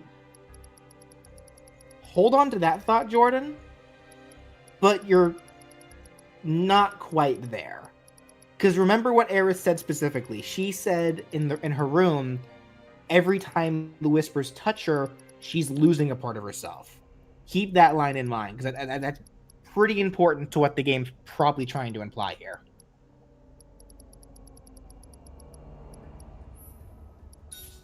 And honestly, actually, I think a good chunk of this would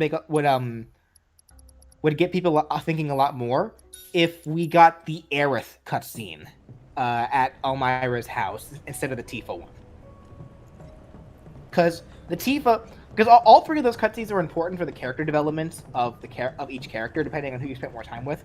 But I feel like the Aerith cutscene in particular is probably more important to the overall suggested plot that they're trying to give.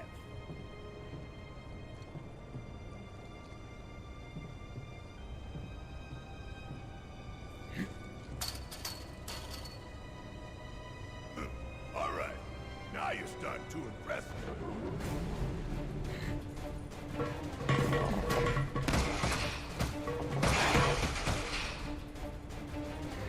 Okay. I'm going to say one more time, Day. So, how many chapters? I believe there's 18 chapters total. So, I mean, we still have a couple of chapters left. Yeah, like I think. Don't move an inch. We'll head down too. Be right there. Yeah, like what chapter is this right now, Danny? Let me see. Does 16, right? Chapter 16, the belly of the beast. Yeah. Yeah. And, so. And just like this one, there's like 3 chapters, right? Yeah. So like when they get out of the lab, that'll be a chapter. Yeah, and like then, this whole lab is a chapter.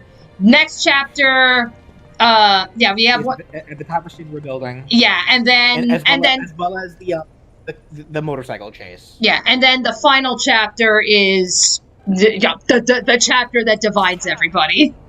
Yeah, we'll have plenty to discuss during that. We're probably not going to get there tonight. But... No, I want to try and at least make as much progress, at least in this chapter. Yeah, because Hojo's lab is pretty long. Yeah, this is a long dungeon, so we're gonna be in here for a while. So I'd like to try and at least make as much headway into this as I can. You know it's filled with the most advanced technology in Midgar, if not the entire world. You should feel honored to see it firsthand. You'll also have the opportunity to take part in a rather ambitious experiment of mine. What? When all the pieces are in place, I will open the door to the 3rd ward. Perhaps you can help me with the necessary preparations. Given that you're already in the perfect position to do so, I look forward to data both invaluable and instrumental. Necessary preparations? What the hell is this asshole talking about? Can't we just ignore him and keep going? I'm afraid not. If I know Hojo, he won't let us out until we indulge his request for data. You said something about a ward, right? I'm pretty sure I saw a door to one upstairs somewhere. So, you want to check it out? Alrighty, so big gimmick in this dungeon, lots of party swapping. So Cloud, Barrett, and Red 13 do some stuff, and then we switch over, and Tifa and Aerith are gonna do some things. So it's like, basically, it's like, yeah, you need like one party to open up a door, so then then the other party can go through, and then they can do something, and it's like, you gotta work in tandem. Hey, you think Cloud's doing okay? He's been Okay, acting team really names. weird lately. What do we got? More than usual. True. But it's Uh. fine. I'm sure it'll be fine. But what about you? How are you holding up? Huh? Oh, I'm fine.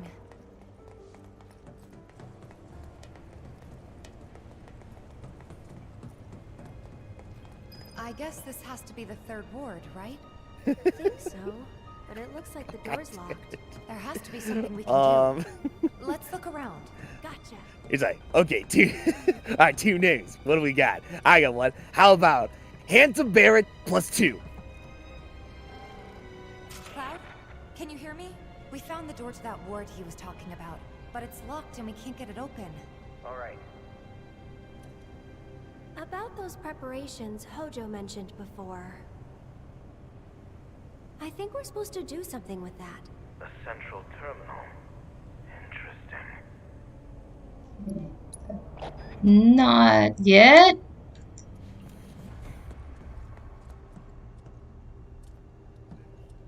Yeah, it's like, let's just make sure we buy the things.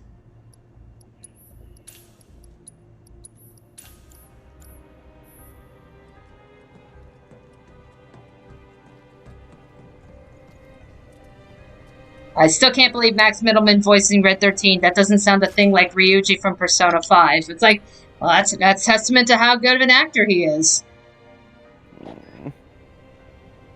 And let me remind you also that, yeah, Red 13's original voice actor, at least for the one line that he had in Advent Children, Liam O'Brien. So that's who he's... Liam O'Brien, really? Yeah, Liam O'Brien voiced the one line that Red 13 had in Advent Children.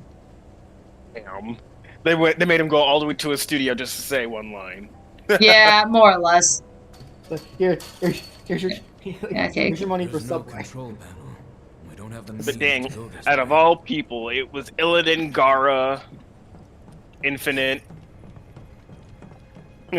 Right. And, you know, and it's like, again, I say that's testament to how good of an actor he is and stuff. Because, like, I have massive respect for actors that can, you know, that it showcases their range.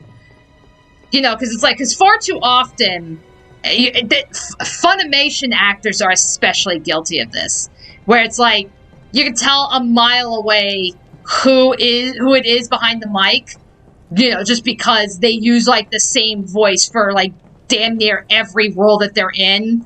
And it doesn't it's not a good opportunity to really showcase a lot of that range. You know, meanwhile, it's like, yeah, you got Max here, where it's like, yeah, he can sound like Ryuji one minute and then pull Red 13 off the next. Or you look like, Kellen Goff. Now, Kellen Goff, really the first voice I heard him for was, Funtime Freddy in Five Nights at Freddy's Sister Location. So, you know, if you've played that game, you know, you heard that voice that he does where he's, like, saying, you know, like, some of the lines that he had was, like, you know, like where he's saying, you know, Bon, we gotta find the birthday boy and stuff. And it's like, you know, that type of a voice. Then listen to him playing Diavolo in Golden Wind.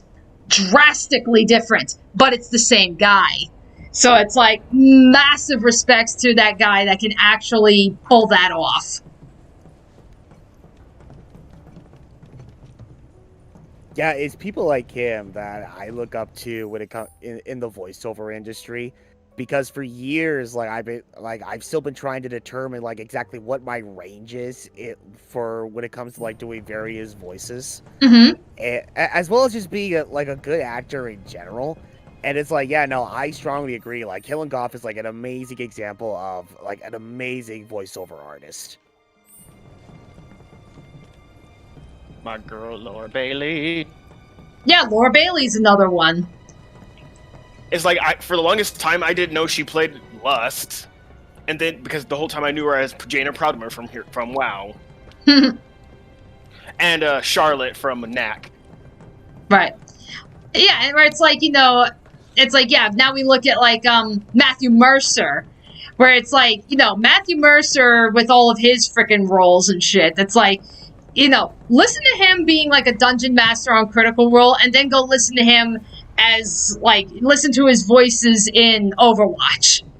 Or listen to him playing Jotaro. You know, drastically different.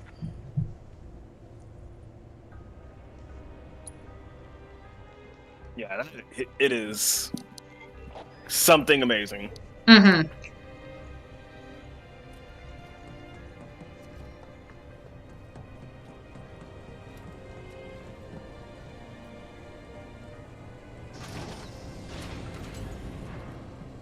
Aerith, what are you doing? Look! Now they can get across too. What I want.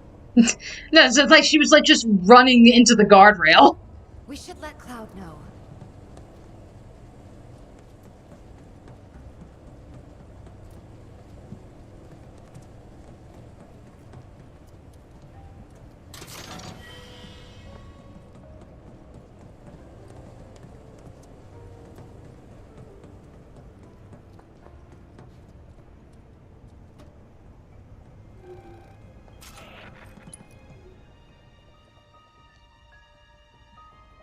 All right.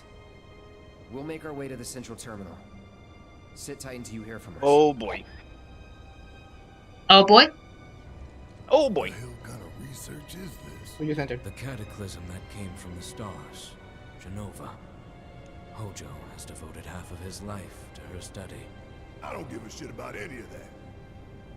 The experiments in this facility involve the enhancement of life forms and machines through the application of Genova biological data.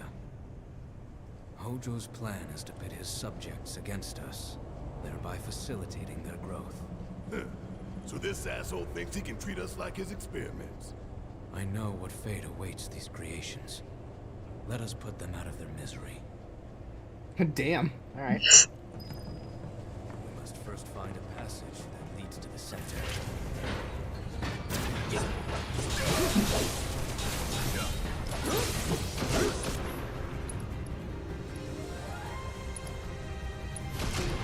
Don't overdo it.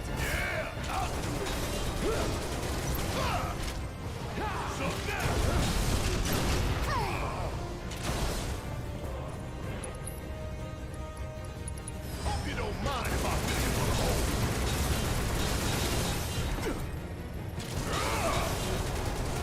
Want some more? Okay.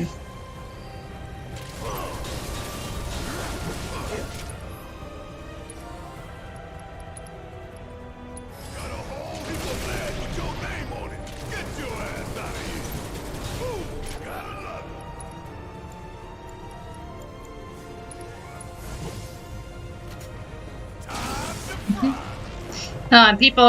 People picked up Brandon. Hi. Yep, they're all like, oh my god, Brandon! How are you guys? No, just making progress. I thought exposition was going on, that's why I was so quiet. Oh, nah. Nah, we were just having a, more or less having like a discussion / rant on voice actors.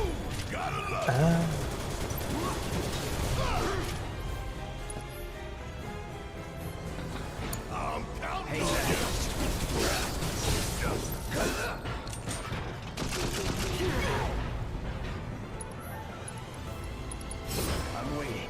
Keep it together. Want some more? Bring in the heat. Bring it home. Let's do this.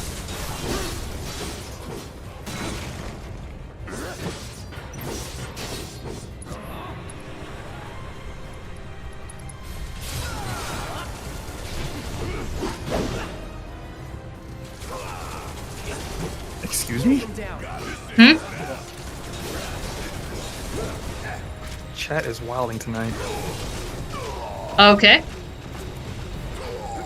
Like, did I miss something or something? I do not know.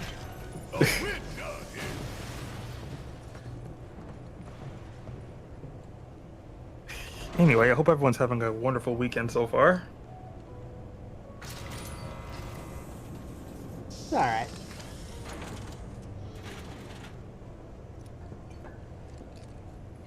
Actually, I am a little salty about one thing. I can't go into too much detail about the context because it's moveset related. I will just say though, there was a game that I bought for a moveset off of Amazon. Mm-hmm. When it got here though, I guess something's wrong with it. Like the game card couldn't be read. Ugh. Yeah, so I ended up getting it off the eShop. I actually had to buy the game twice. I gotta see if I can do something about returning the dead one. Yeah, you said, where'd you say you got it from? Amazon. Oh, yeah, you should be able to get your money back. Tell them to be careful. Very careful. I was able to get my money back when I, well, it wasn't so much because of a dead product, but more so the product never got to me. So, yeah. So in a similar situation, I had to. What ended up happening was I never got the product that was supposed to be sent to me after I'd already paid for it. So I ended up getting my money back, and I'm just like, okay, I'll just go to GameStop and get it instead. Yeah, that's happened to me once before too. Actually, I remember when I was still dating Lindsay. Early on, I tried buying them a Teddy Ursa plush off of Amazon, but I never got it. So I ended up calling them up, and they just refunded me. Yeah.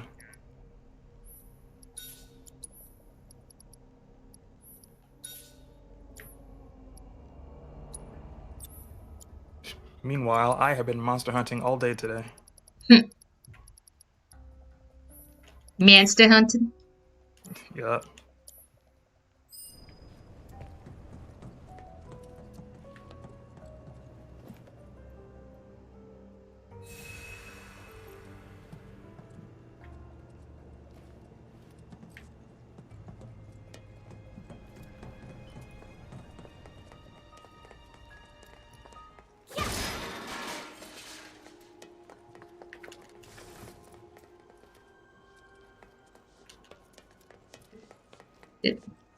There we go.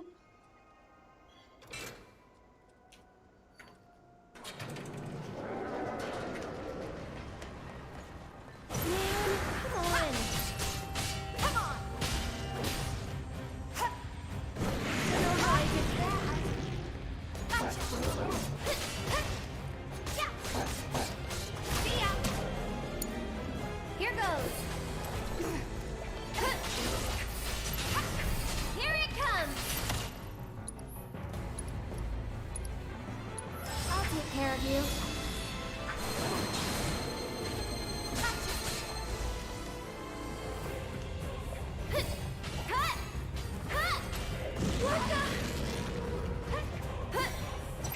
You'll see. That's that. Alright. And okay, so now that she got that. Yeah. Now I can do this one.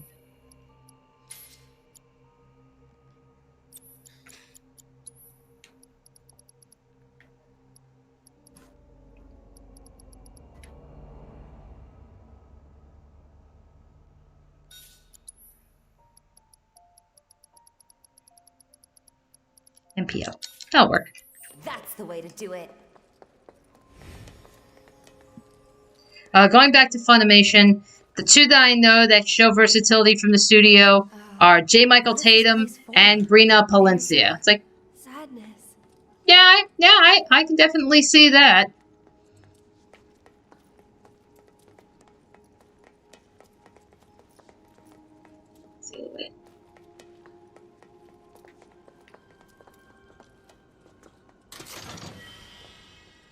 Yeah, because like I know, like again, like one of the biggest before the fucking controversy and stuff, like Vic Mignogna. Vic Mignogna was especially guilty of just they throw him in so many projects, but you could tell it was him. You could easily tell it was him because half of the time, well, if not half the time, the majority of the time, he kept defaulting to the goddamn Edward Elric voice.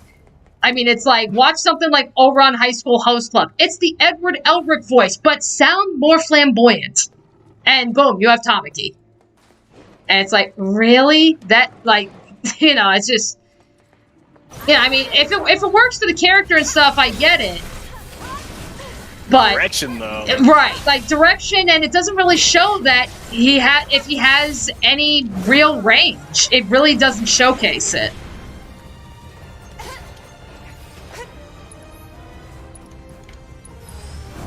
I've got you covered. I can't. I'll take care of them.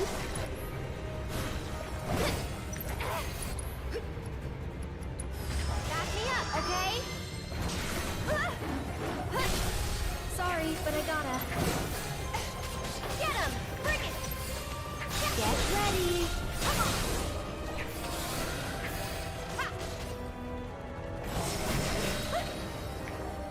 This might be it. Let me handle it. Give him your all.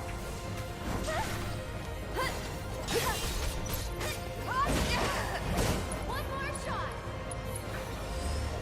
Not throwing in the towel. Bring it.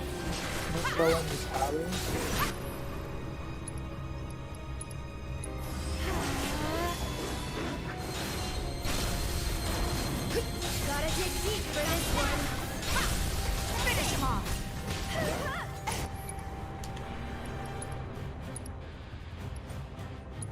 No more games. It's over.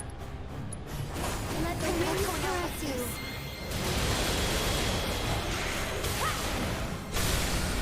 Keep it up.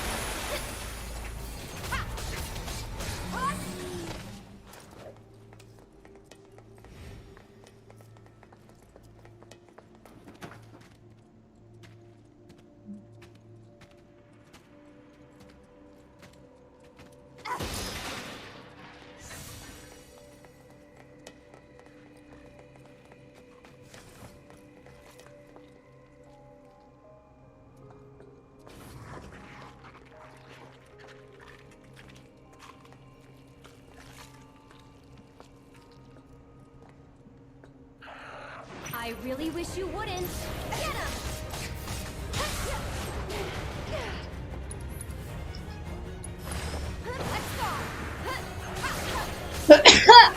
Ugh, bless myself. Bless you.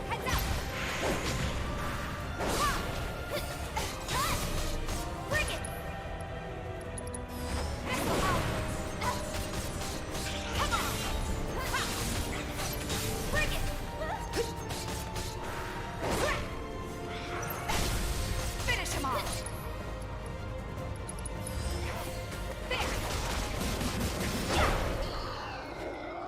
Would kill for a shower. No, trust me, Tief. After being at a place like that, I'd be showering. I'd be in a shower for hours. It's like I'm going in the bath and I'm not leaving. Then again, I'd probably want to shower after going near Hojo. Hojo was a creep. Again, go into a bath and never leave.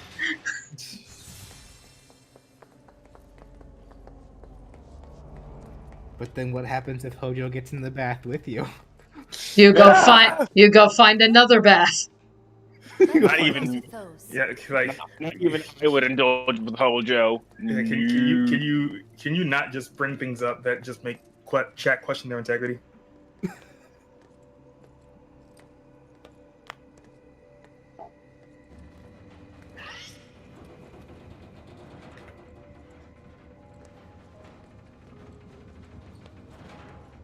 I mean, Brandon, I make Smash movesets for a living. My integrity's already in question. Okay, but that's your audience. This is our audience, and by our I mean all of ours, not just the select. You know what I mean? People that are in this chat also love me. I like Leafeon's suggestion. It's like, yeah, if Hojo got into the tub with you, that's when you introduce the toaster. Okay, let's not. Let's not. So it's my I'm turn. going down. This one's for you. So, without any spoilers for the others, what did I think of Week 6 for Friday Night Funkin', assuming I've seen it? I have seen it. It's interesting that they're incorporating more lore into it. However, I am understandably creeped out. No need to panic. Come on, you can do it.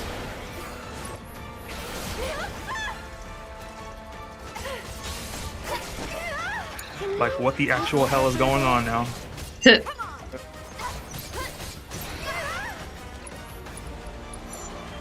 on you. I should probably heal up first.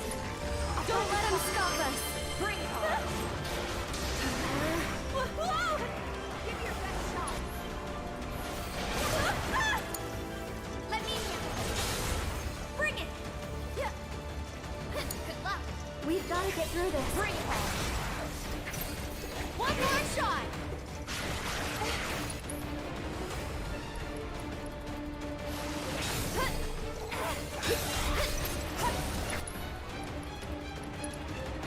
Sorry, but you handle it.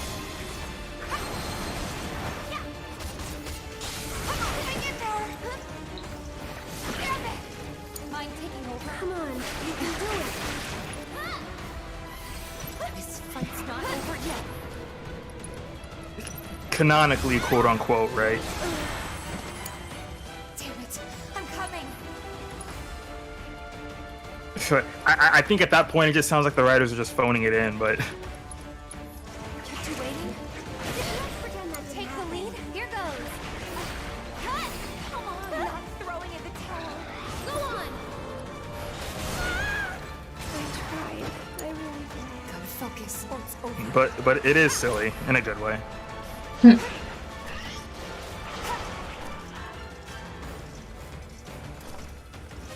Yeah, that's where it's like, it was only a matter of time. Oh. Like, oh. Alright, well, first game over for this stream. Out of how many? 6 streams. And I've died in every one of them at least once. Okay. It's like, would not be a stream without me dying. That's valid. It's not a stream on my end without people making me suffer.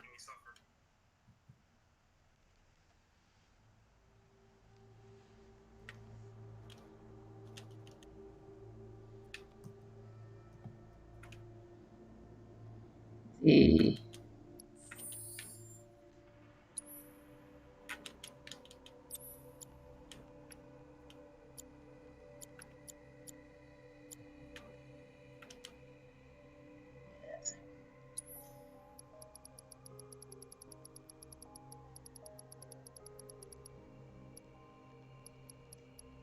Here we go.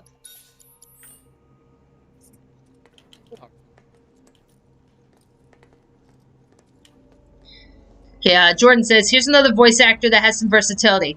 Matt Hill from Ocean. He's known for the voice of Ed from Ed, Edd n Eddy, but he also voiced Kira from Gundam Seed and Bonkatsu, whoever that is, from Inuyasha.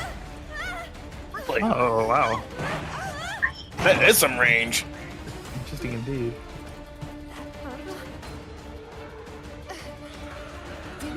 Then again, I feel like doing the voice of Ed isn't that hard. Because that's literally the voice that you even want to describe someone as stupid. I'll show you what I can do.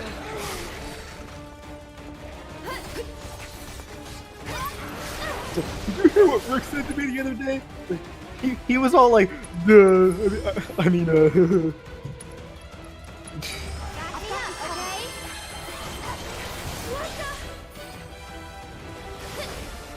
isn't that literally how they cast Big the Cat?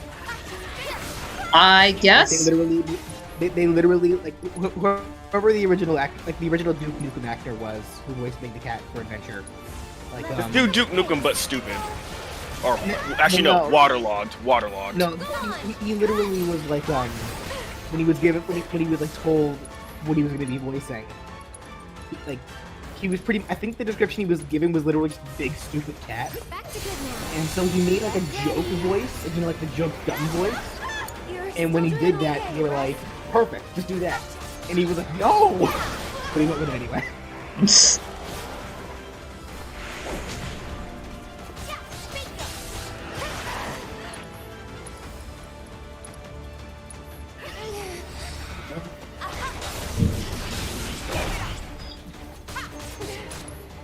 I will actually be right back. I'm gonna see if I can bake some brownies.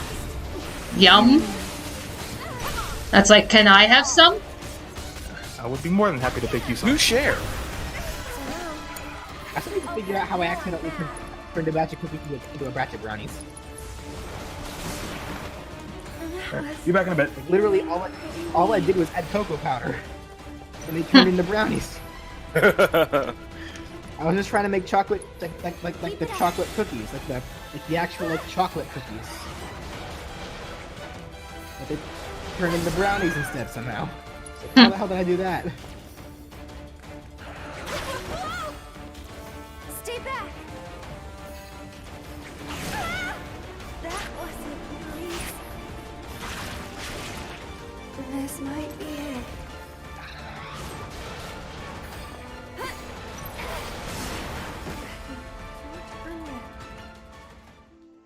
Oh. Mm. That's rough.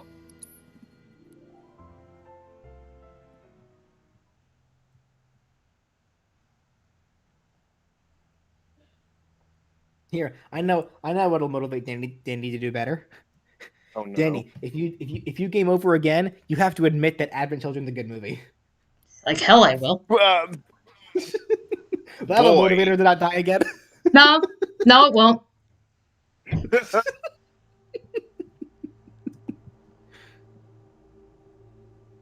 Dani is not Sakurai, okay? Batman fawned way too hard over that movie. Well, is it that he fawned over it, or just that he wanted to make it look cool? Because whether you like Advent Children or not, you have to admit he made the trailer look really good.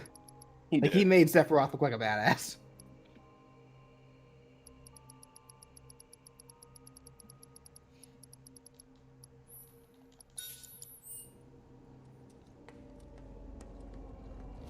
Wait, actually.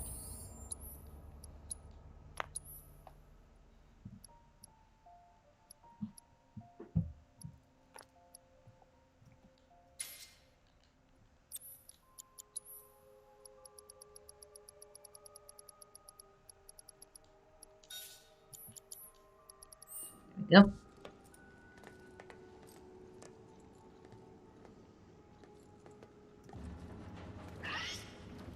Like, oh my god, BJ, if you ever do Big the Cat or Duke Nukem, you gotta do one after the other. Like the Isaac after Isaac thing. I was only able to get away with the Isaac thing because both of them just so happened to have high request. And even then, there's still a third Isaac that you could have done and you didn't. Yeah, so yeah, because Isaac Clarke, I don't think that guy even has 20 yet. Did we wake him up? Yeah, looks like it.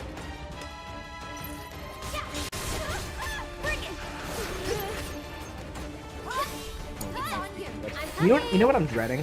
What? The day when I do a character that was in PlayStation All-Stars.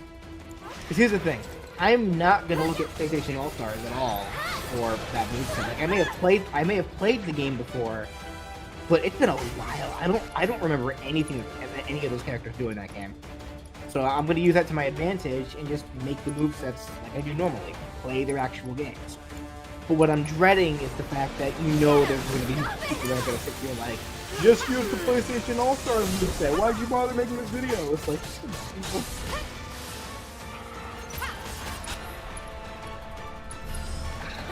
Well, that's like you have your people that like they insist like if there's a character that's been in like what was it like the Smash Flash or something, and you have people and you have people that insist, oh, you should have just done that, and it's like.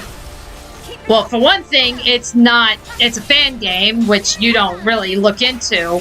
And two, well, if somebody's already done it, then why should BJ repeat it? Like, what's the point of the video then? Yeah, like the biggest point, like a big point of me making the series is for me to show my ideas, like not to show off other people's ideas. It's like. The stretchiest exception being the movesets that like these guys and myself make together. And even then, I still have a hand in those movesets, so it's fine.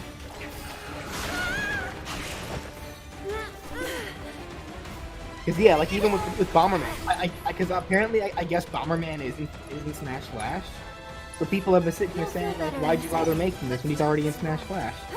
That's not that because he's not in Super Smash Brothers, the actual official shit, which is what we count. Yeah.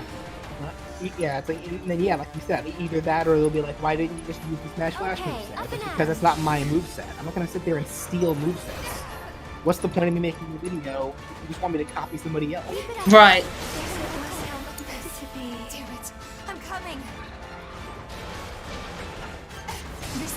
God damn it.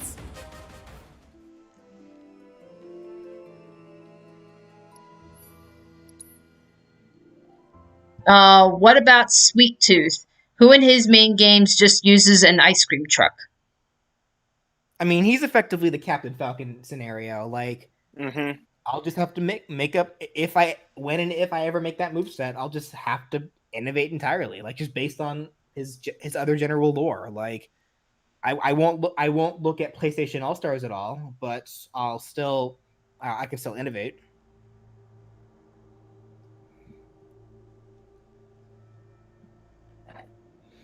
Please don't make a moveset for the DMC reboot, Dante. I can't promise anything. It's all dependent on request counts. That said, I will at least alleviate your worries on the fact that OG Dante does have way more requests than DMC Dante. The hotter Dante. I'll at least alleviate your worries on that front.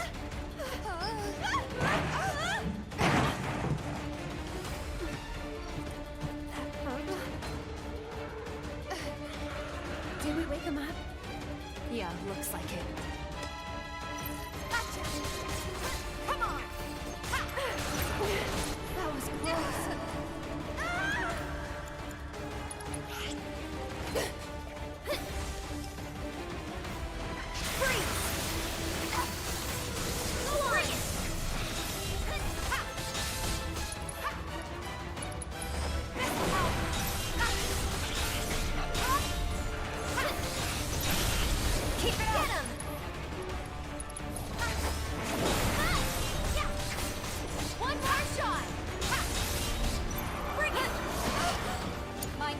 I'll take care of him.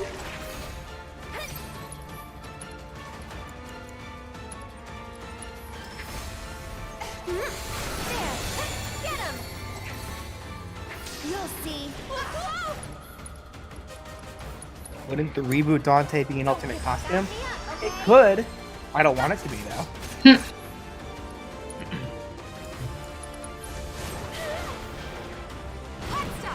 I mean, it's actually, you know what? It's actually kind of like the ult that I ended up giving to Bomberman. I'm like, I could have made all the ults based on the siblings that Super Bomberman are. I didn't want to though. Moving on then. Oh, okay, I'm back. Sorry about that. Welcome back. Welcome back. So what have I missed? Nope. Dani keeps dying, and if she dies again, she'll have to admit that Advent Children was a good movie. No, I already BJ. Okay. BJ, you missed your chance because I already died. Oh. And trust me, like it's like, yeah, BJ, it's like, yeah, this it's like is Dani we're talking about here. Freaking, even if she were to die, it's like, no, there's no way in hell she's going to admit that Advent Children was a good movie. Well, for what? That's just how bad it is. Again, I did die. So you know what? Fine. Advent Children is a good movie in the same sense that Belle and Wonderworld is a good demo. Fuck you. Damn. That outright just no. Hey, that counts. That counts. And it's a fair point. It is. I mean, I also never said she had to be sincere. That's what I get for drawing. Well, also, I've literally just been drawing the entire time you've been streaming. Okay. Been playing SRB2 cart. That's why you've been hearing me going now and again. It's like no. Trust me, no. At Final Fantasy VII, Advent Children, is a fantastic movie. Full Metal shit on! That's it.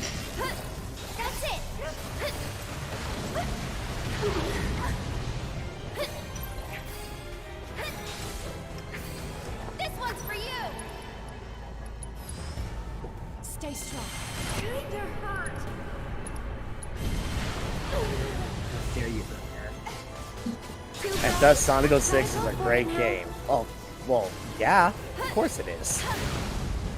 I mean, just look at all the graphics. But, cringily enough, for some reason, there have I think we're almost done. all of a sudden, there's been like an influx of people who have just been sitting here, like trying to defend Sonic 06 with their life.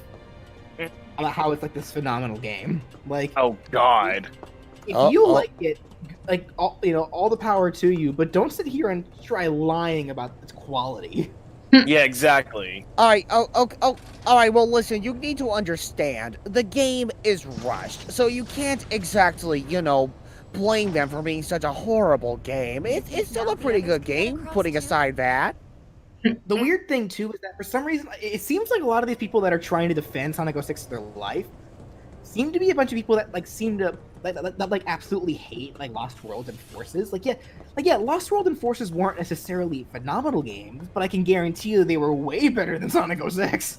Yeah, I definitely yes. Because they were at least playable. Any other game. I can get through both those games without, worrying about clipping through the floor. Yeah, pretty much.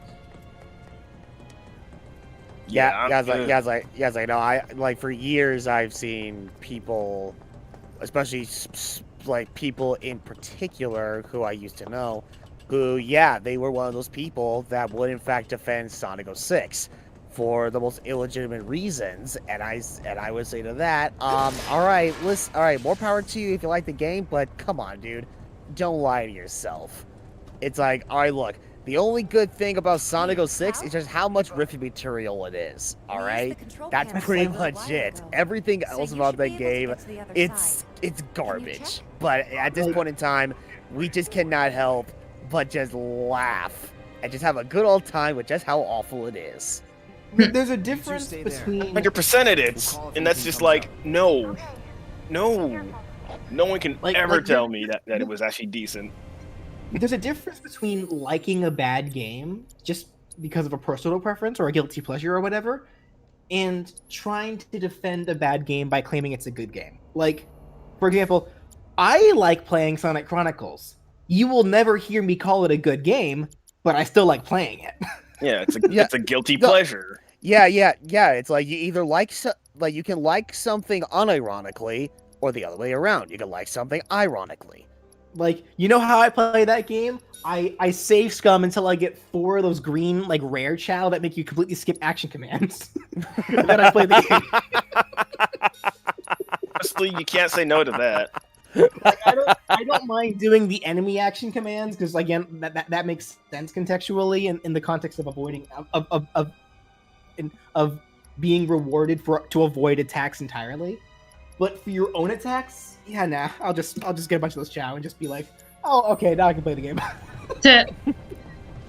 Right. Yeah. And you play as Sonic as an asshole. Yeah. Renegade Sonic, go. No. Does it actually affect anything? No. Oh. It's like right. Oh my god. Also, I mean, it's a really ambitious game. I mean, it ends with Dr. Eggman ruling the world. Can you guys believe it? Whoa! Who'd have thought that they'd go there? Not me. But they were definitely planning for a sequel. Yep, and it's never gonna happen. So therefore, Dr. Eggman ruled the world. Most ambitious Sonic game ever. Yeah, right. Not to be.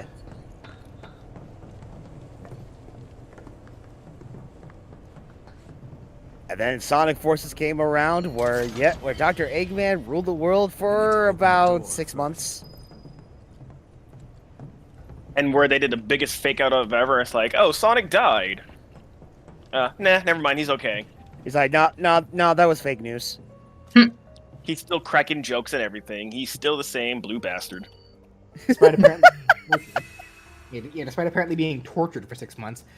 Yeah, right. Though to be fair, that one's more so on the translators, because apparently that actually wasn't a thing in the original like translation. For some reason, the English actors, the English scripters to try to make it more gritty or something, decided to add, like, Eggman's been torturing Sonic for these past 6 months, but then just show Sonic still joking around and crap. It's like, okay, yeah, he's still joking around, He's still being his cocky self, and it's like, did anything really change? No. Well, more importantly, there's not even a scratch on him.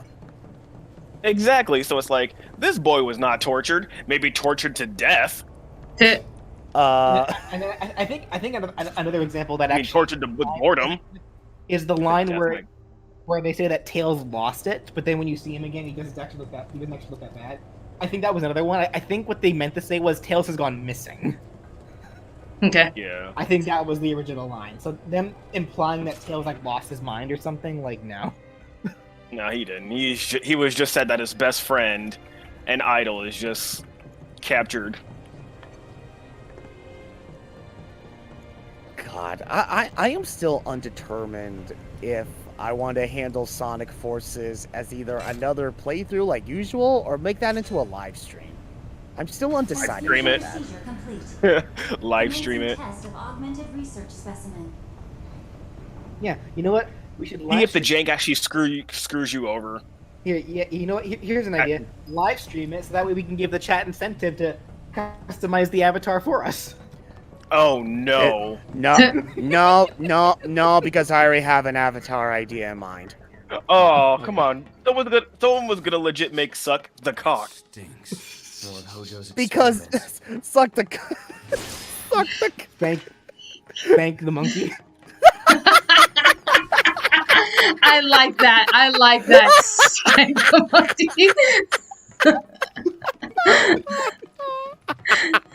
It's like, original character, do not steal.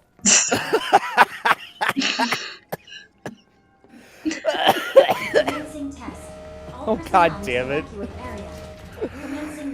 Oh.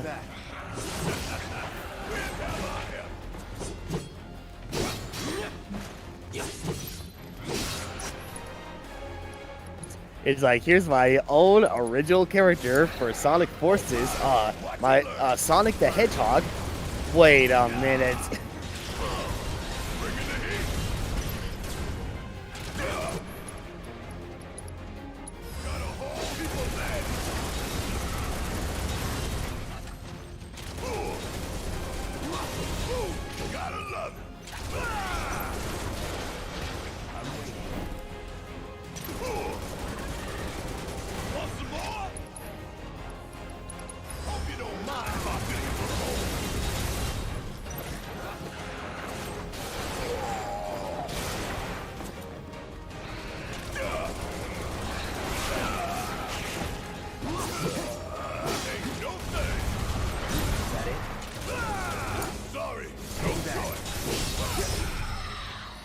Let's go.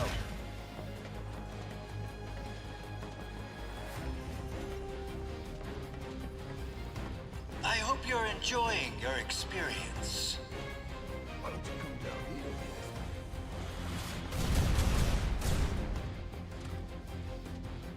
Before you get any ideas, you should know this glass is bulletproof. No discernible changes after contact. Swordproof. Most fascinating.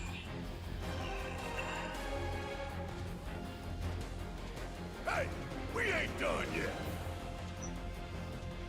It seems we have no choice.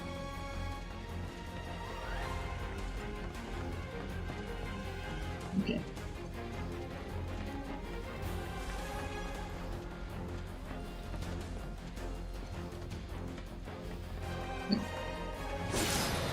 Ryan, are you going to make Master Chief the Hedgehog?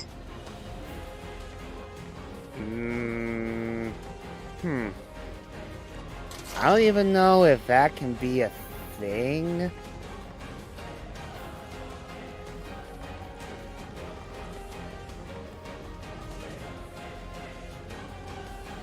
Commencing test.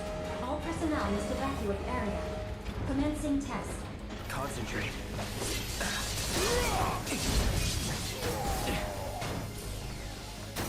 Keep it together. Need my help, do you? Come on! This thing's done. Let's do this.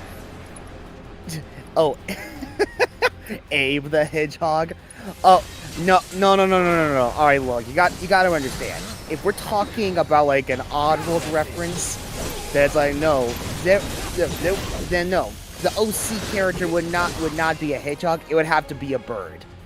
If only because the Budokins in Oddworld, they're actually descendants of birds. So it's only fitting for the OC character to be based on a bird. Wait, are they really? I didn't know that. Mm-hmm. Yep, that's that's a little bit of some more lore behind the Oddworld universe. It's like that's a big reason why it's like the Budokins, you know, for one thing, like their mouths, you can kind of see like they have like it's not exactly a beak per se, but their mouths they are shaped in a way of like the beaks on birds, and also because of like the feathers that they have like at the back of their heads. Well, wait a minute. That also by proxy, they're also related to the dinosaurs. That's actually kind of badass. Yeah, that is also true. Abe's great times 10,000 great grandfather was T-Rex. The Gluckins should be scared. How'd you like watching your precious toys get torn to shreds? Oh god damn it! Slide the raccoon. Oh man, yeah. You know what? If only Sonic Forces, you know, gave you the option to make your OC character off of a raccoon. Honestly, that would have been nice if there was more than just dog, hedgehog, other hedgehog, raccoon. I think what I find like I didn't mind the species, but I never got why we had to get both wolf and dog. That's two separate things. Oh god, you're right. Well, the wolf and the dog have two different abilities. One collects rings at a much faster rate. The dog, I don't remember, but it doesn't do what the wolf does. Made it dog, and then you could have just made it dog and give it hairstyles to make it look like. They just called it Yeah, really. It's like, oh my god. They never learn. Like I'm fairly certain everyone took the cat, but then named it Jaguar. You know they did. Meanwhile, like the majority of people, meanwhile the majority of people that made their use the cat avatar, they just made a Blaze the cat. Yeah, they made it. Yeah, they did. Yeah. That said, I also made the bird mainly because I wanted that double jump. Yeah, that's the same with me. It's like, okay, don't know how this game is going to be, but I feel like it's going to be crap with the first level already passing like that, so I'm going to go ahead and choose the bird. Yeah, I was and I one named of him those Deerbrin. Yeah, I was one of those people that always went with the wolf. I picked the bird and gave him the Joker costume. I didn't have the Joker costume at the time because I got the game before all that. Yeah, I pre-ordered it. I got it. I only pre-ordered it because I wanted that Joker costume. I had the right to be worried the whole time. Ah, well. But yeah, the fact that the Joker costume is the thing, it's like, shoot, that would have been perfect with like an OC character for a raccoon. It's like you have the mask or whatever, you're already one step closer to making Sly the raccoon. It's like Sonic Forces isn't a terrible game. It's not. It's just not really great. It's just not. It's a very meh game.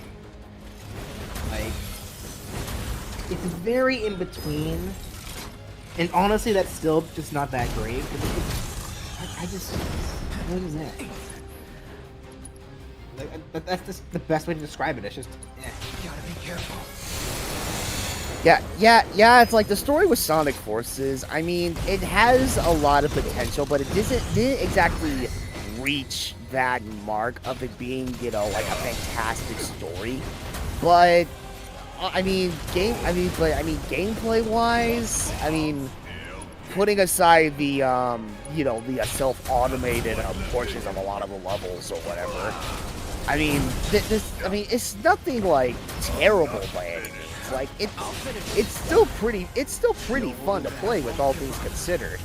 So I mean, it's like, yeah, it's nothing too outstanding, but it could have been a lot better, but it's not terrible by any means. Yeah, it's either you can enjoy it to a degree, or it's like very meh. Now, I will say, Sonic Rider Zero Gravity, that to me right now, that's like the most boring Sonic game I've ever played. Like, seriously, I would rather play Sonic Riders 1 than revisit Sonic Rider Zero Gravity. Because I think Sonic Riders, the first Sonic Riders, was generally seen as like an okay game. I don't really see a lot of negative talk on that one. Yeah, I don't see a lot of negative talk around it either, and I could definitely understand why. It's like, yeah. I mean, it's like it brought something new to the series or whatever, like in regards from a racing standpoint, and it's like, yeah, the mechanics and such. It's like it's actually a pretty solid racer with all things considered, and story-wise, it's like, yeah, it's nothing too complex or anything, but it's like, yeah, I don't need complexity with a story in a Sonic game, so it's like, it's fine, it's a pretty fun story with all things considered. Meanwhile, Sonic Rider Zero Gravity, my God, it's just like, it's more or less like it's like a freaking add-on to Sonic Riders 1, and it's like, oh man, anytime now. The story behind it is just like, yeah, it's just flat out boring, or whatever. Honestly, funny though, like, usually whenever I hear people talk negatively about Sonic Riders, they're talking about how the game went downhill after the first one. That's usually what I hear. Yeah, and honestly, that seems accurate, because from my personal experience with Sonic Rider Zero Gravity, yeah, it seems like, yeah, at that point, yeah, that's when it started to go downhill, and then the series finally reached to the bottom of that hill when Sonic Free Riders came into the picture. The Kinect game. Yep, the Kinect. Free Riders. Yeah, see. That game was doomed the moment they made it Kinect. Yeah, see, that's like, that's like, for me, like, the only Riders game I actually played was Zero Gravity. I never played the original, and obviously I don't keep up with Xbox, so I didn't bother with any of the Kinect stuff, so I missed out on that one too. Oh yeah, I mean, you missed out on it, but I mean, let's be real here. You did not miss out on anything, so you're fine. You missed out on it about the same way that you missed out on Super 64. Yep. And she did play Super 64.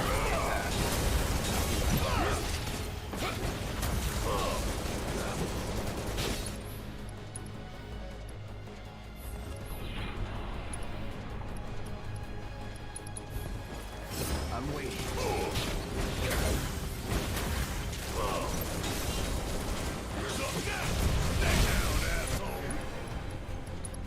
Check out this shit right here.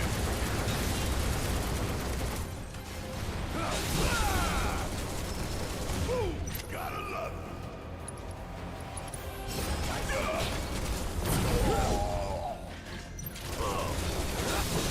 Keep pouring it on.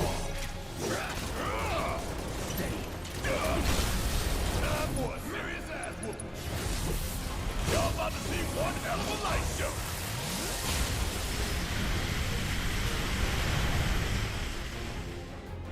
Come on, we're going.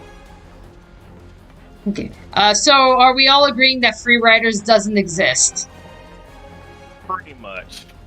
No, we have to agree that it exists, because if we pretended that it didn't, then all we're doing is make the same mistake again. It's like seriously, if you try to pretend that a Sonic Free Riders doesn't exist, then we might as well try to forget about Sonic 06 ever existing, and we all know that's never gonna happen. Yeah, it's like I personally don't much care for the idea of pretending that things don't exist. I'd rather remember them, so that way we know, so that way we can learn from our mistakes. That's a good way to look at it. See, here's my philosophy. I'd much rather fail and learn and learn along the way, as opposed to or dissected. This guy's a real piece of work. I don't know where I was going with that. Pretty much like I would I feel like I learn things better when I fail at them. I get you.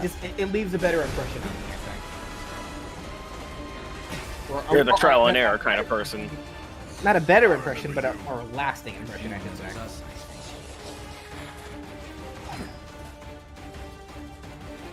Also, we got a $5 donation from the loop. I only heard complaints of them using the Kinect and not being able to use controllers. Yeah. It would have been nice to have the option. Well, yes, thank you, Willie, for the $5 donation. Really appreciate it. Sonic 06 isn't canon anymore. That doesn't mean it didn't exist. I mean, technically, Wrath of Cortex, Crash Bandicoot Wrath of Cortex isn't canon anymore. That doesn't mean it didn't exist. True. Yeah. And that game only sucked from, honestly, the load times and how slow it felt. That's like the only two things I hated about it. You know, thinking about it now. But SpongeBob was in it.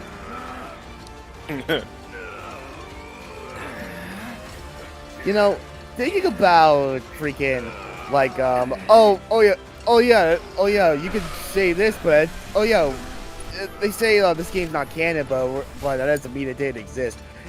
For some reason, it reminds me of like around the time when Sonic Generations was released, and everyone started like whipping out like their early game reviews on it. I remembered getting my copy of a Game Informer at the time, and at that point, that's when they published their review for Sonic Generations.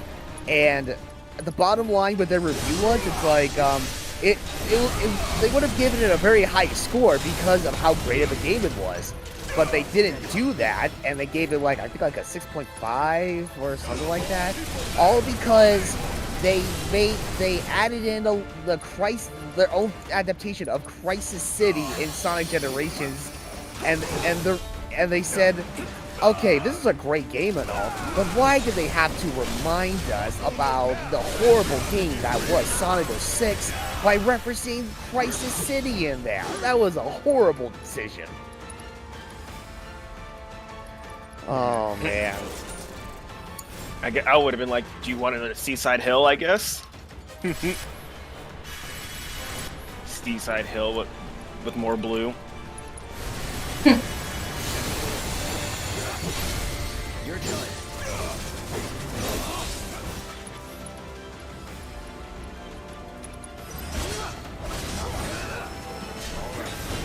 I was surprised that no one in Generations complained about the boss choices at all. I thought they were good. What was wrong with the boss? No, I was surprised that no one did complain. Well, I don't see why they would have. Yeah. I mean, it's like technically, it's like when you're taking into consideration of both the console version and the 3DS version, they essentially covered they covered like a great variety of bosses. Not even like the variety. They covered what was mostly like. Yeah, exactly my point. Dragoon, like those are solid choices.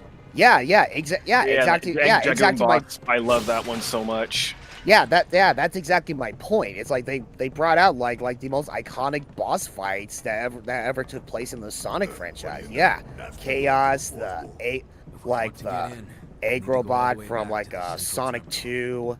Yeah, Death Egg. Wait, what? It's called the Death Egg robot. Right. Well, I mean, it's an egg robot, so I was like, yeah. I will say, it would have been nice to see an appearance of Mecha Sonic again, or was it Silver Sonic in Sonic 2? I think we're fine with just Metal Sonic. Yeah, Metal Sonic is more iconic compared to Silver Sonic. So we got that in Lego Dimensions. But then we also had the rival battle. The rival battles were so much fun. Oh, they were. Metal Sonic. And the Silver one was really so thought out, though. Yeah, I loved Silver's boss fight. Silver's boss fight was so much fun. That was a great way to incorporate him. Yeah, it was like, the way they handled the Silver boss fight was fantastic, and my God, it's like, you would not believe the massive nostalgia boner that I had when I did the rival battle between Sonic and Shadow. It's like, oh God, Sonic Adventure 2, yes. Hey, you okay down there? It's like me. Shadow be a freaking rubber banding cheater. And then that boy is like, oh, I can outrun him. Nope. Just catches up, no problem. But Haley's right here in Chaos Control every other few seconds. And then meanwhile, in the 3DS version, it's like, it's like, okay, the console version would have perfect chaos, but the 3DS version is like, no. We're bringing in the freaking Bio Wizard.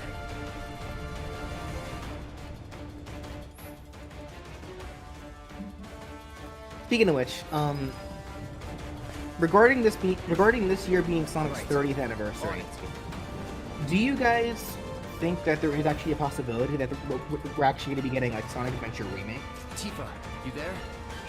I have no idea. I can see, but at the same time, it's at this point, who knows? Because everything's a mystery right now. I mean, oh man, like a part of me would not mind at all if they actually went so far as to make like a remakes for the adventure games, or like a Sonic Adventure 1 at least. But to me, honestly, I feel like knowing Sonic Team and Sega, I feel like they would more or less, devote like this special occasion to make something new. Man, I trained for this. At this point, I don't care what they make. Just give us the Chow Garden, please. So it's my turn? Please. Let me where's my son again. Give us a Chow, and it's like, look, and it's like just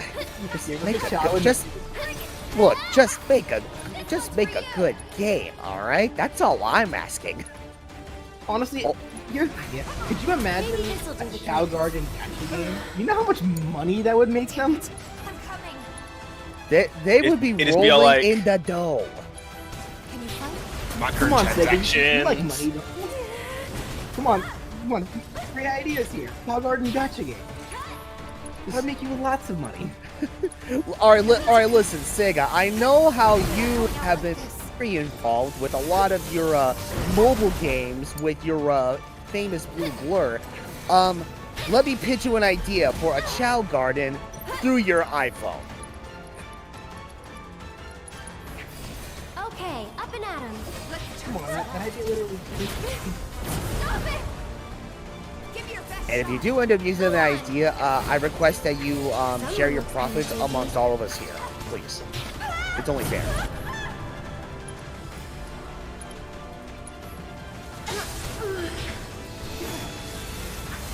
Oh, how about another Sonic fighting game? I would be down for that. And it's like, okay, it's like, oh yeah, like Sonic Fighters was its own thing. I guess that's the way to put it. But it's like, if they were to somehow give Sonic like the same treatment as like all these other like 2D arcade fighting games, like you know, like Tekken or Street Fighter or whatever. It's like I would be down for that, especially after oh god, I forgot what the name of this fan game was, but you know, this team actually came together and they actually made like a legit like a fighting game with Sonic characters, and oh what? Hold on. Okay, now I'm mad. Oh, but I'm looking it up right now. What was it called? Sonic Smackdown. I believe that's I think that's it. Yes, Sonic Smackdown. Yeah, for a fan game, it looks like no, that's a legit Sonic fighting game. And I seen gameplay of it. Actually, shout out to one of my old friends, Dizzy the Conqueror, as he's known now, Your Imagination. He devotes a lot of his content to fighting games, and he's done like a lot of videos like in recent months, involving around Sonic Smackdown. And it's like, yeah, from the gameplay that I've seen on his channel, oh man, yeah, it looks a hell of a lot of fun to play. I really enjoy how they also interpreted like a Omega as like a fighter in that game. It looks so badass. That and Vector. Oh, and meanwhile, Malik with another $5 donation. Thank you so much. Is Shout Gunner really a popular mode in Sonic Adventure? Yes, it is. More so in Adventure 2. More so in Adventure 2, just because there was a lot more you could do. Like, Chow Garden in the first adventure was very meh. It was very badly designed, and you can easily accidentally hurt your Chow too easily. I really wish you would. I mean, shoot, going to the Chow Garden as Gamma was... oh boy. Right. Also, Tails can drown. That was in 2. Oh, was it in 2? Okay. Either way, Tails can drown. Yeah, going into a certain little spot in the Angel Chow Garden and just sitting there with Tails, and he just drowned. Which he had animation for that too, and didn't crash the game. It's on you. I'm coming. Because you would think if something like that would happen, the game would crash. Yeah, it's like which seems to imply the idea that they probably did have plans to have Tails like be playable outside of the mech. Yeah. Why would they bother coding that otherwise? This one's for you. Stop it! Still here. Don't give up. That's it. Yeah. Keep it up. One more shot. It's on. Honestly, in terms of like being serious, in terms of like I think my ideal 3D Sonic game is actually one with a more classic style formula. I'm talking like giant, expansive, explorable levels, and I think what they need to go back to doing tons of like a bunch of playable characters that all play the same for gimmicks, just like in the classics. Like have them all play the same, have them all be fast, you know, like jump, roll, spin dash, all that such, but give them different things. You know, Tails can fly, Knuckles can glide, Amy has a hammer, Cream has cheese, you know, Cream has the mass destruction known as cheese, things like that. Like, yeah. I Cheese, think if the ultimate destroyer.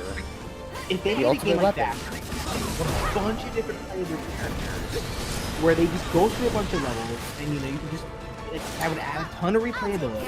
They can even, if they wanted to get greedy, they could very well make characters DLC characters. Like, come on, money. Sega, you like money, don't you? Don't give up now, you guys. Yeah. Like, I love the idea of being able to play three style games. You know, like these giant explorable levels we have to get to the end, but like get to the end with all these different options of characters. Why don't you lead the way? Like that to me would be the key idea. It's on you. I'll show you what I can do. This one's for you.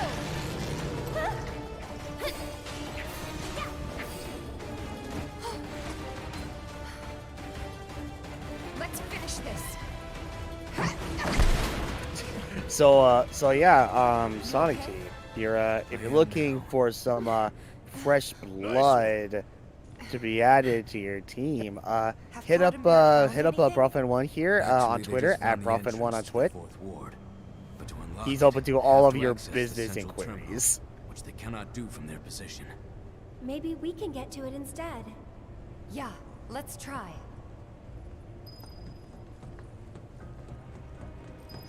With Sonic Prime coming out next year, I can see them rebooting Sonic so that they have the continuity stay consistent. Oh, so like Sonic Boom. Well, from what I thought it was confirmed that Sonic Prime is following the game canon. Off I go. I suppose we shall see.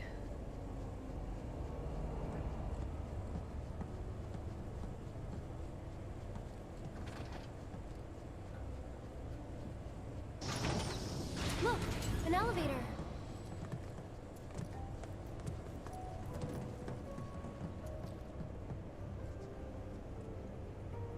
And it's not moving. The professor still has plans. The elevator's broken. No. For the record, I don't like this one bit. That means we have to climb the stairs. No, quick, get out of the room before a jet crashes into you. God. Is that a Parasite Eve reference? What class would Red 13 be classified as? Don't know, because there really is nothing like it, so I don't think he'd be classified as anything. He is his own beast. I am what you see. I would say any similarities, a red mage. But just I am what you see before you. Nothing more.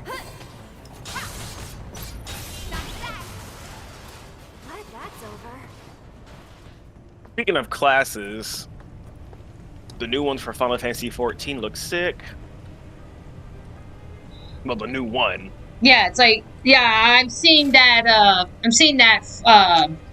going everywhere on Twitter is, yeah, apparently there's an expansion. Yeah, and walkers. And the new healer class is Sage. Right? Yep. Who enters? Well, Who let's dares? go give the others the news. I don't know. Yeah, none of. Yeah, we found an elevator on our side. It's like it's like if the person in question just entered and then immediately left. Hojo did I'm back. something, I know it. It's a TP! Oh, hey. Just like he wants. It said I was in a different call for a second, so that's why I was like... Thanks. Wait for us there. So, that's why. Ah. Okay. Okay. I get you. How have you been? Now we I'm head fine. back to that door. Great.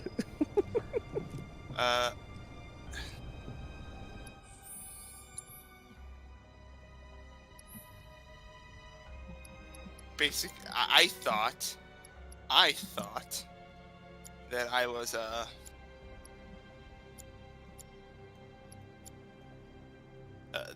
don't know. I thought what I need to go for earlier not going to be as long as it would take. Then it takes literally an entire day. Oh. Don't you just love it when that happens? Don't get killed. Yeah, don't blame you. I know. I don't want to be killed, Barrett. He's like, I don't want to be killed, Barrett. Stop. And there you have it. Alright, in which case, I'm actually gonna go ahead and head off because I'm getting tired. Okay. Oh, okay. Guess so. Alright. I had fun. I'll talk to everyone later. Maybe. Alrighty. Alright, have a good night, DJ. But he has a hard Nighty time night. opening up to people. Well, that makes two of us. He's got your back, though. Makes two of us.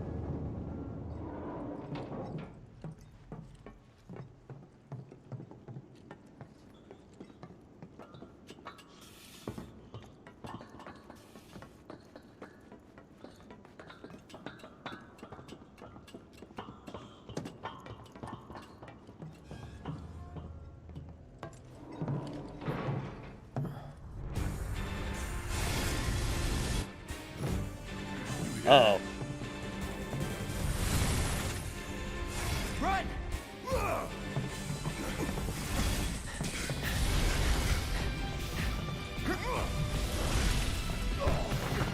I knew a big open room would lead to something. To an electric eel. Oh God. Oh God, I think I remember this one from the original. Yeah, this was just a regular enemy in the original that they've upgraded to a mini boss. Oh, wait. Okay, that I didn't remember. Oh shit. That's awesome.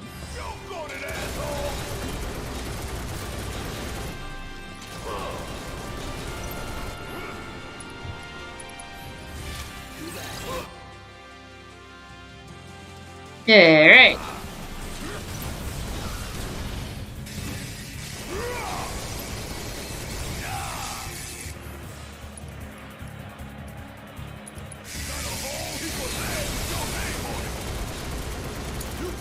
Taking over.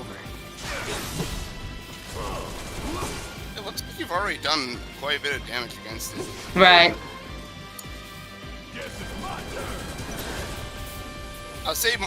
I'll say this much, it doesn't feel like it's a second Hell House or something.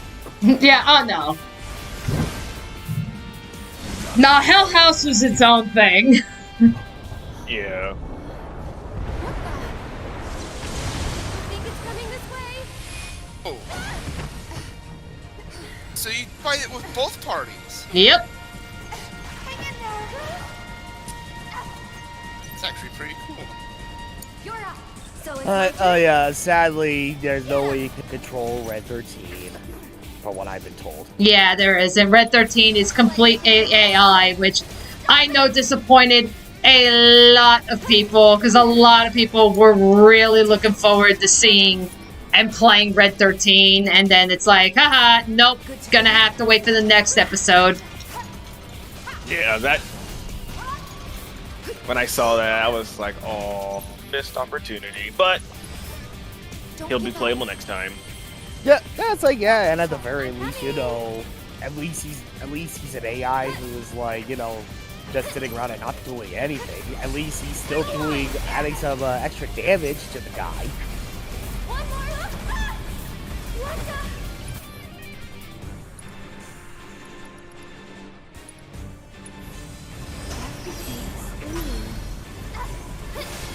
Just taking a little break.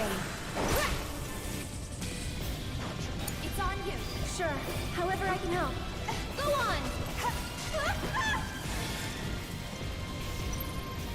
You might need to... I should not backseat game, I'm sorry. That's it. I just get concerned, you know? Mm-hmm. This one's for you.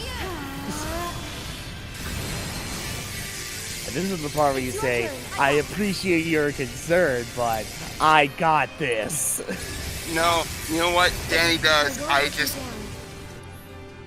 apologize. Oh, no, that's fine. No, it's fine. It's like, if you want to really be concerned about somebody back to gaming, you should be concerned for BJ. Was BJ doing it earlier? No. Oh, BJ just doesn't like it? Watch yourself. No, Here goes. no. Oh, no. It's just like, not with this game in particular, but it's like, I know, you know, there have been many occasions where he does a lot of backseat games with some other games.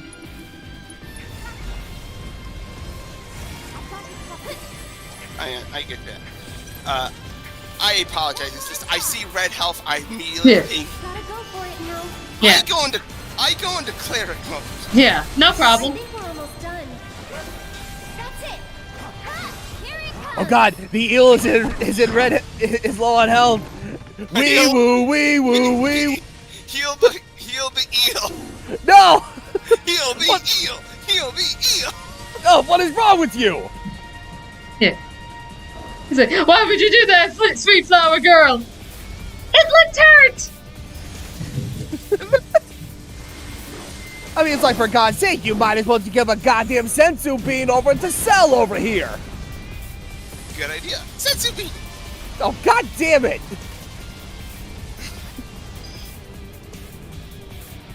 enough. Oh, Yari is asking, well, seeing as how it's been 5 hours since you said you initially started streaming, how long will the stream be? Probably about another half hour. Like, I'm thinking, like, once it hits 11 RN, that's when I'm gonna stop, because that's when I gotta get ready for bed. I'd be disappointed if you... All Yeah, right. I'm just trying to make up for lost time, you know, considering, you know, before. Yes, I believe I have just about all the data. Right. No, that's understandable. Also, can we just appreciate that apparently Cloud and Barrett's answer to opening a locked door is to just hit it? It's like, yeah, Cloud, it's gonna take more than your freaking Buster sword to bust through that thing. I'm just saying.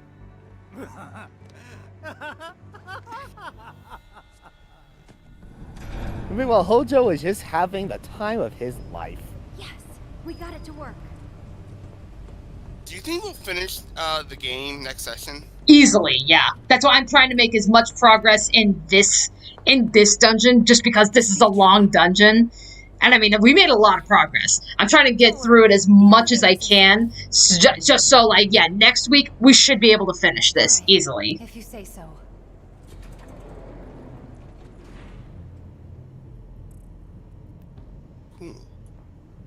And then depending on how long it takes to finish this next week, like if it takes like 2 hours to finish, then it's possible that we can just move immediately into Fire Emblem Three Houses immediately afterwards. Yeah, because that is my plan. After this, it is going to be Fire Emblem Three Houses. We don't have all day, you know.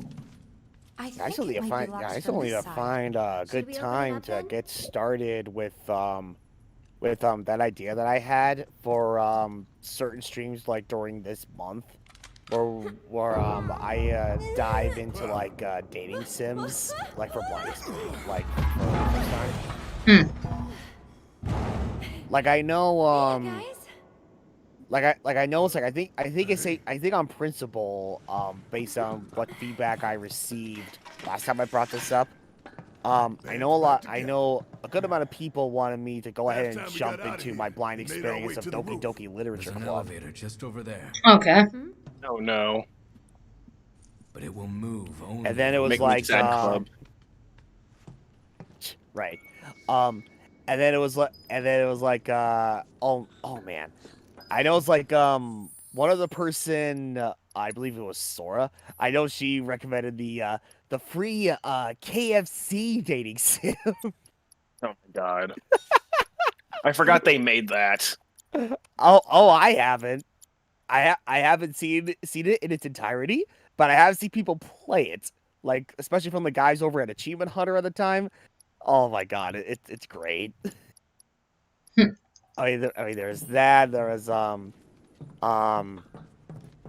god, how to full boyfriend. I feel like I'm butchering the name, but it's like, you know, the dating sim with birds. Yeah, how to full boyfriend. Oh, okay, all right, sweet, thank you. And then possibly Doodle Date, but that's probably like the only few ideas that come to mind. Honestly, given all that's been happening right now, it's like freaking. Oh man, I don't know. So I highly doubt I'll be able to get through all of them, but I want to get through at least 2 of them before the month is over. Understandable. We're back again. Yeah. Hey. SNG Honey Pop when more than likely never, because I mean, don't get me wrong, I've seen Honey Pop in action by the guys over at Super Gaming Brothers at the time, so I know what the game entails. But at the same time, it's like, even if I wanted to, I'm fairly certain it's banned off of Steam, and if it's not, it's more than likely going to cause some problems. You know, if we were to post that stuff onto YouTube, like at this point in time. Yeah. Yeah. But you're just not gonna don't bother. Right.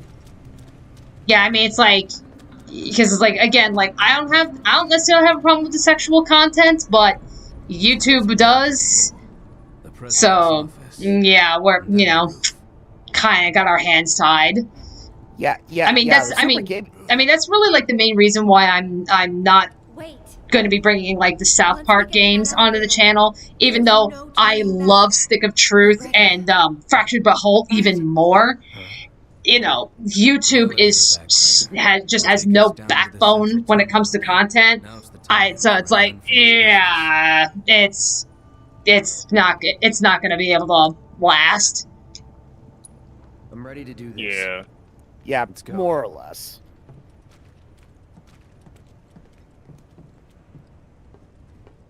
Yeah. Even so, you know, like even if Honey Pop did get a sequel or whatever, it's like, yeah, it's more than likely still not going to happen, unfortunately. Hey, I don't feel comfortable. Let's go back.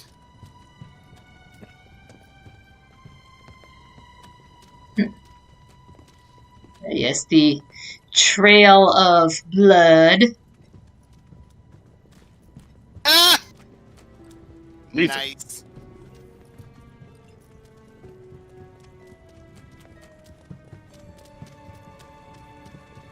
I apologize for that one.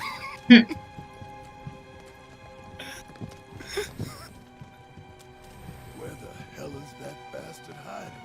Okay, it's not nice anymore. I can hear something. Help! Is anybody there?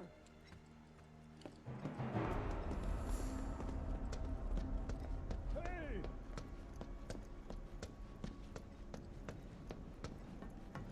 Please help me! Well, before we do that, Help me! Please! I out the entire vending machine. you can wait. I gotta rest. I had one hell of a day.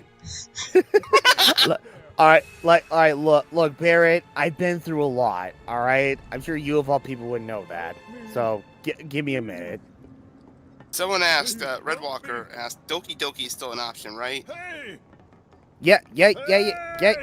Well, it's definitely an option. In fact, yeah, it's like that's more or less probably the debatable because again, violent content and gore, but that hasn't stopped us. What? Doki Doki's a horror game, dude. Yeah. But again, that hasn't stopped us from being able to stream horror games. So it should be fine. I'd like to think so. But I am aware of graphic gore. I am aware that there is, somewhere in the game, there is a graphic depiction of suicide. So it's like, yeah, that's where there is... Again, I don't have a problem with it, but YouTube might. I don't know. Yeah. Okay. Now, as someone who never really got into the whole shtick with Doki Doki at the time, because again, I don't really get into the dating sims in general. That I didn't know about. Yeah. The fact it was a horror game, there was suicide involved. Yeah. There's a point in the game, because I know we'd started playing it, and it plays out originally like a normal dating sim. But then things end up taking a turn, and yeah, it becomes kind of a horror game. Oh. Yeah. Huh. Okay. All right. And then then it's just like, oh, jeez.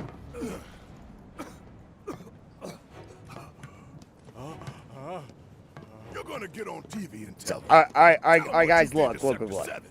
I get it, spoilers and all of that, but alright, look, when you really get down to it, it's probably a good thing that I did know about this, because, look, hypothetically speaking, of course, if I jumped into this game not knowing what was going to entail, and it showed this, supposed, moment where someone kills themselves, then I probably wouldn't have had time to completely censor it out or something live on stream.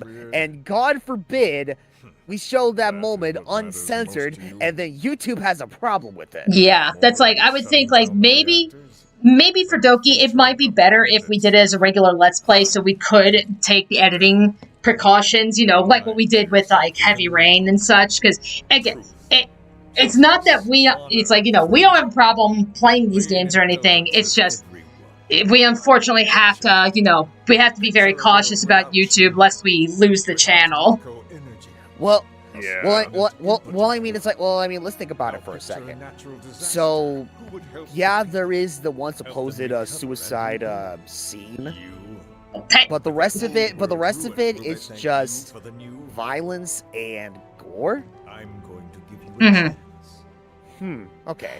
Like the suicide thing. If okay, I take it like, does it only happen like once, or does it happen? Or are there like multiple moments of that? From what I have seen, multiple times actually.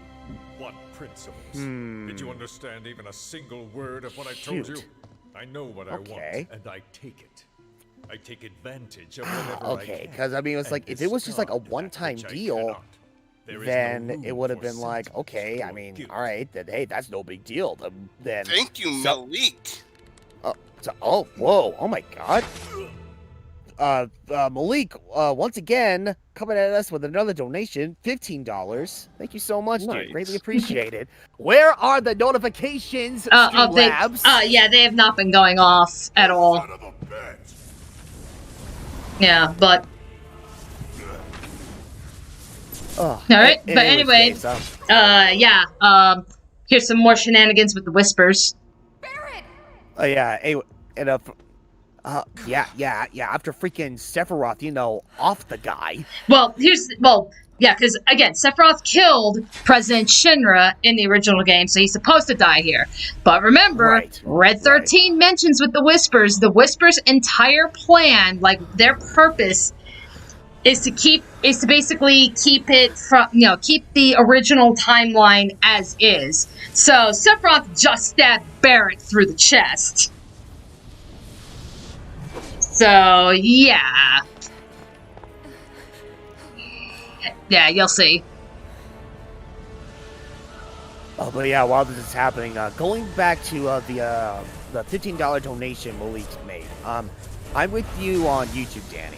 Especially since on a video of a content creator I watch got demonetized for something falsely accused at first and rewrote the cause for something entirely unrelated.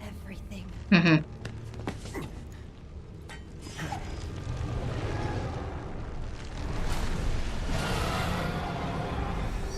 Alright, so this is entirely new and different. We're actually fighting Genova in the building.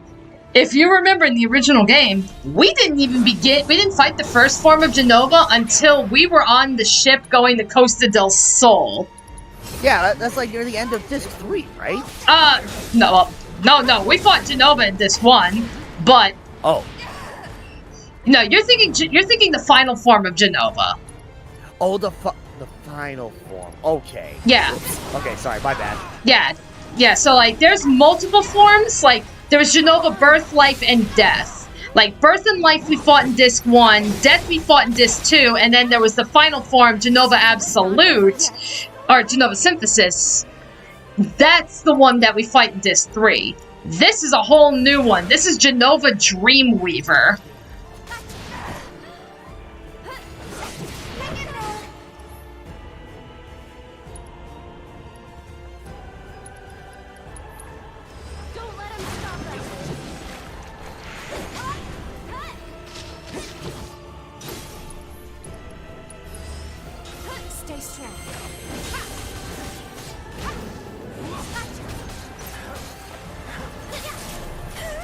Oh, but yeah, while you're fighting the first form of Genova, guys. So yeah, going back to how he would supposedly tackle Doki Doki in this case.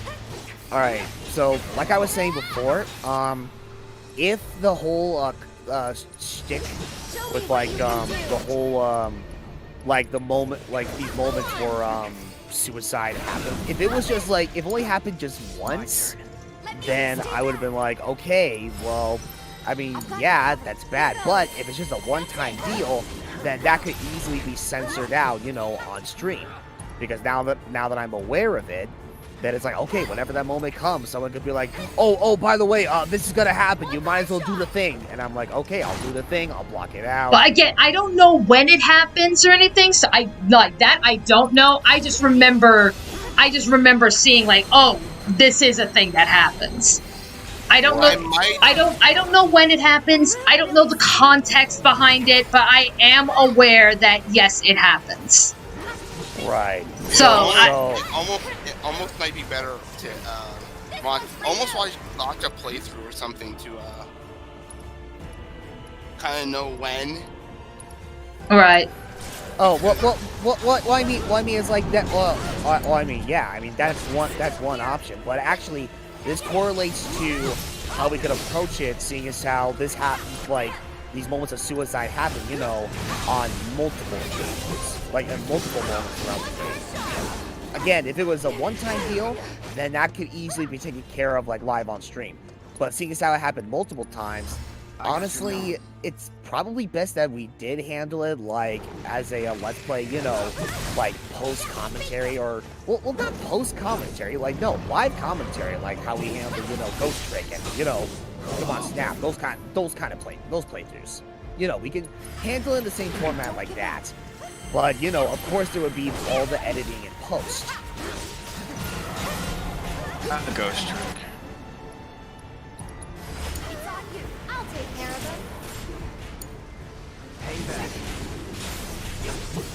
Alright, so Anytime yeah. I think of that game, oh sorry. Oh no, go ahead. No, anytime I think of that game, I just think of the line of, I forgot what that girl's name was. But she was your partner, and she's like, I died again. It's like, are you serious? That's your reaction? I died again. That's the one part I'll always remember. Oh my god. How about a stream of the Nier games? I will be streaming Nier Automata. What I'm gonna do is we're gonna do one round of 3 houses, then we're gonna do the first playthrough of Nier Automata, and we're just gonna keep going back and forth until we complete both of those games. Let's see.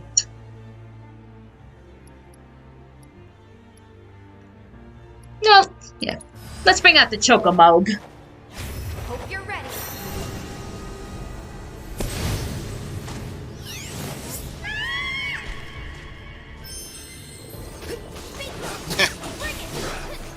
Go! Attack! Funny bear on a funny bird.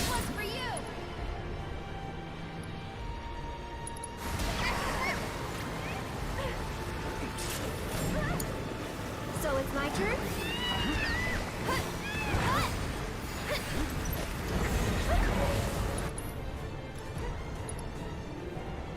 Gotta go for it now.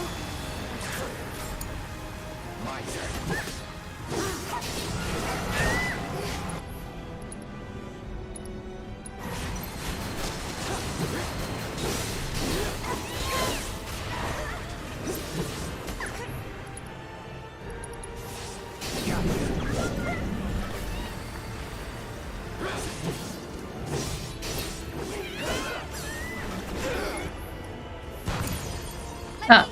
Thank you, Chocomog. Thank you, Chocomog. That was just impeccable timing. It's like, wow. He's like, did that little thing just pull off a freaking Chaozu? What the hell? Chaozu.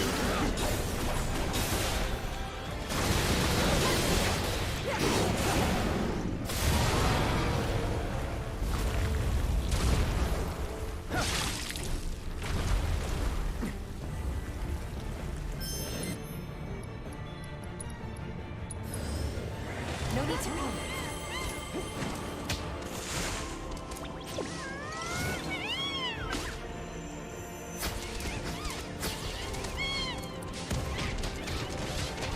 Like, charge! Attack! And there they go. Yeah, we gotta get all the tentacles.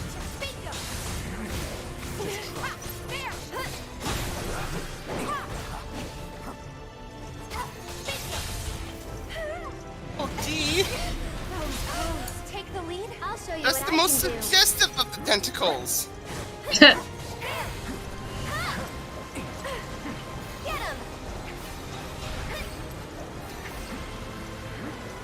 Bring it. That's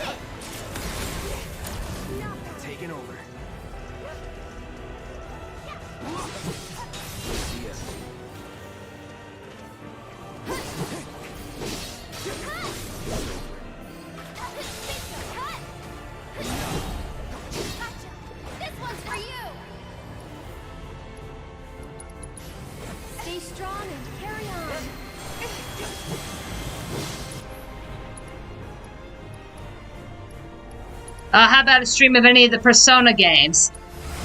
I'm certainly not against that. Oh. Well, yeah, it's like, I would imagine, you know, BJ would be all over doing a stream for Persona 5 Royal. Yeah. Well, most likely one of us would be doing it just because, you know, BJ doesn't, yeah, BJ's not doing streaming. Well, oh, right, of course.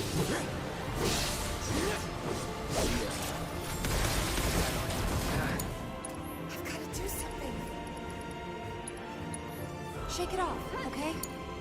I mean, it's like, technically, I have Persona 5, but it's not Persona 5 Royal. Like, I just have Persona 5. I have Persona 3 on my, PlayStation 3. I've got, I technically have Persona 4, but it's PlayStation 2. Yeah, I have Persona 4 on my PlayStation 3.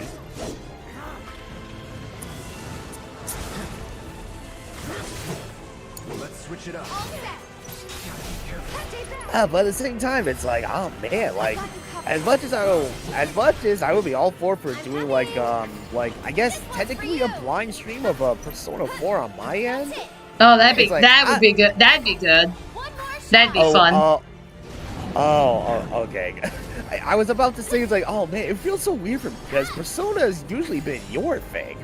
But I mean, hey, if you're okay with me eventually like tackling like the game Persona 4, yeah. Then okay, hey, all right, I'll put that into consideration.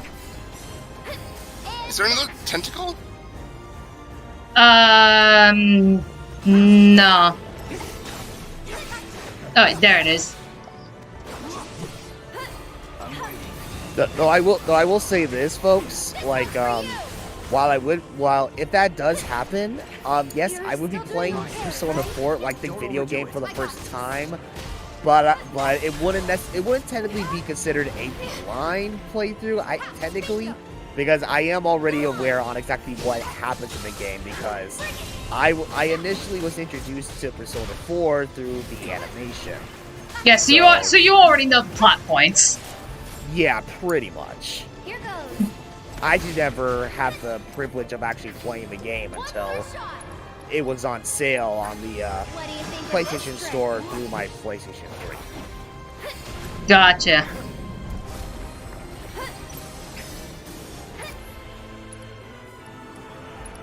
I'll take care of you.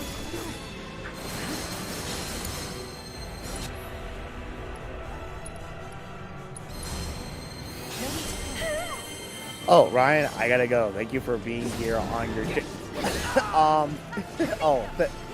thank you, but it's like, hey, I cannot take the credit for this stream, alright? Give credit to Dani over here. She's the one who's been kicking ass in the Final Fantasy VII Remake. So give all the props to her. But you already know. Thank you so much for joining us for another stream. Hope you had a great time, and hope to see you in the next one, whenever that will happen. You have a great night, okay? I'll show you what I can do. One more shot. I'm waiting. That it?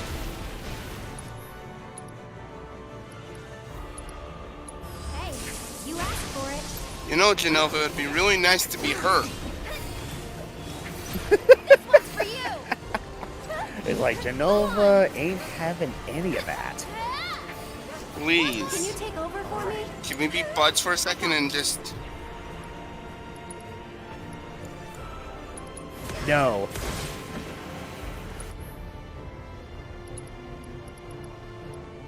Genova and TP and Genova abandoned their friend. Here goes. Get him. Oh my god. Let me tell you something about my best friend. This one's for you.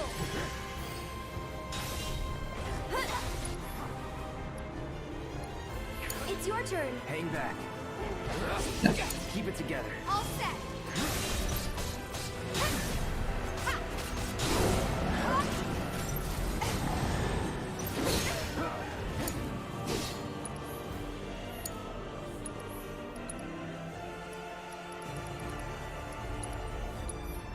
Still up for it?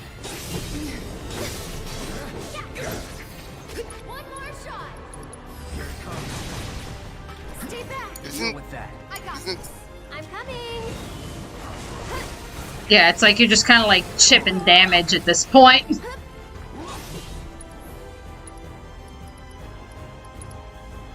Gotta go for it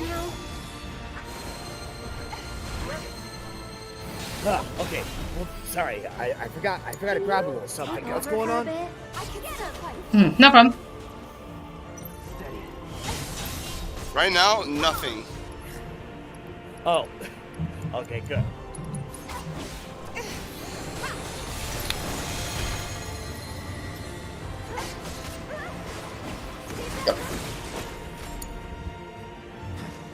You really were caught on a tentacle, were you?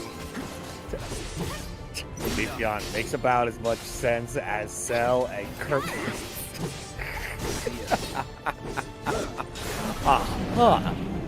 So I see you two have been well acquainted with the Devil Artemis universe. Do they need... It's like, does Genova need to be exposed to the drip?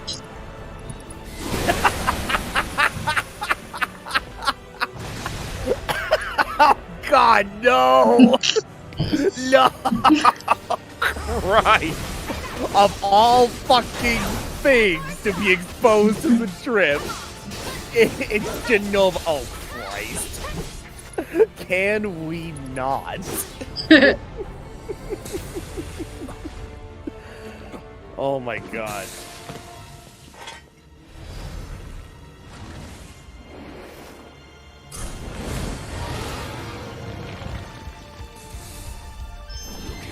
Oh, Crystal, didn't you say at one point you would try out a Zelda game sometime in the future for the stream? I did. And you know what? It's funny you actually mentioned that. Because, yes, I did mention, some time ago that I would want to try out, like, for my first Zelda game to be Breath of the Wild. But recently, I actually, oh shoot, I don't remember who the person was on Twitter.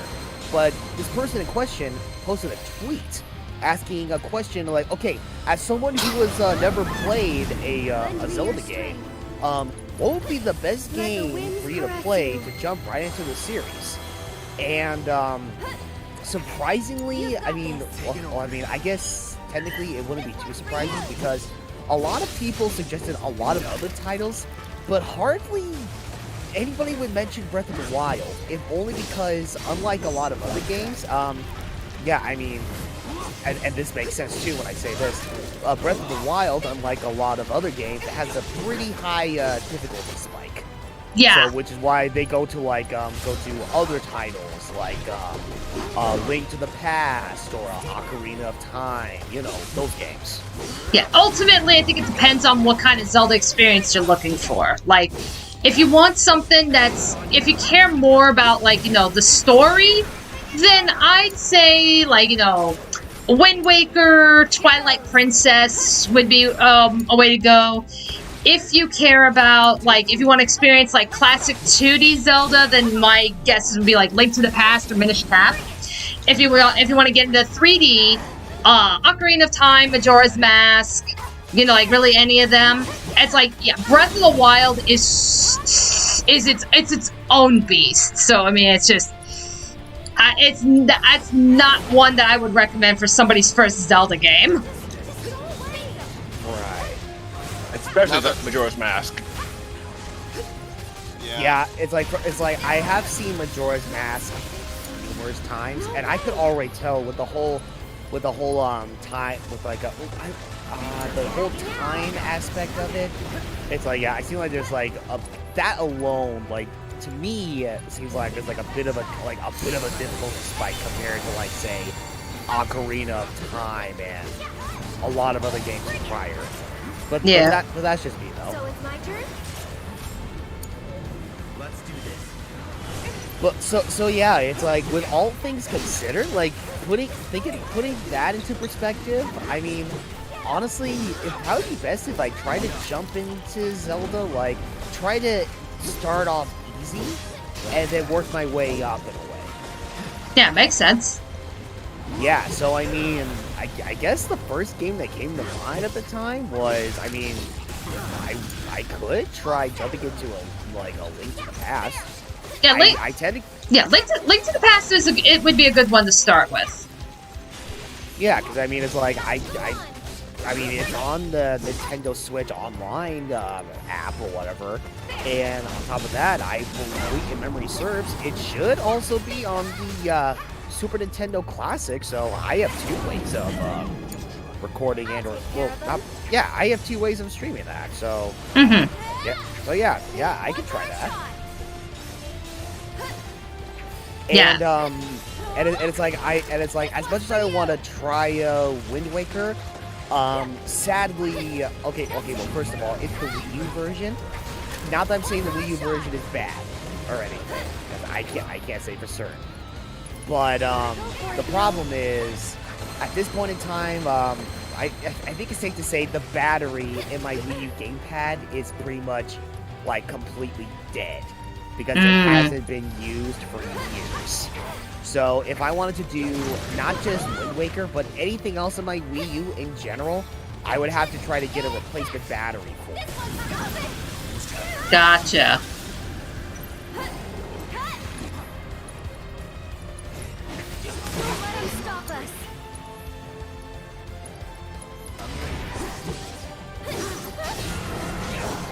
No damage on the Final Fantasy VII Remake. Yeah, nah. Yeah, no, that's impossible. You would have to cheat in order to pull that off. I'm just saying. Oh, Leafeon, after replaying Twilight Princess for an hour or so, I can say that Twilight is not a good game to start Zelda with. Mainly because the tutorial prologue is garbage. I see. Yeah, I was about to say, like Dani, would you think that's justified? I mean, it's not a great tutorial by any means, but, you know, it's... I don't know. It's like, ultimately means just... I think also maybe it depends on which version you play, too. Because remember, there was one version that came out on the Wii.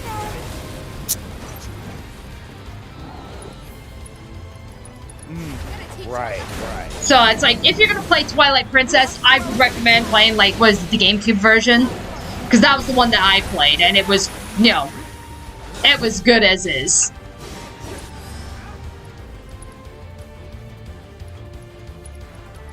But again, ultimately, that's like where I say, you know, Twilight Princess, you play Twilight Princess, like, you know, like, combat-wise and stuff, it's perfectly fine, but the big highlight for Twilight Princess, it is the story. It's a really damn good story.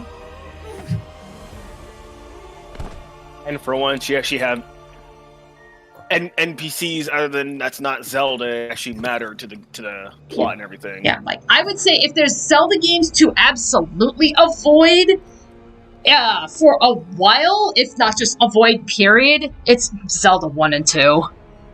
It's the original NES games. You're not missing anything by not playing them, really. Yeah, I figured as much. And sadly, Zelda 2 is... the game deserves so much more. But it's never gonna get a remake. Yeah, I remember, like, in years past, you know, I heard, like, tits and bits of people's experience with playing Zelda 2, and it wasn't great. Please come relax in my house. Barret! Barret, are you hurt? And Zelda 2 is the one game that made Link a whore. Don't think so. Yeah, because fuck consequences. Yeah, so basically it's like, you know, it's like, oh, you know, Barret, you weren't supposed to die here, and Whisper's like, yeah, okay, I'll revive you from the dead. It's like, fuck off. So basically, these guys are trying to make Final Fantasy VII Remake Final Fantasy VII. Yeah. They're trying to keep the timeline in order. They're from the 4th dimension, don't you know? Alrighty. Good thing there's a bench there. Yeah. Oh, yeah? Okay. More from the vending machine. I could, but actually, because it's almost 11 o'clock, and it pains. I'm thinking maybe stopping here. It pains me to do it because I have been waiting to get to this next bit that's coming up. Oh, yeah. Oh, yeah. Yeah, because the king has yet to arrive. But if I keep playing, he will arrive in another minute. I don't know. Should I continue and just go on ahead and get that out of the way? Or should I save that for next stream? If that's how we start.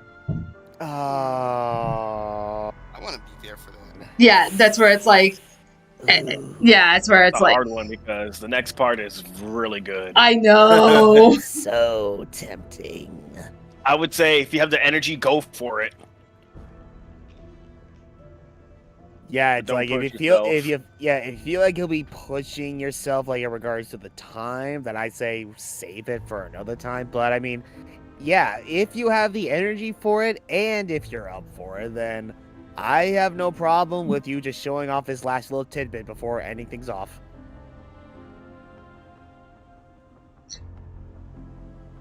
Okay, I think I'm going to go with Unbeatable Robin. I think we're going to save this for the next stream. So let me go on ahead and save. All right. Because I think this will be a good way to start the next stream.